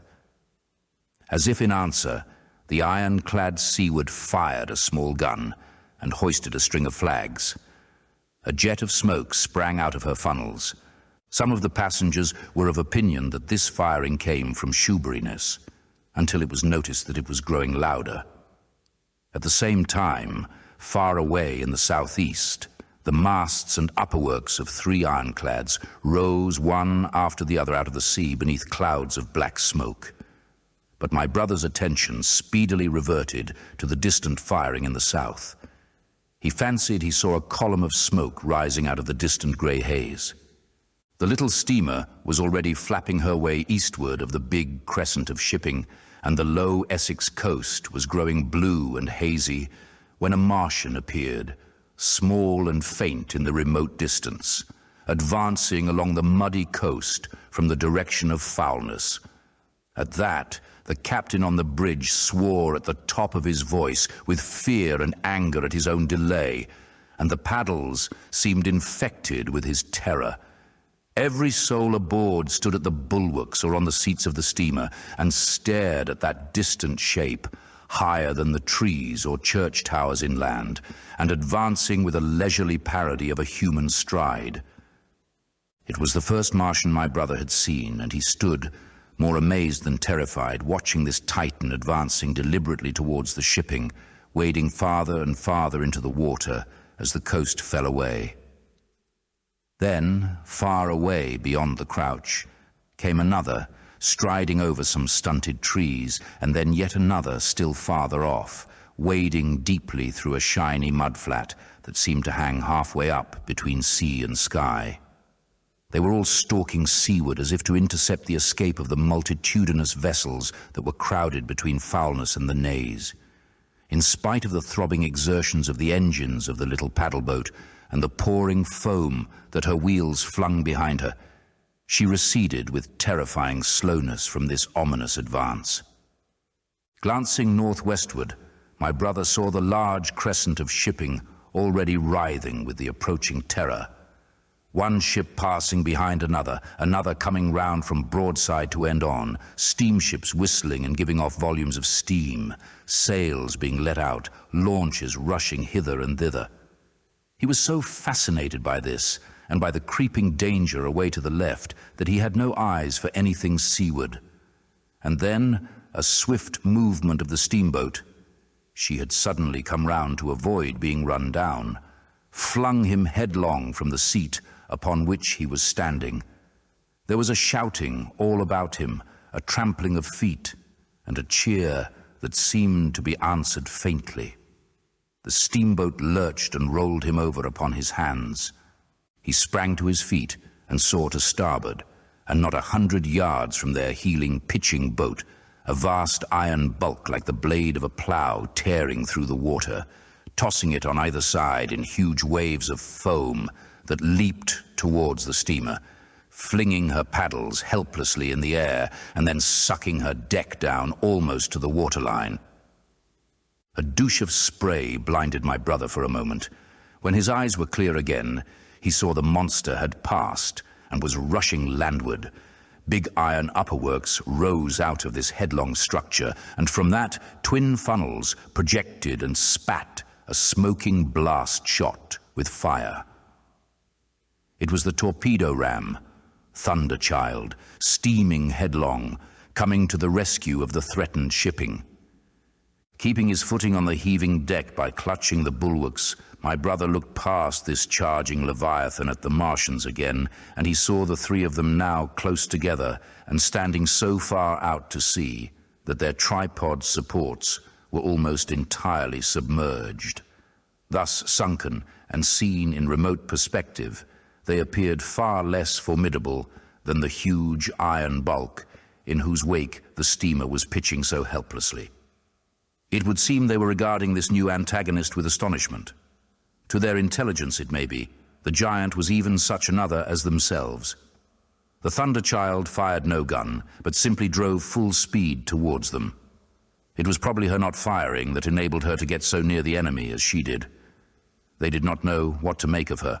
One shell, and they would have sent her to the bottom forthwith with the heat ray. She was steaming at such a pace that in a minute she seemed halfway between the steamboat and the Martians, a diminishing black bulk against the receding horizontal expanse of the Essex coast. Suddenly, the foremost Martian lowered his tube and discharged a canister of the black gas at the ironclad. It hit her larboard side and glanced off in an inky jet that rolled away to seaward, an unfolding torrent of black smoke, from which the ironclad drove clear. To the watchers from the steamer, low in the water and with the sun in their eyes, it seemed as though she were already among the Martians. They saw the gaunt figures separating and rising out of the water as they retreated shoreward, and one of them raised the camera-like generator of the heat ray. He held it pointing obliquely downward, and a bank of steam sprang from the water at its touch. It must have driven through the iron of the ship's side like a white-hot iron rod through paper. A flicker of flame went up through the rising steam, and then the Martian reeled and staggered. In another moment he was cut down, and a great body of water and steam shot high in the air. The guns of the Thunderchild sounded through the reek, going off one after the other, and one shot splashed the water high close by the steamer, ricocheted towards the other flying ships to the north, and smashed a smack to matchwood. But no one heeded that very much. At the sight of the Martian's collapse, the captain on the bridge yelled inarticulately, and all the crowding passengers on the steamer's stern shouted together, and then they yelled again. For surging out beyond the white tumult drove something long and black, the flames streaming from its middle parts, its ventilators and funnels spouting fire. She was alive still. The steering gear, it seems, was intact and her engines working. She headed straight for a second Martian and was within 100 yards of him when the heat ray came to bear. Then with a violent thud, a blinding flash, her decks, her funnels, leapt upward. The Martian staggered with the violence of her explosion, and in another moment, the flaming wreckage, still driving forward with the impetus of its pace, had struck him and crumpled him up like a thing of cardboard. My brother shouted involuntarily. A boiling tumult of steam hid everything again. "Two!" yelled the captain. Everyone was shouting. The whole steamer from end to end rang with frantic cheering that was taken up first by one and then by all in the crowding multitude of ships and boats that was driving out to sea. The steam hung upon the water for many minutes, hiding the third Martian and the coast altogether, and all this time the boat was paddling steadily out to sea and away from the fight. And when at last the confusion cleared, the drifting bank of black vapor intervened, and nothing of the Thunderchild could be made out, nor could the third Martian be seen. But the ironclads to seaward were now quite close, and standing in toward shore, past the steamboat. The little vessel continued to beat its way seaward, and the ironclads receded slowly towards the coast, which was hidden still by a marbled bank of vapor, part steam, part black gas, eddying and combining in the strangest way. The fleet of refugees was scattering to the northeast. Several smacks were sailing between the ironclads and the steamboat. After a time, and before they reached the sinking cloud bank, the warships turned northward and then abruptly went about and passed into the thickening haze of evening southward.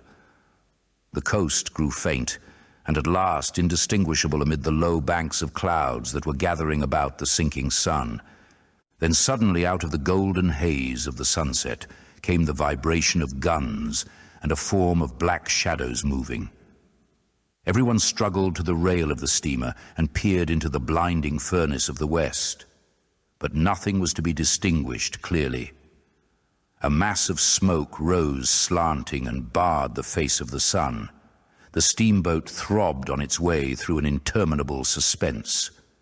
The sun sank into grey clouds, the sky flushed and darkened, the evening star trembled into sight.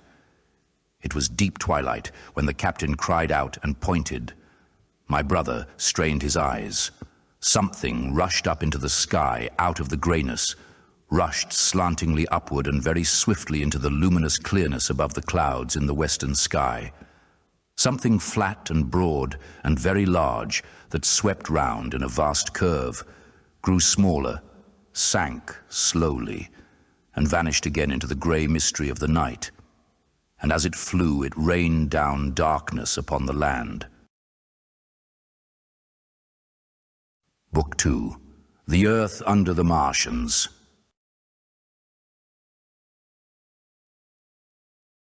Chapter 1. Underfoot. In the first book I have wandered so much from my own adventures to tell of the experiences of my brother that all through the last 2 chapters I and the curate have been lurking in the empty house at Halliford, whither we fled to escape the black smoke. There I will resume. We stopped there all Sunday night and all the next day, the day of the panic, in a little island of daylight, cut off by the black smoke from the rest of the world. We could do nothing but wait in aching inactivity during those 2 weary days. My mind was occupied by anxiety for my wife. I figured her at Leatherhead, terrified, in danger, mourning me already as a dead man. I paced the rooms and cried aloud when I thought of how I was cut off from her, of all that might happen to her in my absence. My cousin, I knew, was brave enough for any emergency, but he was not the sort of man to realize danger quickly, to rise promptly. What was needed now was not bravery, but circumspection. My only consolation was to believe that the Martians were moving Londonward and away from her. Such vague anxieties keep the mind sensitive and painful. I grew very weary and irritable with the curate's perpetual ejaculations. I tired of the sight of his selfish despair. After some ineffectual remonstrance, I kept away from him, staying in a room, evidently a children's schoolroom, containing globes, forms, and copybooks. When he followed me thither, I went to a box room at the top of the house, and in order to be alone with my aching miseries, locked myself in. We were hopelessly hemmed in by the black smoke all that day and the morning of the next. There were signs of people in the next house on Sunday evening, a face at a window and moving lights, and later the slamming of a door. But I do not know who these people were, nor what became of them.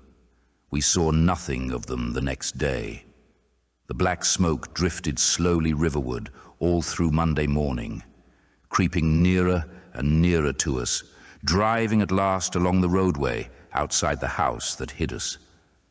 A Martian came across the fields about midday, laying the stuff with a jet of superheated steam that hissed against the walls, smashed all the windows it touched, and scalded the curate's hand as he fled out of the front room. When at last we crept across the sodden rooms and looked out again, the country northward was as though a black snowstorm had passed over it. Looking towards the river, we were astonished to see an unaccountable redness mingling with the black of the scorched meadows. For a time we did not see how this change affected our position, save that we were relieved of our fear of the black smoke. But later I perceived that we were no longer hemmed in, that now we might get away. So soon as I realized that the way of escape was open, my dream of action returned. But the curate was lethargic, unreasonable. "We are safe here," he repeated, "safe here." I resolved to leave him. Would that I had. Wiser now for the artilleryman's teaching, I sought out food and drink. I had found oil and rags for my burns, and I also took a hat and a flannel shirt that I found in one of the bedrooms. When it was clear to him that I meant to go alone, had reconciled myself to going alone, he suddenly roused himself to come. And all being quiet throughout the afternoon, we started about 5 o'clock, as I should judge, along the blackened road to Sunbury. In Sunbury, and at intervals along the road, were dead bodies lying in contorted attitudes, horses as well as men, overturned carts and luggage, all covered thickly with black dust. That pall of cindery powder made me think of what I had read of the destruction of Pompeii. We got to Hampton Court without misadventure, our minds full of strange and unfamiliar appearances, and at Hampton Court our eyes were relieved to find a patch of green that had escaped the suffocating drift. We went through Bushy Park, with its deer going to and fro under the chestnuts, and some men and women hurrying in the distance towards Hampton, and so we came to Twickenham. These were the first people we saw. Away across the road, the woods beyond Ham and Petersham were still afire. Twickenham was uninjured by either heat ray or black smoke, and there were more people about here, though none could give us news. For the most part, they were like ourselves, taking advantage of a lull to shift their quarters. I have an impression that many of the houses here were still occupied by scared inhabitants, too frightened even for flight. Here too, the evidence of a hasty rout was abundant along the road. I remember most vividly 3 smashed bicycles in a heap, pounded into the road by the wheels of subsequent carts. We crossed Richmond Bridge about 8:30. We hurried across the exposed bridge, of course, but I noticed floating down the stream a number of red masses, some many feet across. I did not know what these were. There was no time for scrutiny, and I put a more horrible interpretation on them than they deserved. Here again on the Surrey side were black dust that had once been smoke and dead bodies, a heap near the approach to the station, but we had no glimpse of the Martians until we were some way towards Barnes. We saw in the blackened distance a group of 3 people running down a side street towards the river, but otherwise it seemed deserted. Up the hill, Richmond town was burning briskly. Outside the town of Richmond, there was no trace of the black smoke. Then suddenly, as we approached Kew, came a number of people running, and the upperworks of a Martian fighting machine loomed in sight over the housetops, not 100 yards away from us. We stood aghast at our danger, and had the Martian looked down, we must immediately have perished. We were so terrified that we dared not go on, but turned aside and hid in a shed in a garden. There the curate crouched, weeping silently and refusing to stir again. But my fixed idea of reaching Leatherhead would not let me rest, and in the twilight I ventured out again. I went through a shrubbery and along a passage beside a big house standing in its own grounds, and so emerged upon the road towards Kew. The curate I left in the shed, but he came hurrying after me. That second start was the most foolhardy thing I ever did, for it was manifest the Martians were about us. No sooner had the curate overtaken me than we saw either the fighting machine we had seen before or another, far away across the meadows in the direction of Kew Lodge. 4 or 5 little black figures hurried before it across the green-grey of the field, and in a moment it was evident this Martian pursued them. In 3 strides he was among them, and they ran radiating from his feet in all directions. He used no heat ray to destroy them, but picked them up one by one.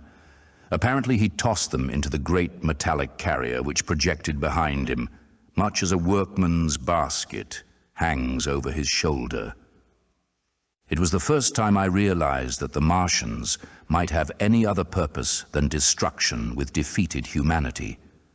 We stood for a moment petrified, then turned and fled through a gate behind us into a walled garden, fell into, rather than found, a fortunate ditch, and lay there, scarce daring to whisper to each other until the stars were out. I suppose it was nearly 11 o'clock before we gathered courage to start again, no longer venturing into the road, but sneaking along hedgerows and through plantations, and watching keenly through the darkness, he on the right and I on the left, for the Martians, who seemed to be all about us. In one place we blundered upon a scorched and blackened area, now cooling and ashen, and a number of scattered dead bodies of men, burned horribly about the heads and trunks, but with their legs and boots mostly intact, and of dead horses, 50 feet perhaps, behind a line of 4 ripped guns and smashed gun carriages. Sheen, it seemed, had escaped destruction, but the place was silent and deserted. Here we happened on no dead, though the night was too dark for us to see into the side roads of the place. In Sheen, my companions suddenly complained of faintness and thirst, and we decided to try one of the houses. The first house we entered, after a little difficulty with the window, was a small, semi-detached villa, and I found nothing eatable left in the place but some mouldy cheese. There was, however, water to drink, and I took a hatchet, which promised to be useful in our next housebreaking. We then crossed to a place where the road turns towards Mortlake. Here there stood a white house within a walled garden, and in the pantry of this domicile we found a store of food, 2 loaves of bread in a pan, an uncooked steak, and the half of a ham. I give this catalogue so precisely because, as it happened, we were destined to subsist upon this store for the next fortnight. Bottled beer stood under a shelf, and there were 2 bags of haricot beans and some limp lettuces. This pantry opened into a kind of wash-up kitchen, and in this was firewood. There was also a cupboard in which we found nearly a dozen of burgundy tinned soups and salmon, and 2 tins of biscuits. We sat in the adjacent kitchen in the dark, for we dared not strike a light, and ate bread and ham, and drank beer out of the same bottle. The curate, who was still timorous and restless, was now, oddly enough, for pushing on, and I was urging him to keep up his strength by eating when the thing happened that was to imprison us. "It can't be midnight yet," I said, and then came a blinding glare of vivid green light. Everything in the kitchen leapt out, clearly visible in green and black, and vanished again. And then followed such a concussion as I have never heard before or since. So close on the heels of this as to seem instantaneous came a thud behind me. A clash of glass, a crash and rattle of falling masonry all about us, and the plaster of the ceiling came down upon us, smashing into a multitude of fragments upon our heads. I was knocked headlong across the floor against the oven handle and stunned. I was insensible for a long time, the curate told me, and when I came to, we were in darkness again, and he, with a face wet, as I found afterwards, with blood from a cut forehead, was dabbing water over me. For some time, I could not recollect what had happened. Then things came to me slowly. A bruise on my temple asserted itself. "Are you better?" asked the curate in a whisper. At last, I answered him. I sat up. "Don't move," he said. "The floor is covered with smashed crockery from the dresser. You can't possibly move without making a noise, and I fancy they are outside." We both sat quite silent, so that we could scarcely hear each other breathing. Everything seemed deadly still, but once something near us, some plaster or broken brickwork, slid down with a rumbling sound. Outside, and very near, was an intermittent, metallic rattle. "That," said the curate, when presently it happened again. "Yes," I said, "but what is it?" "A Martian," said the curate. I listened again. "It was not like the heat ray," I said, and for a time I was inclined to think one of the great fighting machines had stumbled against the house, as I had seen one stumble against the tower of Shepperton Church. Our situation was so strange and incomprehensible that for 3 or 4 hours, until the dawn came, we scarcely moved. And then the light filtered in, not through the window, which remained black, but through a triangular aperture between a beam and a heap of broken bricks in the wall behind us. The interior of the kitchen we now saw greyly for the first time. The window had been burst in by a mass of garden mould, which flowed over the table upon which we had been sitting and lay about our feet. Outside, the soil was banked high against the house. At the top of the window frame, we could see an uprooted drain pipe. The floor was littered with smashed hardware. The end of the kitchen towards the house was broken into, and since the daylight shone in there, it was evident the greater part of the house had collapsed. Contrasting vividly with this ruin was the neat dresser, stained in the fashion, pale green, and with a number of copper and tin vessels below it, the wallpaper imitating blue and white tiles, and a couple of colored supplements fluttering from the walls above the kitchen range. As the dawn grew clearer, we saw through the gap in the wall the body of a Martian, standing sentinel, I suppose, over the still glowing cylinder. At the sight of that, we crawled as circumspectly as possible, out of the twilight of the kitchen, into the darkness of the scullery. Abruptly, the right interpretation dawned upon my mind. "The fifth cylinder," I whispered. "The fifth shot from Mars has struck this house and buried us under the ruins." For a time, the curate was silent, and then he whispered, "God have mercy upon us." I heard him presently whimpering to himself. Save for that sound, we lay quite still in the scullery. I, for my part, scarce dared breathe, and sat with my eyes fixed on the faint light of the kitchen door. I could just see the curate's face, a dim oval shape, and his collar and cuffs. Outside, there began a metallic hammering, then a violent hooting, and then again, after a quiet interval, a hissing like the hissing of an engine. These noises, for the most part problematical, continued intermittently, and seemed, if anything, to increase in number as time wore on. Presently a measured thudding and a vibration that made everything about us quiver and the vessels in the pantry ring and shift began and continued. Once the light was eclipsed and the ghostly kitchen doorway became absolutely dark. For many hours we must have crouched there, silent and shivering, until our tired attention failed. At last I found myself awake and very hungry. I am inclined to believe we must have spent the greater portion of a day before that awakening. My hunger was at a stride so insistent that it moved me to action. I told the curate I was going to seek food and felt my way towards the pantry. He made me no answer, but so soon as I began eating, the faint noise I made stirred him up, and I heard him crawling after me. Chapter 2. What we saw from the ruined house. After eating, we crept back to the scullery, and there I must have dozed again, for when presently I looked round, I was alone. The thudding vibration continued with wearisome persistence. I whispered for the curate several times, and at last felt my way to the door of the kitchen. It was still daylight, and I perceived him across the room, lying against the triangular hole that looked out upon the Martians. His shoulders were hunched, so that his head was hidden from me. I could hear a number of noises, almost like those in an engine shed, and the place rocked with that beating thud. Through the aperture in the wall, I could see the top of a tree touched with gold and the warm blue of a tranquil evening sky.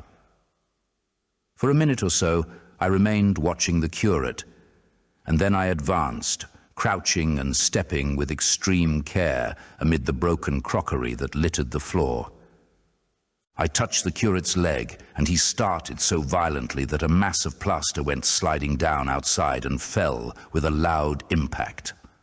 I gripped his arm, fearing he might cry out, and for a long time we crouched, motionless. Then I turned to see how much of our rampart remained. The detachment of the plaster had left a vertical slit open in the debris, and by raising myself cautiously across a beam, I was able to see out of this gap into what had been overnight a quiet, suburban roadway. Vast indeed was the change that we beheld. The fifth cylinder must have fallen right into the midst of the house we had first visited. The building had vanished, completely smashed, pulverized, and dispersed by the blow. The cylinder lay now far beneath the original foundations, deep in a hole, already vastly larger than the pit I'd looked into at Woking. The earth all round it had splashed under that tremendous impact, splashed is the only word, and lay in heaped piles that hid the masses of the adjacent houses.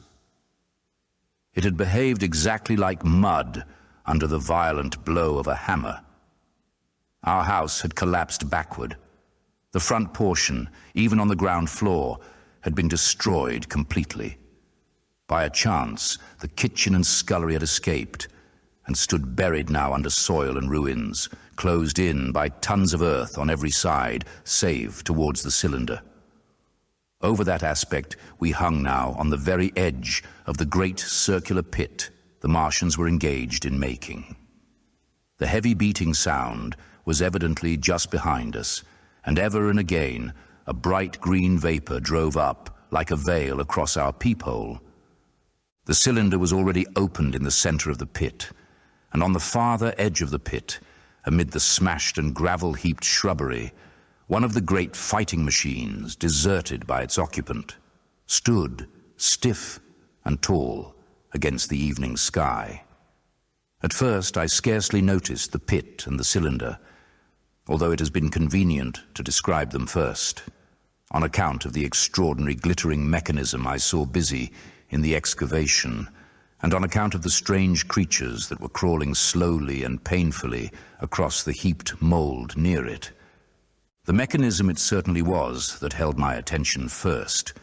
It was one of those complicated fabrics that have since been called handling machines, and the study of which has already given such an enormous impetus to terrestrial invention. As it dawned upon me first, it presented a sort of metallic spider with 5 jointed, agile legs, and with an extraordinary number of jointed levers, bars, and reaching and clutching tentacles about its body. Most of its arms were retracted, but with 3 long tentacles it was fishing out a number of rods, plates, and bars which lined the covering and apparently strengthened the walls of the cylinder. These, as it extracted them, were lifted out and deposited upon a level surface of earth behind it.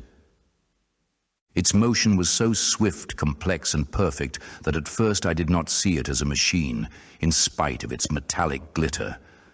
The fighting machines were coordinated and animated to an extraordinary pitch, but nothing to compare with this. People who have never seen these structures and have only the ill-imagined efforts of artists or the imperfect descriptions of such eyewitnesses as myself to go upon, scarcely realize that living quality. I recall particularly the illustration of one of the first pamphlets to give a consecutive account of the war. The artist had evidently made a hasty study of one of the fighting machines, and there his knowledge ended. He presented them as tilted, stiff tripods, without either flexibility or subtlety, and with an altogether misleading monotony of effect. The pamphlet containing these renderings had a considerable vogue, and I mention them here simply to warn the reader against the impression they may have created. They were no more like the Martians I saw in action than a Dutch doll is like a human being. To my mind, the pamphlet would have been much better without them. At first, I say, the handling machine did not impress me as a machine, but as a crab-like creature with a glittering integument. The controlling Martian, whose delicate tentacles actuated its movements, seeming to be simply the equivalent of the crab's cerebral portion.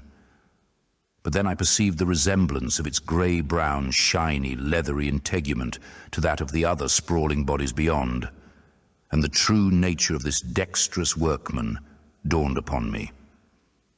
With that realization, my interest shifted to those other creatures, the real Martians. Already I had had a transient impression of these, and the first nausea no longer obscured my observation. Moreover, I was concealed and motionless, and under no urgency of action. They were, I now saw, the most unearthly creatures it is possible to conceive. They were huge, round bodies, or rather heads, about 4 feet in diameter, each body having in front of it a face. This face had no nostrils. Indeed, the Martians do not seem to have had any sense of smell, but it had a pair of very large, dark-colored eyes, and just beneath this, a kind of fleshy beak. In the back of this head or body, I scarcely know how to speak of it, was the single tight tympanic surface, since known to be anatomically an ear, though it must have been almost useless in our dense air. In a group round the mouth were 16 slender, almost whip-like tentacles, arranged in 2 bunches of 8 each. These bunches have since been named rather aptly by that distinguished anatomist, Professor Howes, the hands. Even as I saw these Martians for the first time, they seemed to be endeavoring to raise themselves on these hands. But of course, with the increased weight of terrestrial conditions, this was impossible. There is reason to suppose that on Mars they may have progressed upon them with some facility. The internal anatomy, I may remark here, as dissection has since shown, was almost equally simple. The greater part of the structure was the brain, sending enormous nerves to the eyes, ear, and tactile tentacles. Besides this were the bulky lungs, into which the mouth opened, and the heart and its vessels. The pulmonary distress caused by the denser atmosphere and greater gravitational attraction was only too evident in the convulsive movements of the outer skin. And this was the sum of the Martian organs. Strange as it may seem to a human being, all the complex apparatus of digestion, which makes up the bulk of our bodies, did not exist in the Martians. They were heads, merely heads. Entrails they had none. They did not eat, much less digest. Instead, they took the fresh, living blood of other creatures and injected it into their own veins. I have myself seen this being done, as I shall mention in its place. But squeamish as I may seem, I cannot bring myself to describe what I could not endure even to continue watching. Let it suffice to say, blood obtained from a still living animal, in most cases from a human being, was run directly by means of a little pipette into the recipient canal. The bare idea of this is no doubt horribly repulsive to us, but at the same time, I think that we should remember how repulsive our carnivorous habits would seem to an intelligent rabbit. The physiological advantages of the practice of injection are undeniable if one thinks of the tremendous waste of human time and energy occasioned by eating and the digestive process. Our bodies are half made up of glands and tubes and organs, occupied in turning heterogeneous food into blood. The digestive processes and their reaction upon the nervous system sap our strength and color our minds. Men go happy or miserable as they have healthy or unhealthy livers or sound gastric glands. But the Martians were lifted above all these organic fluctuations of mood and emotion. Their undeniable preference for men as their source of nourishment is partly explained by the nature of the remains of the victims they had brought with them as provisions from Mars. These creatures, to judge from the shriveled remains that have fallen into human hands, were bipeds with flimsy, siliceous skeletons, almost like those of the siliceous sponges, and feeble musculature, standing about 6 feet high and having round, erect heads, and large eyes in flinty sockets. 2 or 3 of these seemed to have been brought in each cylinder, and all were killed before Earth was reached. It was just as well for them, for the mere attempt to stand upright upon our planet would have broken every bone in their bodies. And while I am engaged in this description, I may add in this place certain further details which, although they were not all evident to us at the time, will enable the reader who is unacquainted with them to form a clearer picture of these offensive creatures. In 3 other points, their physiology differed strangely from ours. Their organisms did not sleep any more than the heart of man sleeps. Since they had no extensive muscular mechanism to recuperate, that periodical extinction was unknown to them. They had little or no sense of fatigue, it would seem. On Earth, they could never have moved without effort, yet even to the last they kept in action. In 24 hours, they did 24 hours of work, as even on Earth is perhaps the case with the ants. In the next place, wonderful as it seems in a sexual world, the Martians were absolutely without sex, and therefore without any of the tumultuous emotions that arise from that difference among men. A young Martian, there can now be no dispute, was really born upon Earth during the war, and it was found attached to its parent, partially budded off, just as young lily bulbs bud off, or like the young animals in the freshwater polyp. In man, in all the higher terrestrial animals, such a method of increase has disappeared, but even on this Earth it was certainly the primitive method. Among the lower animals, up even to those first cousins of the vertebrated animals, the tunicates, the two processes occur side by side, but finally the sexual method superseded its competitor altogether. On Mars, however, just the reverse has apparently been the case. It is worthy of remark that a certain speculative writer of quasi-scientific repute, writing long before the Martian invasion, did forecast for man a final structure not unlike the actual Martian condition. His prophecy, I remember, appeared in November or December 1893 in a long-defunct publication, the Pall Mall Budget, and I recall a caricature of it in a pre-Martian periodical called Punch. He pointed out, writing in a foolish, facetious tone, that the perfection of mechanical appliances must ultimately supersede limbs, the perfection of chemical devices, digestion, that such organs as hair, external nose, teeth, ears, and chin were no longer essential parts of the human being, and that the tendency of natural selection would lie in the direction of their steady diminution through the coming ages. The brain alone remained a cardinal necessity. Only one other part of the body had a strong case for survival, and that was the hand, teacher and agent of the brain. While the rest of the body dwindled, the hands would grow larger. There is many a true word written in jest, and here in the Martians we have beyond dispute the actual accomplishment of such a suppression of the animal side of the organism by the intelligence. To me, it is quite credible that the Martians may be descended from beings not unlike ourselves by a gradual development of brain and hands, the latter giving rise to the two bunches of delicate tentacles at last, at the expense of the rest of the body.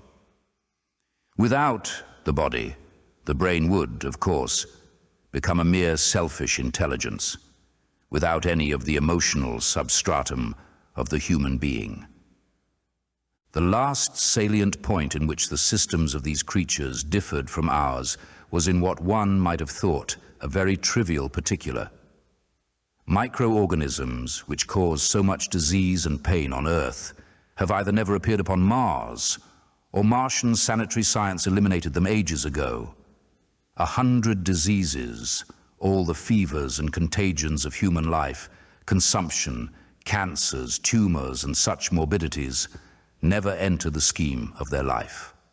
And speaking of the differences between the life on Mars and terrestrial life, I may allude here to the curious suggestions of the red weed. Apparently the vegetable kingdom in Mars, instead of having green for a dominant color, is of a vivid blood-red tint.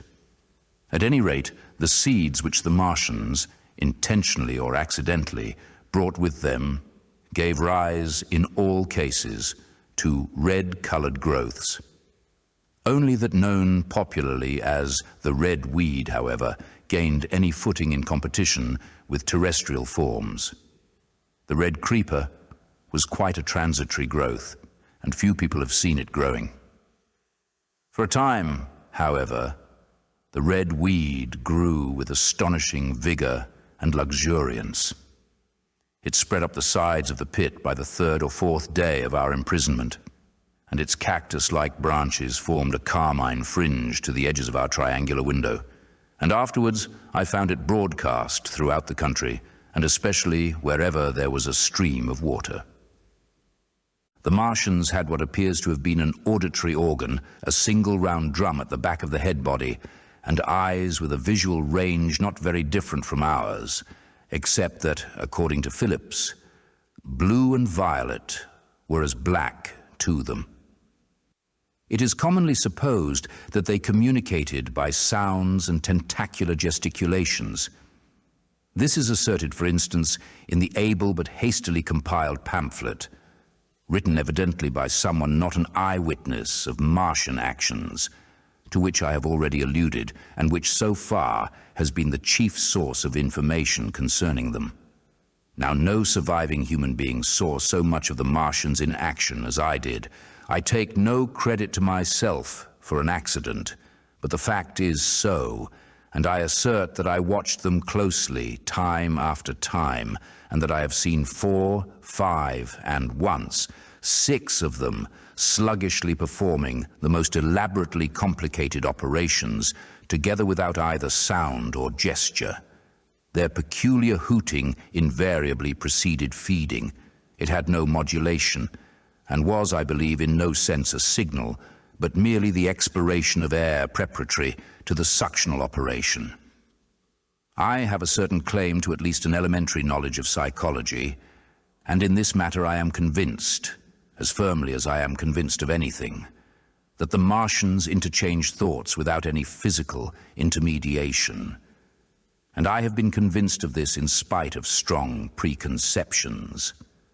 Before the Martian invasion, as an occasional reader here or there may remember, I had written with some little vehemence against the telepathic theory. The Martians wore no clothing. Their conceptions of ornament and decorum were necessarily different from ours, and not only were they evidently much less sensible of changes of temperature than we are, but changes of pressure do not seem to have affected their health at all seriously. Yet though they wore no clothing, it was in the other artificial additions to their bodily resources that their great superiority over man lay. We men, with our bicycles and road skates, our Lilienthal soaring machines, our guns and sticks and so forth, are just in the beginning of the evolution that the Martians have worked out. They have become practically mere brains, wearing different bodies according to their needs, just as men wear suits of clothes and take a bicycle in a hurry or an umbrella in the wet. And of their appliances, perhaps nothing is more wonderful to a man than the curious fact that what is the dominant feature of almost all human devices in mechanism is absent. The wheel is absent. Among all the things they brought to earth, there is no trace or suggestion of their use of wheels. One would have at least expected it in locomotion. And in this connection, it is curious to remark that even on this earth, nature has never hit upon the wheel, or has preferred other expedients to its development. And not only did the Martians either not know of, which is incredible, or abstain from the wheel, but in their apparatus, singularly little use is made of the fixed pivot or relatively fixed pivot with circular motions thereabout confined to one plane. Almost all the joints of the machinery present a complicated system of sliding parts, moving over small but beautifully curved friction bearings. And while upon this matter of detail, it is remarkable that the long leverages of their machines are in most cases actuated by a sort of sham musculature of the discs in an elastic sheath. These discs become polarized and drawn closely and powerfully together when traversed by a current of electricity. In this way, the curious parallelism to animal motions, which was so striking and disturbing to the human beholder, was attained. Such quasi-muscles abounded in the crab-like handling machine, which on my first peeping out of the slit, I watched unpacking the cylinder. It seemed infinitely more alive than the actual Martians, lying beyond it in the sunset light, panting, stirring ineffectual tentacles, and moving feebly after their vast journey across space. While I was still watching their sluggish motions in the sunlight and noting each strange detail of their form, the curate reminded me of his presence by pulling violently at my arm. I turned to a scowling face and silent, eloquent lips. He wanted the slit, which permitted only one of us to peep through, and so I had to forego watching them for a time while he enjoyed that privilege. When I looked again, the busy handling machine had already put together several of the pieces of apparatus it had taken out of the cylinder into a shape having an unmistakable likeness to its own, and down on the left, a busy little digging mechanism had come into view, emitting jets of green vapor and working its way round the pit, excavating and embanking in a methodical and discriminating manner. This it was which had caused the regular beating noise and the rhythmic shocks that had kept our ruinous refuge quivering. It piped and whistled as it worked. So far as I could see, the thing was without a directing Martian at all. Chapter 3. The Days of Imprisonment. The arrival of a second fighting machine drove us from our peephole into the scullery, for we feared that from his elevation the Martian might see down upon us behind our barrier.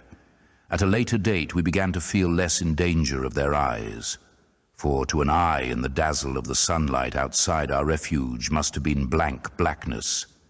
But at first the slightest suggestion of approach drove us into the scullery in heart-throbbing retreat. Yet terrible as was the danger we incurred, the attraction of peeping was for both of us irresistible. And I recall now with a sort of wonder that in spite of the infinite danger in which we were between starvation and a still more terrible death, we could yet struggle bitterly for that horrible privilege of sight. We would race across the kitchen in a grotesque way between eagerness and the dread of making a noise, and strike each other and thrust and kick within a few inches of exposure. The fact is that we had absolutely incompatible dispositions and habits of thought and action, and our danger and isolation only accentuated the incompatibility. At Halliford, I had already come to hate the curate's trick of helpless exclamation, his stupid rigidity of mind.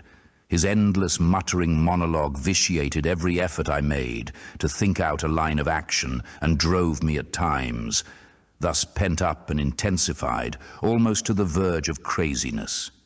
He was as lacking in restraint as a silly woman.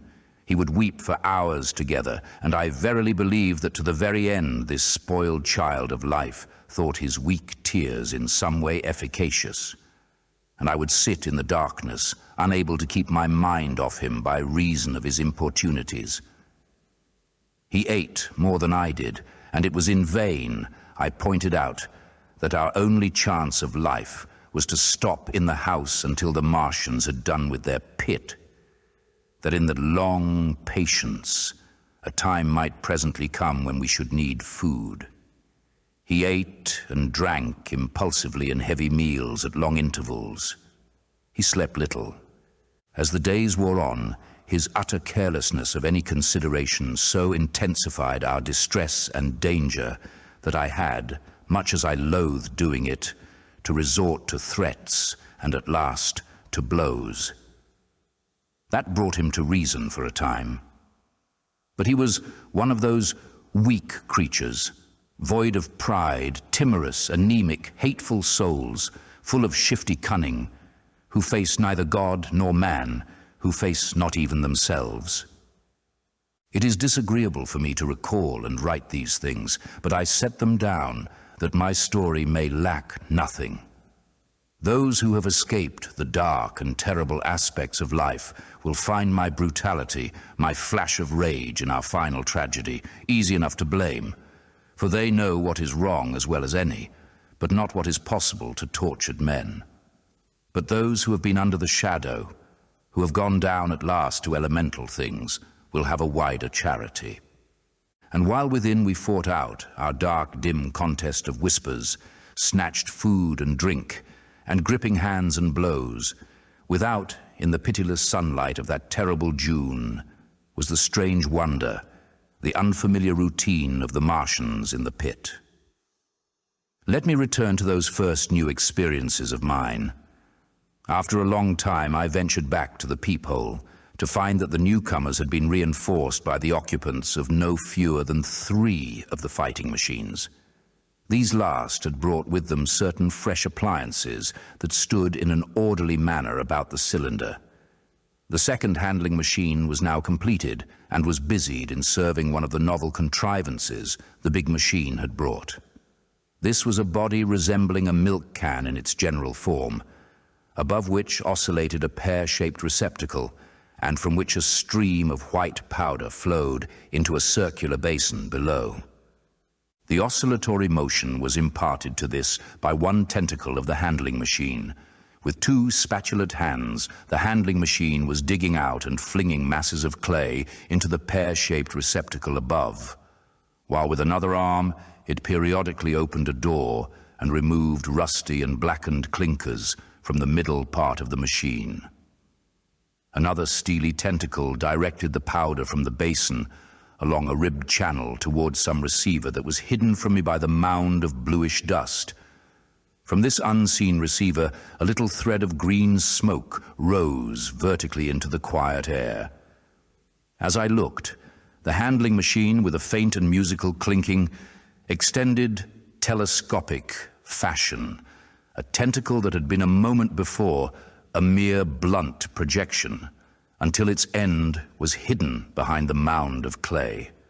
In another second, it had lifted a bar of white aluminium into sight, untarnished as yet, and shining dazzlingly, and deposited it in a growing stack of bars that stood at the side of the pit. Between sunset and starlight, this dexterous machine must have made more than 100 such bars out of the crude clay, and the mound of bluish dust rose steadily until it topped the side of the pit. The contrast between the swift and complex movements of these contrivances and the inert, panting clumsiness of their masters was acute, and for days I had to tell myself repeatedly that these latter were indeed the living of the two things. The curate had possession of the slit when the first men were brought to the pit. I was sitting below, huddled up, listening with all my ears. He made a sudden movement backward, and I, fearful that we were observed, crouched in a spasm of terror. He came sliding down the rubbish and crept beside me in the darkness, inarticulate, gesticulating, and for a moment I shared his panic. His gesture suggested a resignation of the slit, and after a little while my curiosity gave me courage, and I rose up, stepped across him, and clambered up to it. At first I could see no reason for his frantic behavior. The twilight had now come, the stars were little and faint, but the pit was illuminated by the flickering green fire that came from the aluminium making. The whole picture was a flickering scheme of green gleams and shifting rusty black shadows, strangely trying to the eyes. Over and through it all went the bats, heeding it not at all. The sprawling Martians were no longer to be seen. The mound of blue-green powder had risen to cover them from sight, and a fighting machine, with its legs contracted, crumpled and abbreviated, stood across the corner of the pit. And then, amid the clangor of the machinery, came a drifting suspicion of human voices that I entertained at first only to dismiss. I crouched, watching this fighting machine closely, satisfying myself now for the first time that the hood did indeed contain a Martian. As the green flames lifted, I could see the oily gleam of his integument and the brightness of his eyes. And suddenly I heard a yell and saw a long tentacle reaching over the shoulder of the machine to the little cage that hunched upon its back. Then something struggling violently was lifted high against the sky, a black, vague enigma against the starlight, and as this black object came down again, I saw by the green brightness that it was a man. For an instant he was clearly visible. He was a stout, ruddy, middle-aged man, well dressed. 3 days before, he must have been walking the world, a man of considerable consequence. I could see his staring eyes and gleams of light on his studs and watch chain. He vanished behind the mound, and for a moment there was silence. and then began a shrieking and a sustained and cheerful hooting from the Martians. I slid down the rubbish, struggled to my feet, clapped my hands over my ears, and bolted into the scullery.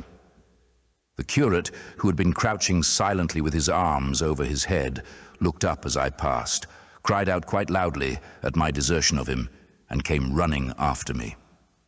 That night, as we lurked in the scullery, balanced between our horror and the terrible fascination this peeping had, although I felt an urgent need of action, I tried in vain to conceive some plan of escape. But afterwards, during the second day, I was able to consider our position with great clearness. The curate, I found, was quite incapable of discussion. This new and culminating atrocity had robbed him of all vestiges of reason or forethought. Practically, he had already sunk to the level of an animal. But as the saying goes, I gripped myself with both hands. It grew upon my mind, once I could face the facts, that terrible as our position was, there was as yet no justification for absolute despair. Our chief chance lay in the possibility of the Martians making the pit nothing more than a temporary encampment, or even if they kept it permanently, they might not consider it necessary to guard it, and a chance of escape might be afforded us. I also weighed very carefully the possibility of our digging a way out in a direction away from the pit, but the chances of our emerging within sight of some sentinel fighting machine seemed, at first, too great. And I should have had to do all the digging myself. The curate would certainly have failed me. It was on the third day, if my memory serves me right, that I saw the lad killed. It was the only occasion on which I actually saw the Martians feed. After that experience, I avoided the hole in the wall for the better part of a day. I went into the scullery, removed the door, and spent some hours digging with my hatchet, as silently as possible. But when I'd made a hole about a couple of feet deep, the loose earth collapsed noisily, and I did not dare continue. I lost heart and lay down on the scullery floor for a long time, having no spirit even to move. And after that, I abandoned altogether the idea of escaping by excavation. It says much for the impression the Martians had made upon me that at first I entertained little or no hope of our escape being brought about by their overthrow through any human effort. But on the fourth or fifth night, I heard a sound like heavy guns. It was very late in the night, and the moon was shining brightly. The Martians had taken away the excavating machine, and save for a fighting machine that stood in the remoter bank of the pit, and a handling machine that was buried out of my sight in a corner of the pit immediately beneath my peephole, the place was deserted by them. Except for the pale glow from the handling machine and the bars and patches of white moonlight. The pit was in darkness, and, except for the clinking of the handling machine, quite still. That night was a beautiful serenity. Save for one planet, the moon seemed to have the sky to herself. I heard a dog howling, and that familiar sound it was that made me listen.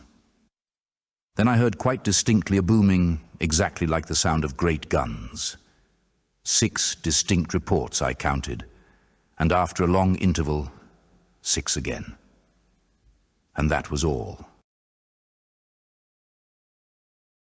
Chapter 4. The Death of the Curate. It was on the 6th day of our imprisonment that I peeped for the last time, and presently found myself alone. Instead of keeping close to me and trying to oust me from the slit, the curate had gone back into the scullery. I was struck by a sudden thought. I went back quickly and quietly into the scullery. In the darkness, I heard the curate drinking. I snatched in the darkness, and my fingers caught a bottle of Burgundy. For a few minutes, there was a tussle.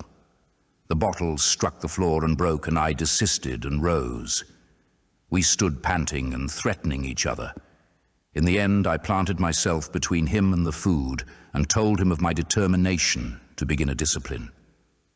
I divided the food in the pantry into rations to last us 10 days. I would not let him eat any more that day. In the afternoon, he made a feeble effort to get at the food.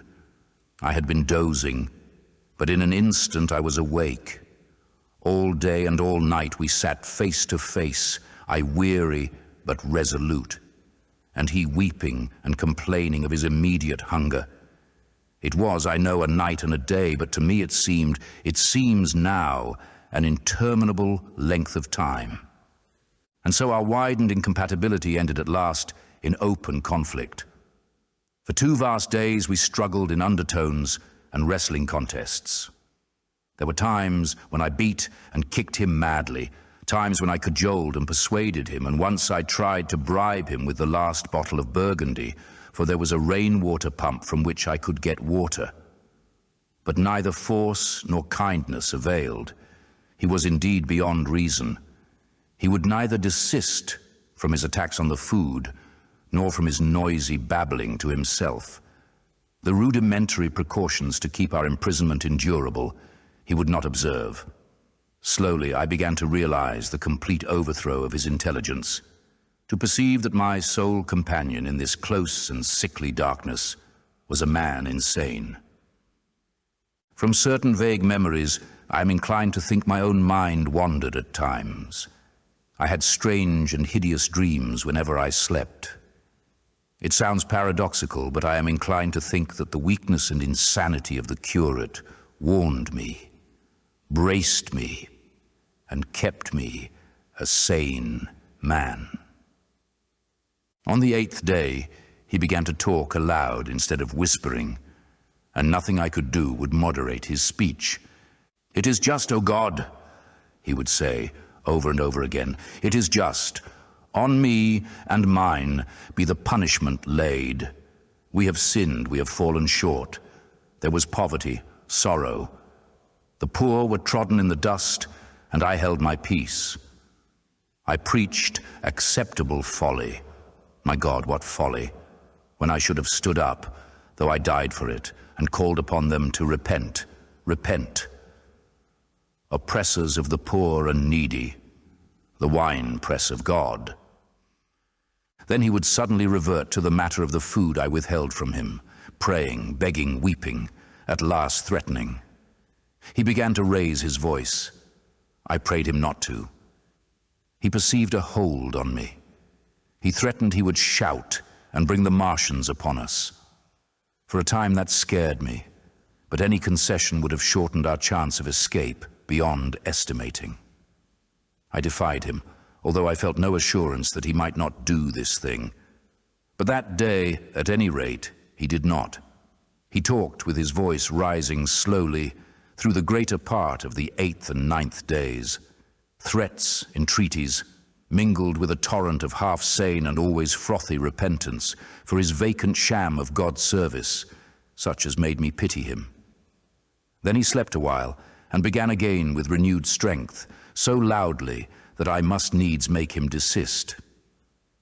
"Be still," I implored. He rose to his knees, for he had been sitting in the darkness near the copper. "I have been still too long," he said in a tone that must have reached the pit, "and now I must bear my witness. Woe unto this unfaithful city! Woe, woe, woe, woe, woe! To the inhabitants of the earth, by reason of the other voices of the trumpet." "Shut up," I said, rising to my feet, and in a terror lest the Martians should hear us. "For God's sake—" "Nay," shouted the curate at the top of his voice, standing likewise and extending his arms. "Speak. The word of the Lord is upon me." In 3 strides he was at the door leading into the kitchen. "I must bear my witness. I go. It has already been too long delayed." I put out my hand and felt the meat chopper hanging to the wall. In a flash, I was after him. I was fierce with fear. Before he was halfway across the kitchen, I had overtaken him. With one last touch of humanity, I turned the blade back and struck him with the butt. He went headlong forward and lay stretched on the ground. I stumbled over him and stood panting. He lay still. Suddenly I heard a noise without, the run and smash of slipping plaster, and the triangular aperture in the wall was darkened. I looked up and saw the lower surface of a handling machine coming slowly across the hole. One of its gripping limbs curled amid the debris. Another limb appeared, feeling its way over the fallen beams. I stood petrified, staring. Then I saw through a sort of glass plate near the edge of the body, the face, as we may call it, and the large, dark eyes of a Martian, peering, and then a long metallic snake of tentacle came feeling slowly through the hole. I turned by an effort, stumbled over the curate and stopped at the scullery door. The tentacle was now some way 2 yards or more in the room and twisting and turning with queer sudden movements, this way and that. For a while I stood fascinated by that slow, fitful advance. Then, with a faint, hoarse cry, I forced myself across the scullery. I trembled violently. I could scarcely stand upright. I opened the door of the coal cellar and stood there in the darkness, staring at the faintly lit doorway into the kitchen and listening. Had the Martian seen me? What was it doing now? Something was moving to and fro there, very quietly. Every now and then it tapped against the wall, or started on its movements with a faint metallic ringing, like the movements of keys on a split ring. Then a heavy body, I knew too well what, was dragged across the floor of the kitchen towards the opening. Irresistibly attracted, I crept to the door and peeped into the kitchen. In the triangle of bright outer sunlight, I saw the Martian, in its briareus of a handling machine, scrutinizing the curate's head. I thought at once that it would infer my presence from the mark of the blow I had given him. I crept back to the coal cellar, shut the door, and began to cover myself up as much as I could and as noiselessly as possible in the darkness among the firewood and coal therein. Every now and then I paused, rigid, to hear if the Martian had thrust its tentacles through the opening again. Then the faint metallic jingle returned. I traced it slowly, feeling over the kitchen. Presently I heard it nearer, in the scullery, as I judged. I thought that its length might be insufficient to reach me. I prayed copiously. It passed, scraping faintly across the cellar door. An age of almost intolerable suspense intervened. Then I heard it fumbling at the latch. It had found the door. The Martians understood doors. It worried at the catch for a minute, perhaps. And then the door opened. In the darkness, I could just see the thing, like an elephant's trunk more than anything else, waving towards me and touching and examining the wall, coals, wood, and ceiling. It was like a black worm swaying its blind head to and fro. Once even, it touched the heel of my boot. I was on the verge of screaming. I bit my hand. For a time, the tentacle was silent. I could have fancied it had been withdrawn. Presently, with an abrupt click, it gripped something. I thought it had me, and seemed to go out of the cellar again. For a minute, I was not sure. Apparently, it had taken a lump of coal to examine. I seized the opportunity of slightly shifting my position, which had become cramped, and then listened. I whispered passionate prayers for safety. Then I heard the slow, deliberate sound creeping towards me again. Slowly, slowly it drew near, scratching against the walls and tapping the furniture. While I was still doubtful, it rapped smartly against the cellar door and closed it. I heard it go into the pantry, and the biscuit tins rattled and a bottle smashed. And then came a heavy bump against the cellar door. Then silence that passed into an infinity of suspense. Had it gone? At last I decided that it had. It came into the scullery no more, but I lay all the 10th day in the close darkness, buried among coals and firewood, not daring even to crawl out for the drink for which I craved. It was the 11th day before I ventured so far from my security. Chapter 5. The Stillness. My first act before I went into the pantry was to fasten the door between the kitchen and the scullery, but the pantry was empty. Every scrap of food had gone. Apparently the Martian had taken it all on the previous day. At that discovery, I despaired for the first time. I took no food, or no drink either, on the 11th or the 12th day. At first, my mouth and throat were parched, and my strength ebbed sensibly.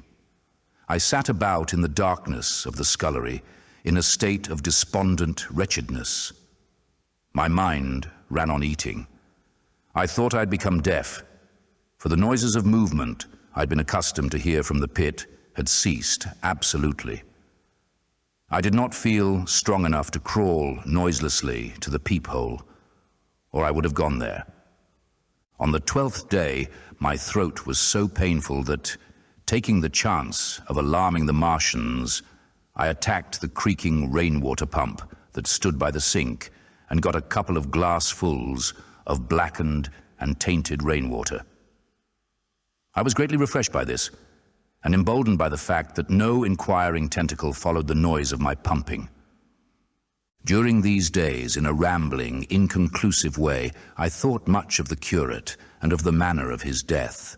On the 13th day, I drank some more water and dozed and thought disjointedly of eating and of vague, impossible plans of escape.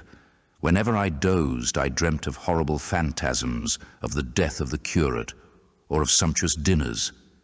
But, asleep or awake, I felt a keen pain that urged me to drink again and again.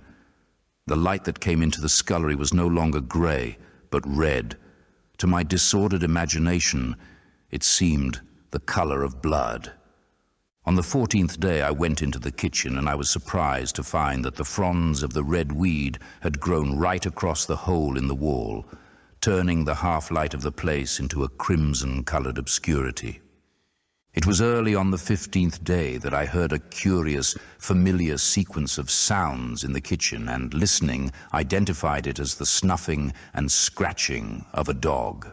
Going into the kitchen, I saw a dog's nose peering in through a break among the ruddy fronds. This greatly surprised me. At the scent of me, he barked shortly. I thought if I could induce him to come into the place quietly, I should be able perhaps to kill and eat him. And in any case, it would be advisable to kill him, lest his actions attracted the attention of the Martians. I crept forward, saying, "Good dog," very softly, but he suddenly withdrew his head and disappeared. I listened. I was not deaf, but certainly the pit was still. I heard a sound, like the flutter of a bird's wings, and a horse croaking, but that was all. For a long while I lay close to the peephole, but not daring to move aside the red plants that obscured it. Once or twice I heard a faint pitter-patter, like the feet of the dog going hither and thither on the sand far below me. And there were more bird-like sounds, but that was all. At length, encouraged by the silence, I looked out. Except in the corner, where a multitude of crows hopped and fought over the skeletons of the dead the Martians had consumed, there was not a living thing in the pit. I stared about me, scarcely believing my eyes.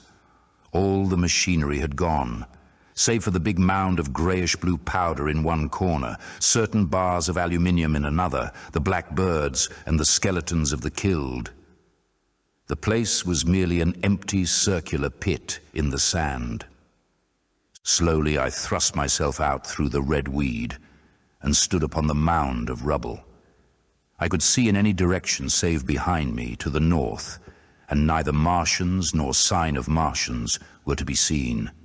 The pit dropped sheerly from my feet, but a little way along the rubbish afforded a practicable slope to the summit of the ruins. My chance of escape had come. I began to tremble. I hesitated for some time, and then, in a gust of desperate resolution, and with a heart that throbbed violently, I scrambled to the top of the mound in which I had been buried so long. I looked about again.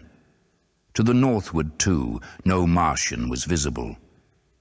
When I had last seen this part of Sheen in the daylight, it had been a straggling street of comfortable white and red houses, interspersed with abundant shady trees. Now I stood on a mound of smashed brickwork, clay, and gravel, over which spread a multitude of red cactus-shaped plants, knee-high, without a solitary terrestrial growth to dispute their footing. The trees near me were dead and brown, but further a network of red thread scaled the still living stems. The neighboring houses had all been wrecked, but none had been burned. Their walls stood sometimes to the second story, with smashed windows and shattered doors.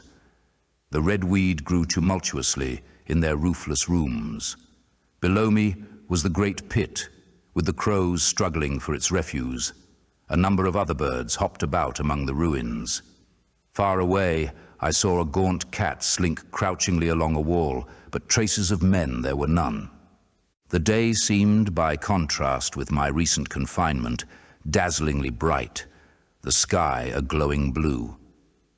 A gentle breeze kept the red weed that covered every scrap of unoccupied ground gently swaying. And oh, the sweetness of the air.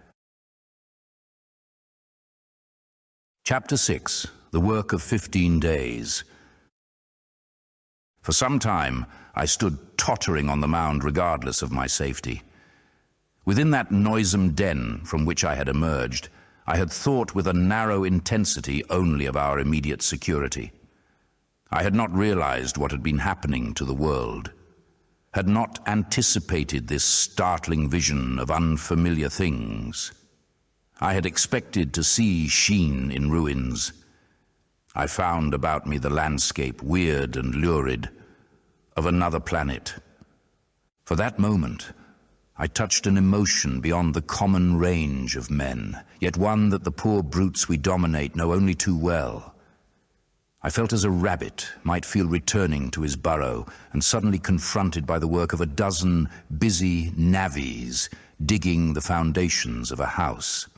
I felt the first inkling of a thing that presently grew quite clear in my mind, that oppressed me for many days, a sense of dethronement, a persuasion that I was no longer a master, but an animal among the animals, under the Martian heel. With us, it would be as with them, to lurk and watch, to run and hide. The fear and empire of man had passed away. But so soon as this strangeness had been realized, it passed, and my dominant motive became the hunger of my long and dismal fast. In the direction away from the pit, I saw, beyond a red-covered wall, a patch of garden ground, unburied. This gave me a hint, and I went knee-deep, and sometimes neck-deep, in the red weed. The density of the weed gave me a reassuring sense of hiding. The wall was some 6 feet high, and when I attempted to clamber it, I found I could not lift my feet to the crest. So I went along by the side of it and came to a corner and a rockwork that enabled me to get to the top and tumble into the garden I coveted. Here I found some young onions, a couple of gladiolus bulbs, and a quantity of immature carrots, all of which I secured, and, scrambling over a ruined wall, went on my way through scarlet and crimson trees towards Kew. It was like walking through an avenue of gigantic blood drops, possessed with two ideas: to get more food and to limp, as soon and as far as my strength permitted, out of this accursed unearthly region of the pit. Some way farther, in a grassy place, was a group of mushrooms, which also I devoured, and then I came upon a brown sheet of flowing shallow water, where meadows used to be. These fragments of nourishment served only to whet my hunger. At first, I was surprised at this flood in a hot, dry summer, but afterwards I discovered that it was caused by the tropical exuberance of the red weed. Directly this extraordinary growth encountered water, it straightway became gigantic and of unparalleled fecundity. Its seeds were simply poured down into the water of the Wey and Thames, and its swiftly growing and titanic water fronds speedily choked both those rivers. At Putney, as I afterwards saw, the bridge was almost lost in a tangle of this weed, and at Richmond, too, the Thames water poured in a broad and shallow stream across the meadows of Hampton and Twickenham. As the water spread, the weed followed them, until the ruined villas of the Thames Valley were for a time lost in this red swamp, whose margin I explored, and much of the desolation the Martians had caused was concealed. In the end, the red weed succumbed almost as quickly as it had spread, a cankering disease due, it is believed, to the action of certain bacteria presently seized upon it. Now, by the action of natural selection, all terrestrial plants have acquired a resisting power against bacterial diseases. They never succumb without a severe struggle. But the red weed rotted like a thing already dead. The fronds became bleached and then shriveled and brittle. They broke off at the least touch, and the waters that had stimulated their early growth carried their last vestiges out to sea. My first act on coming to this water was, of course, to slake my thirst. I drank a great deal of it, and moved by an impulse, gnawed some fronds of red weed. But they were watery, and had a sickly, metallic taste. I found the water was sufficiently shallow for me to wade securely, although the red weed impeded my feet a little.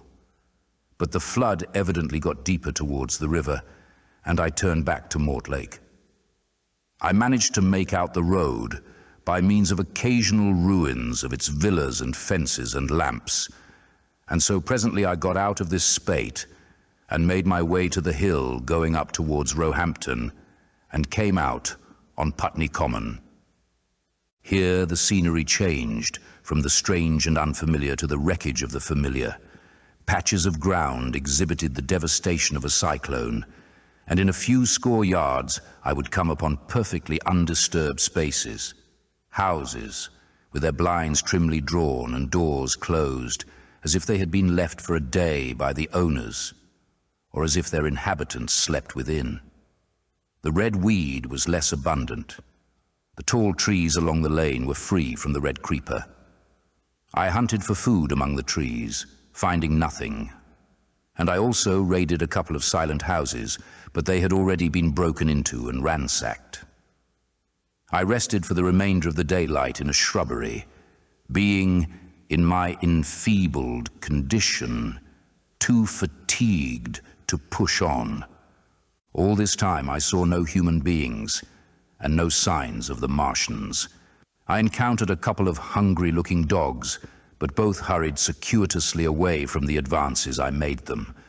Near Roehampton, I had seen 2 human skeletons, not bodies, but skeletons, picked clean. And in the wood by me I found the crushed and scattered bones of several cats and rabbits and the skull of a sheep. But though I gnawed parts of these in my mouth, there was nothing to be got from them. After sunset, I struggled on along the road towards Putney, where I think the heat ray must have been used for some reason, and in the garden beyond Roehampton I got a quantity of immature potatoes, sufficient to stay my hunger. From this garden, one looked down upon Putney and the river. The aspect of the place in the dusk was singularly desolate. Blackened trees, blackened, desolate ruins, and down the hill the sheets of the flooded river, red tinged with the weed. And over all, silence. It filled me with indescribable terror to think how swiftly that desolating change had come. For a time I believed that mankind had been swept out of existence, and that I stood there alone, the last man left alive. Hard by the top of Putney Hill, I came upon another skeleton, with the arms dislocated and removed several yards from the rest of the body. As I proceeded, I became more and more convinced that the extermination of mankind was, save for such stragglers as myself, already accomplished in this part of the world. The Martians, I thought, had gone on and left the country desolated, seeking food elsewhere. Perhaps even now they were destroying Berlin or Paris, or it might be they had gone northward. Chapter 7. The Man on Putney Hill. I spent that night in the inn that stands at the top of Putney Hill, sleeping in a made bed for the first time since my flight to Leatherhead. I will not tell the needless trouble I had breaking into that house. Afterwards, I found the front door was on the latch. Nor how I ransacked every room for food, until just on the verge of despair, in what seemed to me to be a servant's bedroom, I found a rat-gnawed crust and 2 tins of pineapple. The place had been already searched and emptied. In the bar, I afterwards found some biscuits and sandwiches that had been overlooked. The latter I could not eat, they were too rotten, but the former not only stayed my hunger, but filled my pockets. I lit no lamps, fearing some Martian might come beating that part of London for food in the night. Before I went to bed, I had an interval of restlessness and prowled from window to window, peering out for some sign of these monsters. I slept little. As I lay in bed, I found myself thinking consecutively, a thing I do not remember to have done since my last argument with the curate.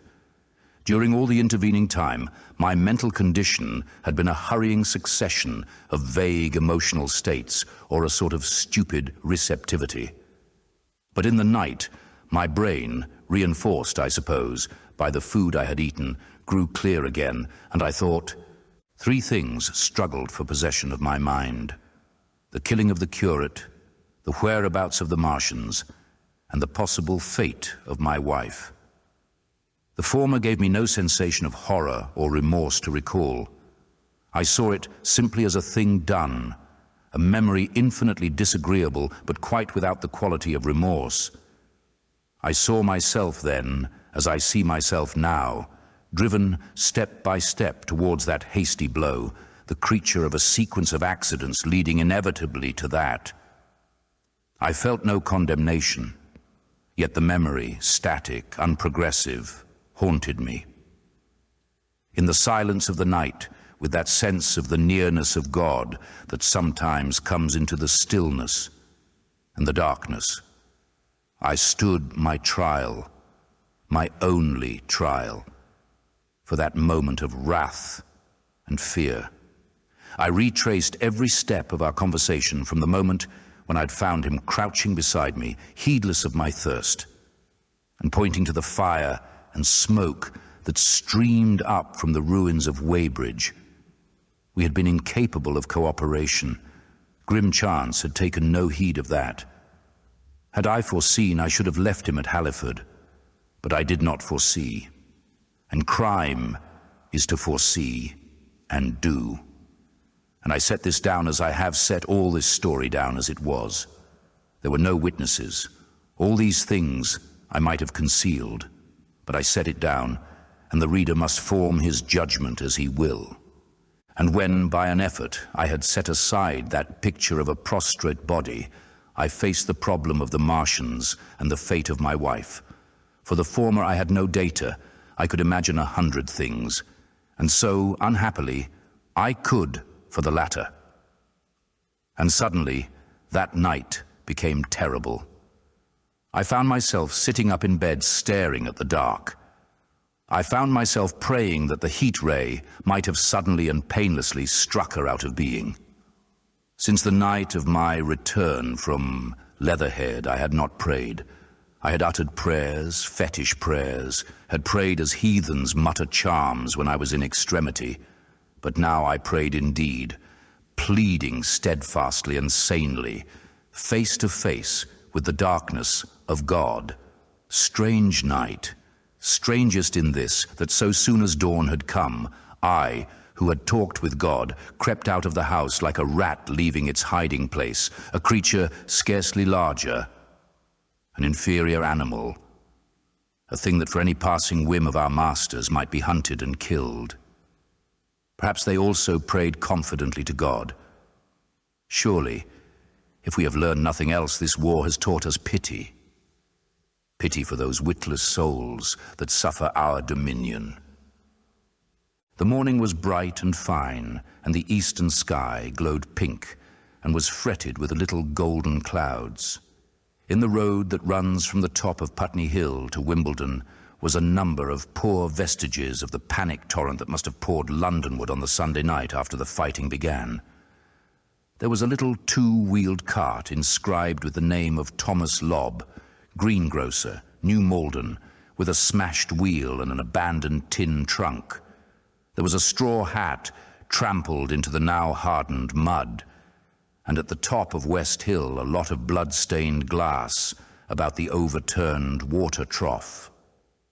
My movements were languid, my plans of the vaguest. I had an idea of going to Leatherhead, though I knew that there I had the poorest chance of finding my wife. Certainly, unless death had overtaken them suddenly, my cousins and she would have fled thence. But it seemed to me I might find or learn there whither the Surrey people had fled. I knew I wanted to find my wife, that my heart ached for her and the world of men, but I had no clear idea how the finding might be done. I was also sharply aware now of my intense loneliness. From the corner I went under cover of a thicket of trees and bushes to the edge of Wimbledon Common, stretching wide and far. That dark expanse was lit in patches by yellow gorse and broom. There was no red weed to be seen, and as I prowled, hesitating on the verge of the open, the sun rose, flooding it all with light and vitality. I came upon a busy swarm of little frogs in a swampy place among the trees. I stopped to look at them, drawing a lesson from their stout resolve to live. And presently, turning suddenly, with an odd feeling of being watched, I beheld something crouching amid a clump of bushes. I stood regarding this. I made a step towards it, and it rose up and became a man armed with a cutlass. I approached him slowly. He stood silent and motionless, regarding me. As I drew nearer, I perceived he was dressed in clothes as dusty and filthy as my own. He looked indeed as though he had been dragged through a culvert. Nearer, I distinguished the green slime of ditches mixing with the pale drab of dried clay and shiny coaly patches. His black hair fell over his eyes, and his face was dark and dirty and sunken, so that at first I did not recognize him. There was a red cut across the lower part of his face. "Stop!" he cried when I was within 10 yards of him, and I stopped. His voice was hoarse.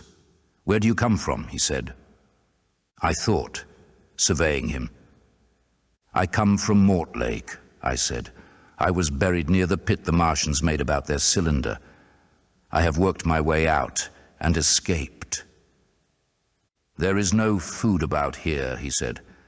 "This is my country, all this hill down to the river, and back to Clapham, and up to the edge of the common. There is only food for one. Which way are you going?" I answered slowly. "I don't know," I said. "I have been buried in the ruins of a house 13 or 14 days. I don't know what has happened." He looked at me doubtfully, then started and looked with a changed expression. "I have no wish to stop about here," said I. "I think I shall go to Leatherhead, for my wife was there." He shot out a pointing finger. "It is you," said he, "the man from Woking, and you weren't killed at Weybridge." I recognized him at the same moment. "You are the artilleryman who came into my garden. Good luck," he said. "We are lucky ones. Fancy you." He put out a hand, and I took it. "I crawled up a drain," he said. "But they didn't kill everyone. And after they went away, I got off towards Walton across the fields. But it's not 16 days altogether. And your hair is grey." He looked over his shoulder suddenly. "Only a rook," he said. One gets to know that birds have shadows these days. This is a bit open. Let us crawl under those bushes and talk. Have you seen any Martians? I said. Since I crawled out. They've gone away across London, he said. I guess they've got a bigger camp there. Of a night, all over there, Hampstead Way. The sky is alive with their lights. It's like a great city, and in the glare you can just see them moving. By daylight, you can't. But nearer, I haven't seen them. He counted on his fingers. 5 days. Then I saw a couple across Hammersmith Way carrying something big. And the night before last, he stopped and spoke impressively. It was just a matter of lights. But it was something up in the air. I believe they've built a flying machine and are learning to fly. I stopped on hands and knees, for we had come to the bushes. Fly! Yes, he said, fly. I went on into a little bower and sat down. It is all over with humanity, I said. If they can do that, they will simply go round the world. He nodded. They will. But it will relieve things over here a bit. And besides, he looked at me. Aren't you satisfied it is up with humanity? I am. We're down. We're beat. I stared. Strange as it may seem, I had not arrived at this fact, a fact perfectly obvious so soon as he spoke. I had still held a vague hope. Rather, I had kept a lifelong habit of mind. He repeated his words. We're beat. They carried absolute conviction. It's all over, he said. They've lost one, just one, and they've made their footing good and crippled the greatest power in the world. They've walked over us. The death of that one at Weybridge was an accident. And these are only pioneers. They kept on coming. These green stars, I've seen none these 5 or 6 days, but I've no doubt they're falling somewhere every night. Nothing's to be done. We're under. We're beat. I made him no answer. I sat staring before me, trying in vain to devise some countervailing thought. This isn't a war, said the artilleryman. It never was a war, any more than there's war between man and ants. Suddenly I recalled the night in the observatory. After the 10th shot they fired no more, at least until the first cylinder came. How do you know? Said the artilleryman. I explained. He thought. Something wrong with the gun, he said. But what if there is? They'll get it right again, and even if there's a delay, how can it alter the end? It's just men and ants. As the ants builds their cities, live their lives, have wars, revolutions, until the men want them out of the way, and then they go out of the way. That's what we are now. Just ants. Only... Yes, I said, we're eatable ants. We sat, looking at each other. And what will they do with us? I said. That's what I've been thinking, he said. That's what I've been thinking. After Weybridge, I went south, thinking. I saw what was up. Most of the people were hard at it, squealing and exciting themselves. But I'm not so fond of squealing. I've been in sight of death once or twice. I'm not an ornamental soldier. And at the best and worst, death. It's just death. And it's the man that keeps on thinking comes through. I saw everyone tracking away south. Says I, food won't last this way. And I turned right back. I went for the Martians like a sparrow goes for man, all round. He waved a hand to the horizon. They're starving in heaps, bolting, treading on each other. He saw my face and halted awkwardly. No doubt lots who had money have gone away to France, he said. He seemed to hesitate whether to apologize, met my eyes and went on. There's food all about here, canned things in shops, wines, spirits, mineral waters. And the water mains and drains are empty. Well, I was telling you what I was thinking. Here's intelligent things, I said. And it seems they want us for food. First they'll smash us up. Ships, machines, guns, cities, all the order and organization. All that will go. If we were the size of ants, we might pull through. But we're not. It's all too bulky to stop. That's the first certainty. Eh? I assented. It is, I've thought it out. Very well then, next. At present, we're caught as we're wanted. A Martian has only to go a few miles to get a crowd on the run. And I saw one day, out by Wandsworth, picking houses to pieces and routing among the wreckage. But they won't keep on doing that.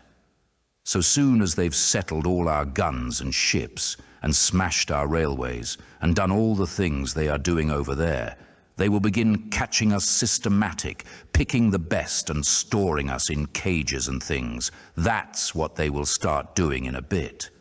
Lord, they haven't begun on us yet. Don't you see that? Not begun, I exclaimed. Not begun. All that's happened so far is through our not having the sense to keep quiet, worrying them with guns and such foolery, and losing our heads and rushing off in crowds to where there wasn't any more safety than where we were. They don't want to bother us yet. They're making their things, making all the things they couldn't bring with them, getting things ready for the rest of their people. Very likely that's why the cylinders have stopped for a bit, for fear of hitting those who are here. And instead of our rushing about blind on the howl or getting dynamite on the chance of busting them up, we've got to fix ourselves up according to the new state of affairs. That's how I figure it out. It isn't quite according to what a man wants for his species, but it's about what the facts point to. And that's the principle I acted upon. Cities, nations, civilization, progress, it's all over. That game's up. We're beat. But if that is so, what is there to live for? The artilleryman looked at me for a moment. There won't be any more blessed concerts for 1,000,000 years or so. There won't be any Royal Academy of Arts, and no nice little feeds at restaurants. If it's amusement you're after, I reckon the game is up. If you've got any drawing room manners or a dislike to eating peas with a knife or dropping H's, you'd better chuck 'em away. They ain't no further use. You mean? I mean that men like me are going on living for the sake of the breed. I tell you, I'm grim set on living, and if I'm not mistaken, you'll show what insides you've got too before long. We aren't going to be exterminated. And I don't mean to be caught either, and tamed and fattened and bred like a thundering ox. Ugh! Fancy those brown creepers. You don't mean to say... I do. I'm going on under their feet. I've got it planned. I've thought it out. We men are beat. We don't know enough. We've got to learn before we've got a chance. And we've got to live and keep independent while we learn. See? That's what has to be done. I stared, astonished, and stirred profoundly by the man's resolution. Great God! Cried I. But you are a man indeed. And suddenly I gripped his hand. Hey, he said with his eyes shining. I've thought it out, eh? Go on, I said. Well, those who mean to escape their catching must get ready. I'm getting ready. Mind you, it isn't all of us that are made for wild beasts, and that's what it's got to be. That's why I watched you. I had my doubts. You're slender. I didn't know that it was you see, or just how you'd been buried. All these, the sort of people that lived in these houses, and all those damn little clerks that used to live down that way, they'd be no good. They haven't any spirit in them, no proud dreams, and no proud lusts. And a man who hasn't one or the other, Lord, what is he but funk and precautions? They just used to skedaddle off to work. I've seen hundreds of them, bit of breakfast in hand, running wild and shining to catch their little season ticket train, for fear they'd get dismissed if they didn't. Working at businesses they were afraid to take the trouble to understand, skedaddling back for fear they wouldn't be in time for dinner. Keeping indoors after dinner for fear of the back streets and sleeping with the wives they married, not because they wanted them, but because they had a bit of money that would make for safety in their one little miserable skedaddle through the world. Lives insured and a bit invested for fear of accidents. And on Sundays, fear of the hereafter, as if hell was built for rabbits. Well, the Martians will just be a godsend to these. Nice, roomy cages, fattening food, careful breeding, no worry. After a week or so, chasing about the fields and lands on empty stomachs, they'll come and be caught cheerful. They'll be quite glad after a bit. They'll wonder what people did before there were Martians to take care of them, and the bar loafers, and mashers and singers. I can imagine them, he said, with a sort of somber gratification. There'll be any amount of sentiment and religion loose among them. There's hundreds of things I saw with my eyes that I've only begun to see clearly these last few days. There's lots will take things as they are, fat and stupid. And lots will be worried by a sort of feeling that it's all wrong and that they ought to be doing something. Now, whenever things are so that a lot of people feel they ought to be doing something, the weak, and those who go weak with a lot of complicated thinking, always make for a sort of do-nothing religion, very pious and superior, and submit to persecution and the will of the Lord. Very likely you've seen the same thing. It's energy in a gale of funk, and turned clean inside out. These cages will be full of psalms and hymns and piety, and those of a less simple sort will work in a bit of, what is it? Eroticism. He paused. Very likely these Martians will make pets of some of them, train them to do tricks, who knows, get sentimental over the pet boy who grew up and had to be killed. And some, maybe, they will train to hunt us. No, I cried. That's impossible. No human being... What's the good of going on with such lies? Said the artilleryman. There's men who do it cheerful. What nonsense to pretend there isn't. And I succumbed to his conviction. If they come after me, he said, Lord, if they come after me, and subsided into a grim meditation. I sat contemplating these things. I could find nothing to bring against this man's reasoning. In the days before the invasion, no one would have questioned my intellectual superiority to his. I, a professed and recognized writer on philosophical themes, and he, a common soldier. And yet he had already formulated a situation that I had scarcely realized. What are you doing? I said presently. What plans have you made? He hesitated. Well, it's like this, he said. What have we to do? We have to invent a sort of life where men can live and breed and be sufficiently secure to bring the children up. Yes, wait a bit, and I'll make it clearer what I think ought to be done. The tame ones will go like all tame beasts. In a few generations, they'll be big, beautiful, rich-blooded, stupid, rubbish. The risk is that we who keep wild will go savage, degenerate into a sort of big, savage rat. You see, how I mean to live is underground. I've been thinking about the drains. Of course, those who don't know drains think horrible things, but under this London are miles and miles, hundreds of miles, and a few days' rain, and London empty will leave them sweet and clean. The main drains are big enough and airy enough for anyone. Then there's cellars, vaults, stores, from which bolting passages may be made to the drains. And the railway tunnels and subways. Eh? You begin to see, and we form a band, able-bodied, clean-minded men. We're not going to pick up any rubbish that drifts in. Weaklings go out again. As you meant me to go? Well, I parleyed, didn't I?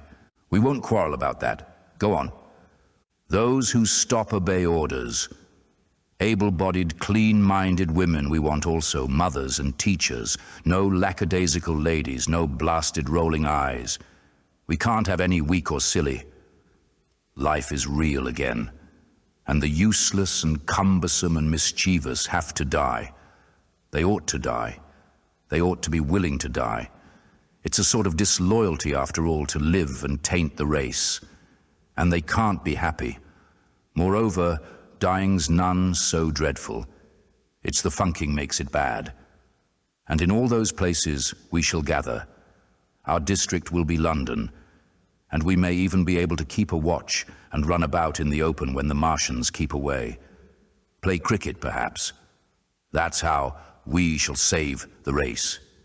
Eh? It's a possible thing, but saving the race is nothing in itself. As I say, that's only being rats. It's saving our knowledge and adding to it is the thing. There men like you come in. There's books. There's models. We must make great safe places down deep and get all the books we can, not novels and poetry swipes, but ideas, science books. That's where men like you come in. We must go to the British Museum and pick all those books through. Especially, we must keep up our science, learn more. We must watch these Martians. Some of us must go as spies. When it's all working, perhaps I will. Get caught, I mean. And the great thing is, we must leave the Martians alone. We mustn't even steal. If we get in their way, we clear out. We must show them we mean no harm. Yes, I know, but they're intelligent things, and they won't hunt us down if they have all they want, and think we're just harmless vermin. The artilleryman paused and laid a brown hand upon my arm. After all, it may not be so much we may have to learn before. Just imagine this. 4 or 5 of their fighting machines suddenly starting off, heat rays right and left, and not a Martian in them. Not a Martian in them, but men. Men who have learned the way. How? It may be in my time even, those men. Fancy having one of them lovely things with its heat ray wide and free. Fancy having it in control. What would it matter if you smashed to smithereens at the end of the run after a bust like that? I reckon the Martians will open their beautiful eyes. Can't you see them, man? Can't you see them hurrying, puffing and blowing and hooting to their other mechanical affairs? Something out of gear in every case. And swish, bang, rattle, swish. Just as they are fumbling over it, swish, comes the heat ray, and behold, man has come back to his own. For a while, the imaginative daring of the artilleryman and the tone of assurance and courage he assumed completely dominated my mind. I believed unhesitatingly both in his forecast of human destiny and in the practicability of his astonishing scheme, and the reader who thinks me susceptible and foolish must contrast his position. Reading steadily, with all his thoughts about his subject and mine, crouching fearfully in the bushes and listening, distracted by apprehension. We talked in this manner through the early morning time, and later crept out of the bushes, and after scanning the sky for Martians, hurried precipitately to the house on Putney Hill, where he had made his lair. It was the coal cellar of the place, and when I saw the work he had spent a week upon, it was a burrow scarcely 10 yards long, which he designed to reach to the main drain on Putney Hill. I had my first inkling of the gulf between his dreams and his powers. Such a hole I could have dug in a day. But I believed in him sufficiently to work with him all that morning until past midday at his digging. We had a garden barrow and shot the earth we removed against the kitchen range. We refreshed ourselves with a tin of mock turtle soup and wine from the neighboring pantry. I found a curious relief from the aching strangeness of the world in this steady labor. As we worked, I turned his project over in my mind, and presently objections and doubts began to arise. But I worked there all the morning, so glad was I to find myself with a purpose again. After working an hour, I began to speculate on the distance one had to go before the cloaca was reached. The chances we had of missing it altogether. My immediate trouble was why we should dig this long tunnel when it was possible to get into the drain at once down one of the manholes and work back to the house. It seemed to me, too, that the house was inconveniently chosen and required a needless length of tunnel, and just as I was beginning to face these things, the artilleryman stopped digging and looked at me. "We're working well," he said. He put down his spade. "Let us knock off a bit," he said. "I think it's time we reconnoitered from the roof of the house." I was for going on, and after a little hesitation he resumed his spade. And then suddenly I was struck by a thought. I stopped, and so did he at once. "Why were you walking about the common," I said, "instead of being here?" "Taking the air," he said. "I was coming back. It's safer by night." "But the work?" "Oh, one can't always work," he said, and in a flash I saw the man plain. He hesitated, holding his spade. "We ought to reconnoiter now," he said, "because if any come near, they may hear the spades and drop upon us unawares." I was no longer disposed to object. We went together to the roof and stood on a ladder, peeping out of the roof door. No Martians were to be seen, and we ventured out on the tiles and slipped down under shelter of the parapet. From this position, a shrubbery hid the greater portion of Putney, but we could see the river below, a bubbly mass of red weed, and the low parts of Lambeth flooded and red. The red creeper swarmed up the trees about the old palace, and their branches stretched gaunt and dead and set with shriveled leaves from amid its clusters. It was strange how entirely dependent both these things were upon flowing water for their propagation. About us neither had gained a footing. Laburnums, pink maize, snowballs, and trees of arbor vitae rose out of laurels and hydrangeas, green and brilliant into the sunlight. Beyond Kensington, dense smoke was rising, and that and a blue haze hid the northward hills. The artilleryman began to tell me of the sort of people who still remained in London.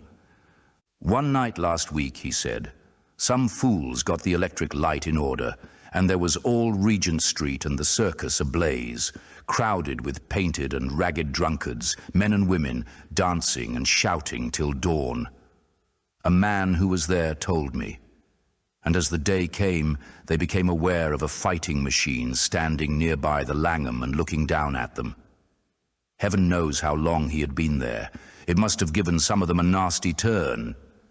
He came down the road towards them and picked up nearly 100 too drunk or frightened to run away.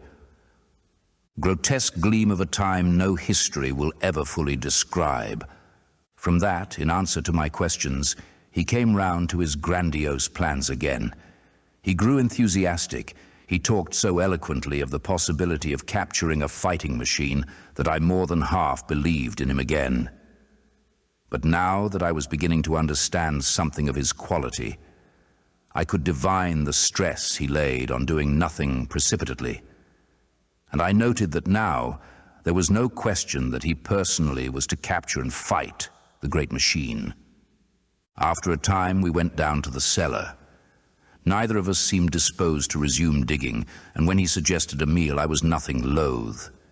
He became suddenly very generous, and when we had eaten, he went away and returned with some excellent cigars. We lit these, and his optimism glowed. He was inclined to regard my coming as a great occasion. "There's some champagne in the cellar," he said. "We can dig better on this Thames-side Burgundy," said I. "No," said he. "I am host today. Champagne. Great God, we've a heavy enough task before us. Let us take a rest and gather strength while we may. Look at these blistered hands." And pursuant to this idea of a holiday, he insisted upon playing cards after we had eaten.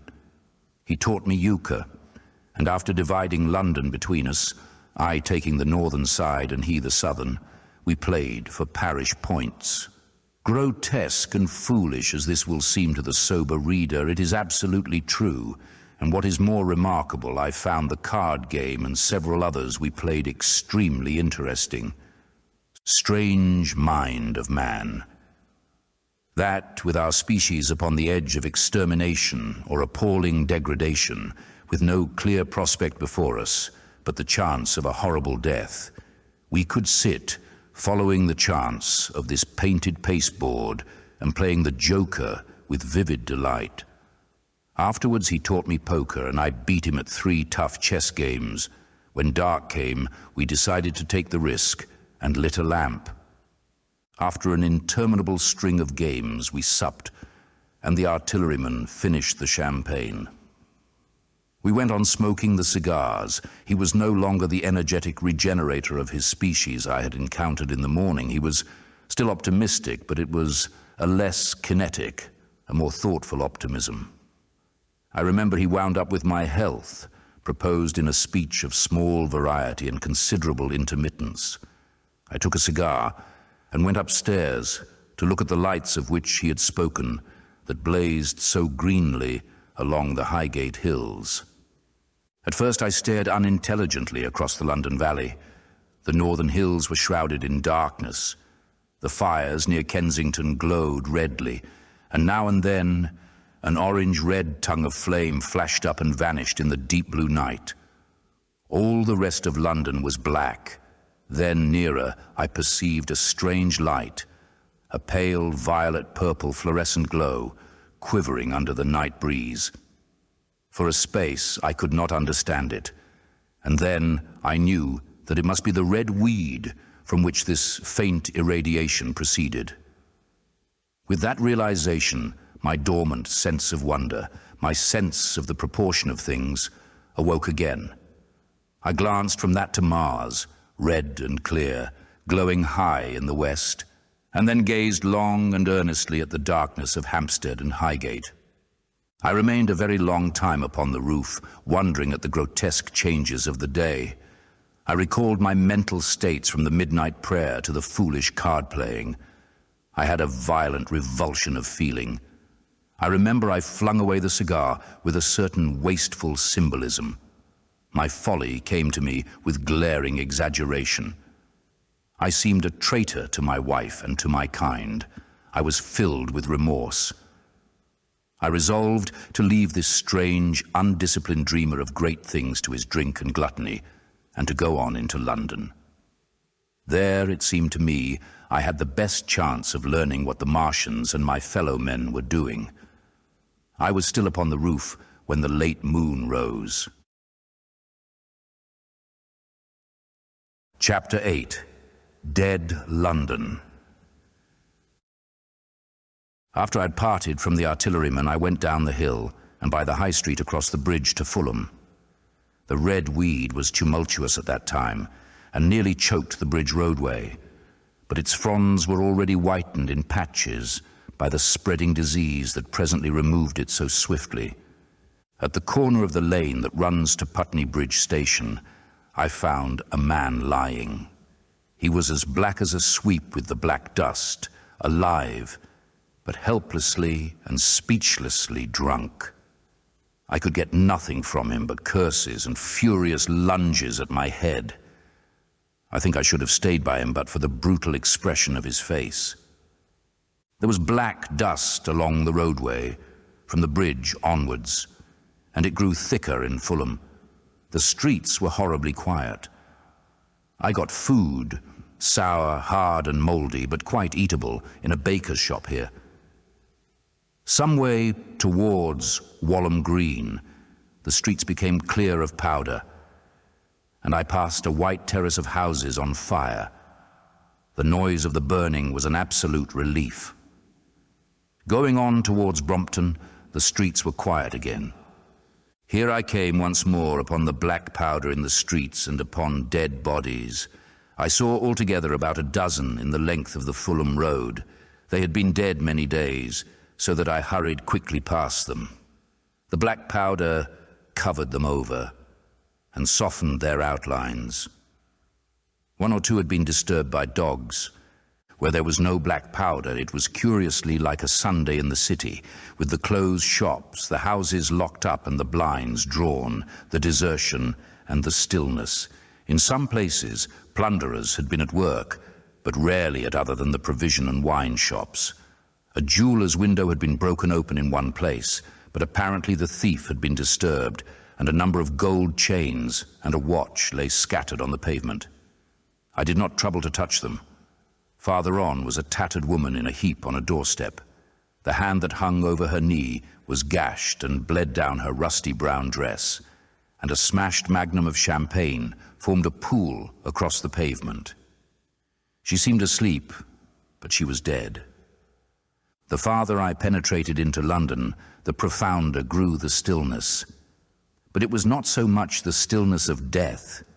It was the stillness of suspense, of expectation. At any time, the destruction that had already singed the northwestern borders of the metropolis and had annihilated Ealing and Kilburn might strike among these houses and leave them smoking ruins. It was a city condemned and derelict.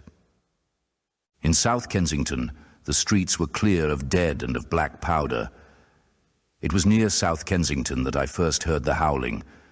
It crept almost imperceptibly upon my senses. It was a sobbing alternation of two notes, ula, ula, ula, ula, keeping on perpetually. When I passed streets that ran northward, it grew in volume, and houses and buildings seemed to deaden and cut it off again. It came in a full tide down Exhibition Road. I stopped, staring towards Kensington Gardens, wondering at this strange, remote wailing. It was as if that mighty desert of houses had found a voice for its fear and solitude. Ulla, ulla, ulla, ulla, wailed that superhuman note. Great waves of sound sweeping down the broad, sunlit roadway between the tall buildings on each side. I turned northwards, marveling, towards the iron gates of Hyde Park. I had half a mind to break into the Natural History Museum and find my way up to the summits of the towers in order to see across the park. But I decided to keep to the ground, where quick hiding was possible, and so went on, up the Exhibition Road. All the large mansions on each side of the road were empty and still, and my footsteps echoed against the sides of the houses. At the top, near the park gate, I came upon a strange sight. A bus overturned, and the skeleton of a horse picked clean. I puzzled over this for a time, and then went on to the bridge over the Serpentine. The voice grew stronger and stronger, though I could see nothing above the housetops on the north side of the park, save a haze of smoke to the northwest. Ulla, ulla, ulla, ulla, cried the voice, coming, as it seemed to me, from the district about Regent's Park.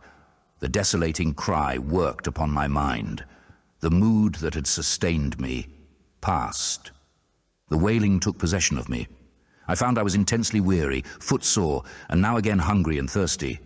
It was already past noon. Why was I wandering alone in this city of the dead? Why was I alone when all London was lying in state and in its black shroud? I felt intolerably lonely. My mind ran on old friends that I'd forgotten for years. I thought of the poisons in the chemist's shops, of the liquors the wine merchants stored. I recalled the two sodden creatures of despair, who, so far as I knew, shared the city with myself. I came into Oxford Street by the Marble Arch, and here again were black powder and several bodies, and an evil, ominous smell from the gratings of the cellars of some of the houses. I grew very thirsty after the heat of my long walk. With infinite trouble, I managed to break into a public house and get food and drink. I was weary after eating, and went into the parlour behind the bar and slept on a black horsehair sofa I found there. I awoke to find that dismal howling still in my ears. Allah, Allah, Allah, Allah. It was now dusk, and after I had routed out some biscuits and a cheese in the bar, there was a meat safe, but it contained nothing but maggots. I wandered on through the silent residential squares to Baker Street. Portman Square is the only one I can name, and so came out at last upon Regent's Park.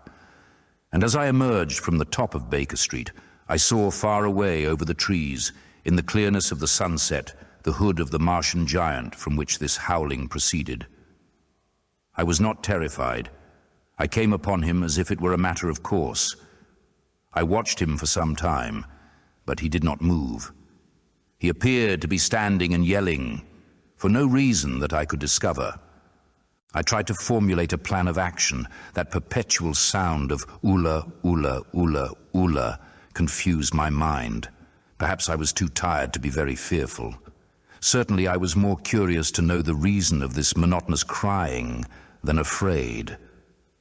I turned back away from the park and struck into Park Road, intending to skirt the park, went along under the shelter of the terraces and got a view of this stationary, howling Martian from the direction of St. John's Wood.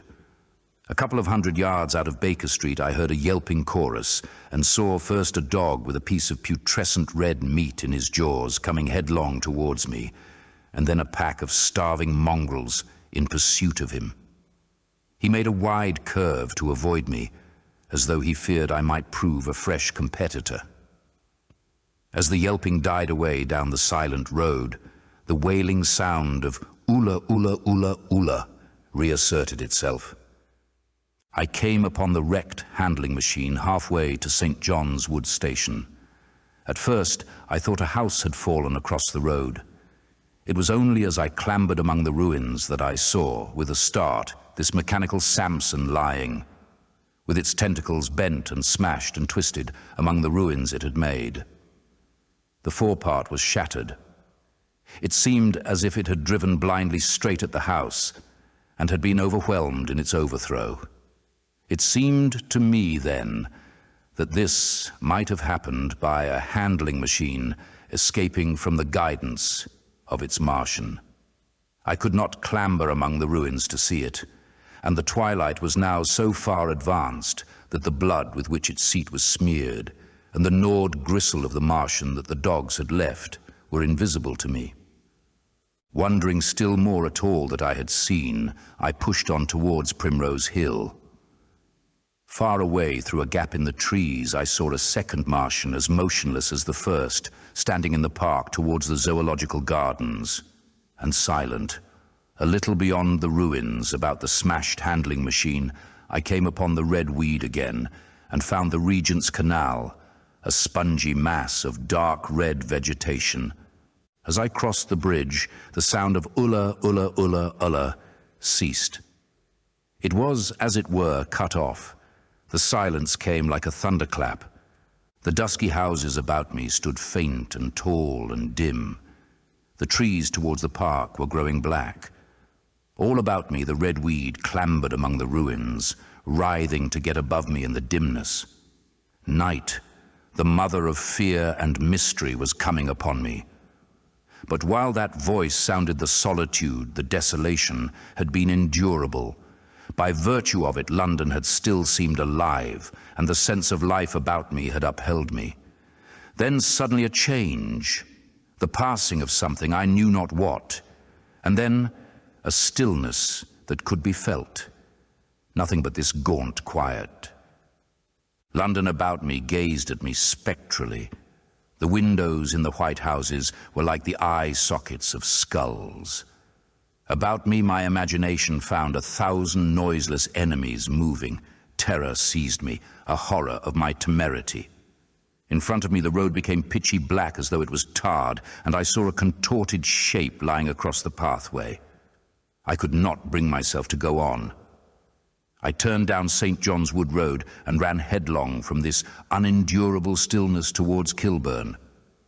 I hid from the night and the silence until long after midnight in a cabman's shelter in Harrow Road. But before the dawn my courage returned, and while the stars were still in the sky, I turned once more towards Regent's Park. I missed my way among the streets and presently saw down a long avenue in the half-light of the early dawn, the curve of Primrose Hill. On the summit, towering up to the fading stars, was a third Martian, erect and motionless like the others. An insane resolve possessed me. I would die and end it, and I would save myself, even the trouble of killing myself. I marched on recklessly towards this Titan, and then as I drew nearer and the light grew, I saw that a multitude of black birds was circling and clustering about the hood. At that my heart gave a bound, and I began running along the road. I hurried through the red weed that choked St. Edmund's Terrace. I waded breast high across a torrent of water that was rushing down from the waterworks towards the Albert Road, and emerged upon the grass before the rising of the sun. Great mounds had been heaped about the crest of the hill, making a huge redoubt of it. It was the final and largest place the Martians had made. And from behind these heaps there rose a thin smoke against the sky. Against the skyline an eager dog ran and disappeared. The thought that had flashed into my mind grew real, grew credible. I felt no fear, only a wild, trembling exultation as I ran up the hill towards the motionless monster. Out of the hood hung lank shreds of brown, at which the hungry birds pecked and tore.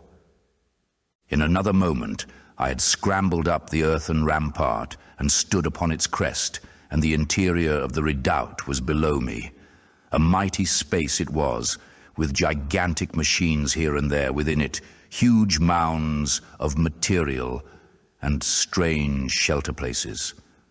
And scattered about it, some in their overturned war machines, some in the now rigid handling machines, and a dozen of them stark and silent and laid in a row, were the Martians dead, slain by the putrefactive and disease bacteria against which their systems were unprepared. Slain as the red weed was being slain. Slain after all man's devices had failed by the humblest things that God, in his wisdom, has put upon this earth. For so it had come about, as indeed I and many men might have foreseen had not terror and disaster blinded our minds. These germs of disease have taken toll of humanity since the beginning of things, taken toll of our pre-human ancestors since life began here. But by virtue of this natural selection of our kind, we have developed resisting power. To no germs do we succumb without a struggle, and to many, those that cause putrefaction in dead matter, for instance, our living frames are altogether immune. But there are no bacteria in Mars, and directly these invaders arrived, directly they drank and fed, our microscopic allies began to work their overthrow. Already, when I watched them, they were irrevocably doomed, dying and rotting, even as they went to and fro. It was inevitable. By the toll of 1 billion deaths, man has bought his birthright of the earth, and it is his against all comers. It would still be his were the Martians 10 times as mighty as they are, for neither do men live nor die in vain. Here and there they were scattered, nearly 50 altogether, in that great gulf they had made, overtaken by a death that must have seemed to them as incomprehensible as any death could be. To me also at that time, this death was incomprehensible. All I knew was that these things that had been alive and so terrible to men were dead. For a moment, I believed that the destruction of Sennacherib had been repeated, that God had repented, that the angel of death had slain them in the night. I stood staring into the pit, and my heart lightened gloriously, even as the rising sun struck the world to fire about me with his rays. The pit was still in darkness. The mighty engines, so great and wonderful in their power and complexity, so unearthly in their tortuous forms, rose weird and vague and strange out of the shadows towards the light. A multitude of dogs, I could hear, fought over the bodies that lay darkly in the depth of the pit, far below me. Across the pit on its farther lip, flat and vast and strange, lay the great flying machine with which they had been experimenting upon our denser atmosphere when decay and death arrested them. Death had come not a day too soon. At the sound of a cawing overhead, I looked up at the huge fighting machine that would fight no more forever, at the tattered red shreds of flesh that dripped down upon the overturned seats on the summit of Primrose Hill. I turned and looked down the slope of the hill to where, enhaloed now in birds, stood those other two Martians that I had seen overnight, just as death had overtaken them. The one had died, even as it had been crying to its companions. Perhaps it was the last to die, and its voice had gone on perpetually until the force of its machinery was exhausted. They glittered now, harmless tripod towers of shining metal in the brightness of the rising sun. All about the pit, and saved as by a miracle from everlasting destruction, stretched the great mother of cities. Those who have only seen London veiled in her somber robes of smoke can scarcely imagine the naked clearness and beauty of the silent wilderness of houses. Eastward, over the blackened ruins of the Albert Terrace and the splintered spire of the church, the sun blazed dazzling in a clear sky, and here and there some facet in the great wilderness of roofs caught the light and glared with a white intensity. Northward were Kilburn and Hampstead, blue and crowded with houses. Westward the great city was dimmed, and southward, beyond the Martians, the green waves of Regent's Park, the Langham Hotel, the dome of the Albert Hall, the Imperial Institute, and the giant mansions of the Brompton Road, came out clear and little in the sunrise, the jagged ruins of Westminster rising hazily beyond. Far away and blue were the Surrey hills, and the towers of the Crystal Palace glittered like two silver rods. The dome of St. Paul's was dark against the sunrise, and injured I saw for the first time by a huge gaping cavity on its western side. And as I looked at this wide expanse of houses and factories and churches, silent and abandoned, as I thought of the multitudinous hopes and efforts, the innumerable hosts of lives that had gone to build this human reef, and of the swift and ruthless destruction that had hung over it all. When I realized that the shadow had been rolled back and that men might still live in the streets, and this dear, vast, dead city of mine be once more alive and powerful, I felt a wave of emotion that was near akin to tears. The torment was over. Even that day, the healing would begin. The survivors of the people scattered over the country, leaderless, lawless, foodless, like sheep without a shepherd, the thousands who had fled by sea would begin to return. The pulse of life, growing stronger and stronger, would beat again in the empty streets and pour across the vacant squares. Whatever destruction was done, the hand of the destroyer was stayed. All the gaunt wrecks, the blackened skeletons of houses that stared so dismally at the sunlit grass of the hill, would presently be echoing with the hammers of the restorers and ringing with the tapping of their trowels. At the thought, I extended my hands towards the sky and began thanking God. In a year, thought I, in a year. With overwhelming force came the thought of myself, of my wife, and the old life of hope and tender helpfulness that had ceased forever. Chapter 9, Wreckage. And now comes the strangest thing in my story, yet perhaps it is not altogether strange. I remember clearly and coldly and vividly all that I did that day until the time that I stood weeping and praising God upon the summit of Primrose Hill. And then I forget. Of the next 3 days, I know nothing.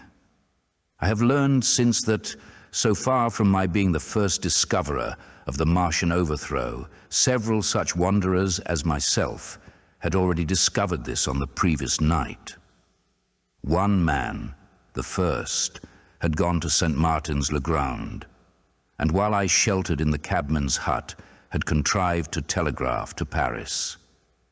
Thence the joyful news had flashed all over the world. 1,000 cities, chilled by ghastly apprehensions, suddenly flashed into frantic illuminations. They knew of it in Dublin, Edinburgh, Manchester, Birmingham, at the time when I stood upon the verge of the pit. Already men, weeping with joy as I have heard, shouting and staying their work to shake hands and shout, were making up trains, even as near as Crewe, to descend upon London. The church bells that had ceased a fortnight since suddenly caught the news until all England was bell-ringing. Men on cycles, lean-faced, unkempt, scorched along every country lane, shouting of unhoped deliverance, shouting to gaunt, staring figures of despair. And for the food, across the Channel, across the Irish Sea, across the Atlantic, corn, bread, and meat were tearing to our relief. All the shipping in the world seemed going Londonward in those days. But of all this, I have no memory. I drifted, a demented man. I found myself in a house of kindly people who had found me on the third day wandering, weeping and raving through the streets of St. John's Wood. They have told me since that I was singing some insane doggerel about the last man left alive. Hurrah! The last man left alive. Troubled as they were with their own affairs, these people, whose name, much as I would like to express my gratitude to them, I may not even give here, nevertheless cumbered themselves with me, sheltered me, and protected me from myself.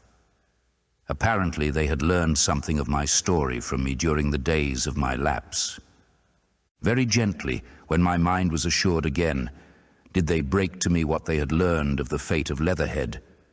2 days after I was imprisoned, it had been destroyed, with every soul in it, by a Martian. He had swept it out of existence, as it seemed, without any provocation, as a boy might crush an anthill in the mere wantonness of power. I was a lonely man, and they were very kind to me. I was a lonely man and a sad one, and they bore with me. I remained with them 4 days after my recovery. All that time I felt a growing craving to look once more on whatever remained of the little life that seemed so happy and bright in my past. It was a mere hopeless desire to feast upon my misery. They dissuaded me. They did all they could to divert me from this morbidity.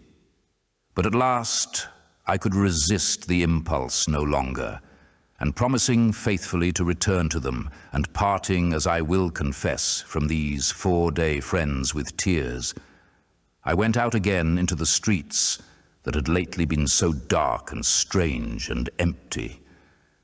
Already they were busy with returning people. In places even there were shops open, and I saw a drinking fountain running water. I remember how mockingly bright the day seemed as I went back on my melancholy pilgrimage to the little house at Woking, how busy the streets and vivid the moving life about me. So many people were abroad everywhere, busied in 1,000 activities, that it seemed incredible that any great proportion of the population could have been slain. But then I noticed how yellow were the skins of the people I met, how shaggy the hair of the men, how large and bright their eyes, and that every other man still wore his dirty rags. Their faces seemed all with one of 2 expressions, a leaping exultation and energy, or a grim resolution. Save for the expression of the faces, London seemed a city of tramps. The vestries were indiscriminately distributing bread sent us by the French government. The ribs of the few horses showed dismally. Haggard special constables with white badges stood at the corners of every street. I saw little of the mischief wrought by the Martians until I reached Wellington Street, and there I saw the red weed clambering over the buttresses of Waterloo Bridge. At the corner of the bridge, too, I saw one of the common contrasts of that grotesque time, a sheet of paper flaunting against a thicket of the red weed, transfixed by a stick that kept it in place. It was the placard of the first newspaper to resume publication. The Daily Mail. I bought a copy for a blackened shilling I found in my pocket. Most of it was in blank, but the solitary compositor who did the thing had amused himself by making a grotesque scheme of advertisement stereo on the back page. The matter he printed was emotional. The news organization had not as yet found its way back. I learned nothing fresh, except that already in 1 week, the examination of the Martian mechanisms had yielded astonishing results. Among other things, the article assured me what I did not believe at the time, that the secret of flying was discovered. At Waterloo, I found the free trains that were taking people to their homes. The first rush was already over. There were few people in the train, and I was in no mood for casual conversation. I got a compartment to myself and sat with folded arms, looking greyly at the sunlit devastation that flowed past the windows. And just outside the terminus, the train jolted over temporary rails, and on either side of the railway, the houses were blackened ruins. To Clapham Junction, the face of London was grimy with powder of the black smoke, in spite of 2 days of thunderstorms and rain, and at Clapham Junction, the line had been wrecked again. There were hundreds of out-of-work clerks and shopmen working side by side with the customary navvies, and we were jolted over a hasty relaying. All down the line from there, the aspect of the country was gaunt and unfamiliar. Wimbledon particularly had suffered. Walton, by virtue of its unburned pine woods, seemed the least hurt of any place along the line. The Wandle, the Mole, every little stream was a heaped mass of red weed, in appearance between butcher's meat and pickled cabbage. The Surrey pine woods were too dry, however, for the festoons of the red climber. Beyond Wimbledon, within sight of the line, in certain nursery grounds, were the heaped masses of earth about the 6th cylinder. A number of people were standing about it, and some sappers were busy in the midst of it. Over it flaunted a Union Jack, flapping cheerfully in the morning breeze. The nursery grounds were everywhere crimson with the weed, a wide expanse of livid color cut with purple shadows, and very painful to the eye. One's gaze went with infinite relief from the scorched greys and sullen reds of the foreground to the blue-green softness of the eastward hills. The line on the London side of Woking Station was still undergoing repair, so I descended at Byfleet Station and took the road to Maybury, past the place where I and the artilleryman had talked to the hussars, and on by the spot where the Martian had appeared to me in the thunderstorm.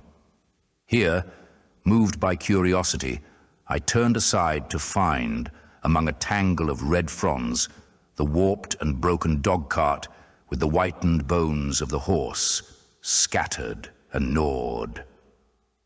For a time, I stood regarding these vestiges.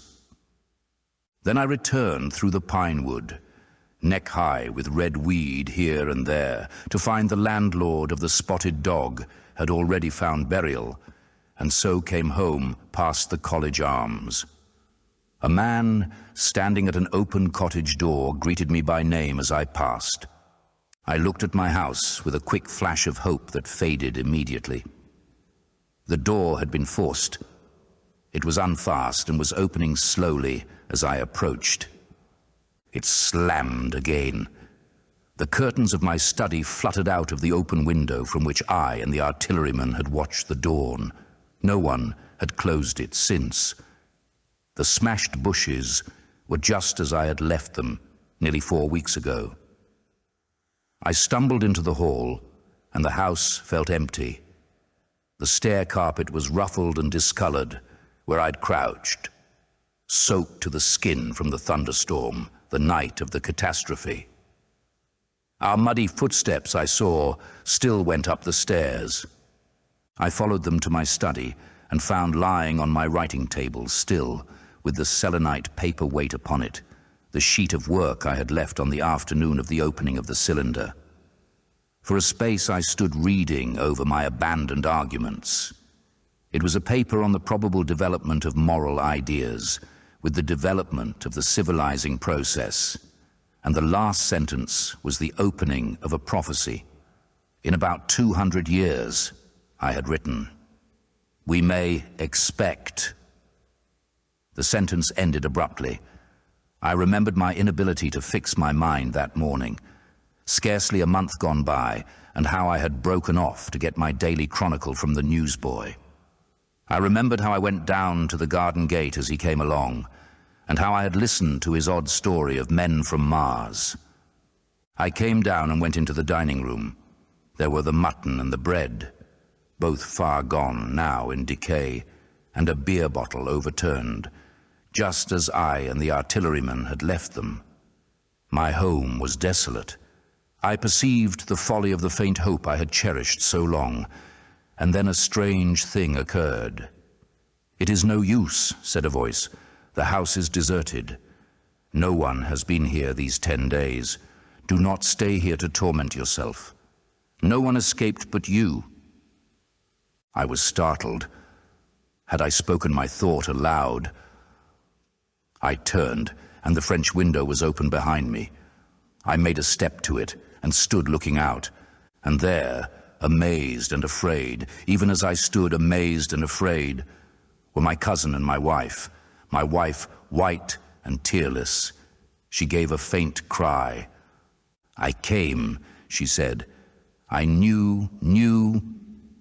She put her hand to her throat, swayed. I made a step forward and caught her in my arms. Chapter 10. The Epilogue. I cannot but regret, now that I'm concluding my story, how little I am able to contribute to the discussion of the many debatable questions which are still unsettled. In one respect, I shall certainly provoke criticism. My particular province is speculative philosophy. My knowledge of comparative physiology is confined to a book or two, but it seems to me that Carver's suggestions as to the reason of the rapid death of the Martians is so probable as to be regarded almost as a proven conclusion. I have assumed that in the body of my narrative. At any rate, in all the bodies of the Martians that were examined after the war, no bacteria except those already known as terrestrial species were found. That they did not bury any of their dead, and the reckless slaughter they perpetrated, point also to an entire ignorance of the putrefactive process. But probable as this seems, it is by no means a proven conclusion. Neither is the composition of the black smoke known, which the Martians used with such deadly effect, and the generator of the heat rays remains a puzzle. The terrible disasters at the Ealing and South Kensington laboratories have disinclined analysts for further investigations upon the latter. Spectrum analysis of the black powder points unmistakably to the presence of an unknown element with a brilliant group of 3 lines in the green, and it is possible that it combines with argon to form a compound which acts at once with deadly effect upon some constituent in the blood. But such unproven speculations will scarcely be of interest to the general reader to whom this story is addressed. None of the brown scum that drifted down the Thames after the destruction of Shepperton was examined at the time, and now none is forthcoming. The results of an anatomical examination of the Martians, so far as the prowling dogs had left such an examination possible, I have already given. But everyone is familiar with the magnificent and almost complete specimen in spirits at the Natural History Museum, and the countless drawings that have been made from it. And beyond that, the interest of their physiology and structure is purely scientific. A question of graver and universal interest is the possibility of another attack from the Martians. I do not think that nearly enough attention is being given to this aspect of the matter. At present, the planet Mars is in conjunction, But with every return to opposition, I, for one, anticipate a renewal of their adventure. In any case, we should be prepared. It seems to me that it should be possible to define the position of the gun from which the shots are discharged, to keep a sustained watch upon this part of the planet, and to anticipate the arrival of the next attack. In that case, the cylinder might be destroyed with dynamite or artillery before it was sufficiently cool for the Martians to emerge, or they might be butchered by means of guns so soon as the screw opened. It seems to me that they have lost a vast advantage in the failure of their first surprise. Possibly they see it in the same light. Lessing has advanced excellent reasons for supposing that the Martians have actually succeeded in effecting a landing on the planet Venus. 7 months ago now, Venus and Mars were in alignment with the Sun. That is to say, Mars was in opposition from the point of view of an observer on Venus. Subsequently, a peculiar luminous and sinuous marking appeared on the unillumined half of the inner planet, and almost simultaneously a faint dark mark of a similar sinuous character was detected upon a photograph of the Martian disk. One needs to see the drawings of these appearances in order to appreciate fully their remarkable resemblance in character. At any rate, whether we expect another invasion or not, our views of the human future must be greatly modified by these events. We have learned now that we cannot regard this planet as being fenced in and a secure, abiding place for man. We can never anticipate the unseen good or evil that may come upon us suddenly out of space. It may be that in the larger design of the universe, this invasion from Mars is not without its ultimate benefit for men. It has robbed us of that serene confidence in the future, which is the most fruitful source of decadence. The gifts to human science it has brought are enormous, and it has done much to promote the conception of the commonweal of mankind. It may be that across the immensity of space, the Martians have watched the fate of these pioneers of theirs and learned their lesson, and that on the planet Venus they have found a securer settlement.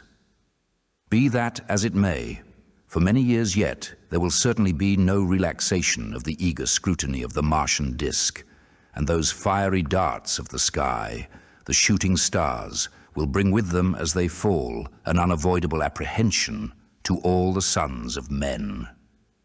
The broadening of men's views that has resulted can scarcely be exaggerated. Before the cylinder fell, there was a general persuasion that through all the deep of space, no life existed beyond the petty surface of our minute sphere. Now we see further. If the Martians can reach Venus, there is no reason to suppose that the thing is impossible for men. And when the slow cooling of the sun makes this earth uninhabitable, as at last it must do, it may be that the thread of life that has begun here will have streamed out and caught our sister planet within its toils. Dim and wonderful is the vision I have conjured up in my mind of life, spreading slowly from this little seedbed of the solar system throughout the inanimate vastness of sidereal space. But that is a remote dream. It may be, on the other hand, that the destruction of the Martians is only a reprieve. To them, and not to us perhaps, is the future ordained. I must confess the stress and danger of the time have left an abiding sense of doubt and insecurity in my mind. I sit in my study writing by lamplight, and suddenly I see again the healing valley below, set with writhing flames, and feel the house behind and about me empty and desolate. I go out into the Byfleet Road and vehicles pass me, a butcher boy in a cart, a cab full of visitors, a workman on a bicycle, children going to school, and suddenly they become vague and unreal, and I hurry again with the artilleryman through the hot, brooding silence.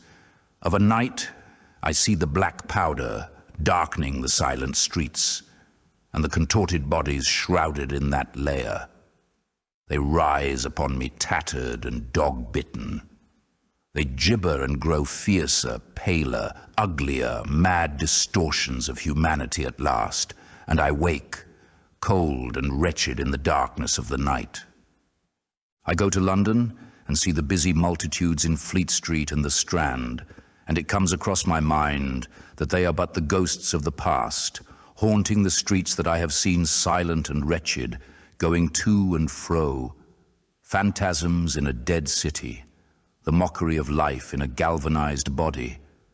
And strange, too, it is to stand on Primrose Hill, as I did but a day before writing this last chapter, to see the great province of houses dim and blue through the haze of the smoke and mist, vanishing at last into the vague lower sky, to see the people walking to and fro among the flower beds on the hill, to see the sightseers about the Martian machine that stands there still, to hear the tumult of playing children, and to recall the time when I saw it all bright and clear-cut, hard and silent, under the dawn of that last great day. And strangest of all is it to hold my wife's hand again and to think that I have counted her, and that she has counted me among the dead.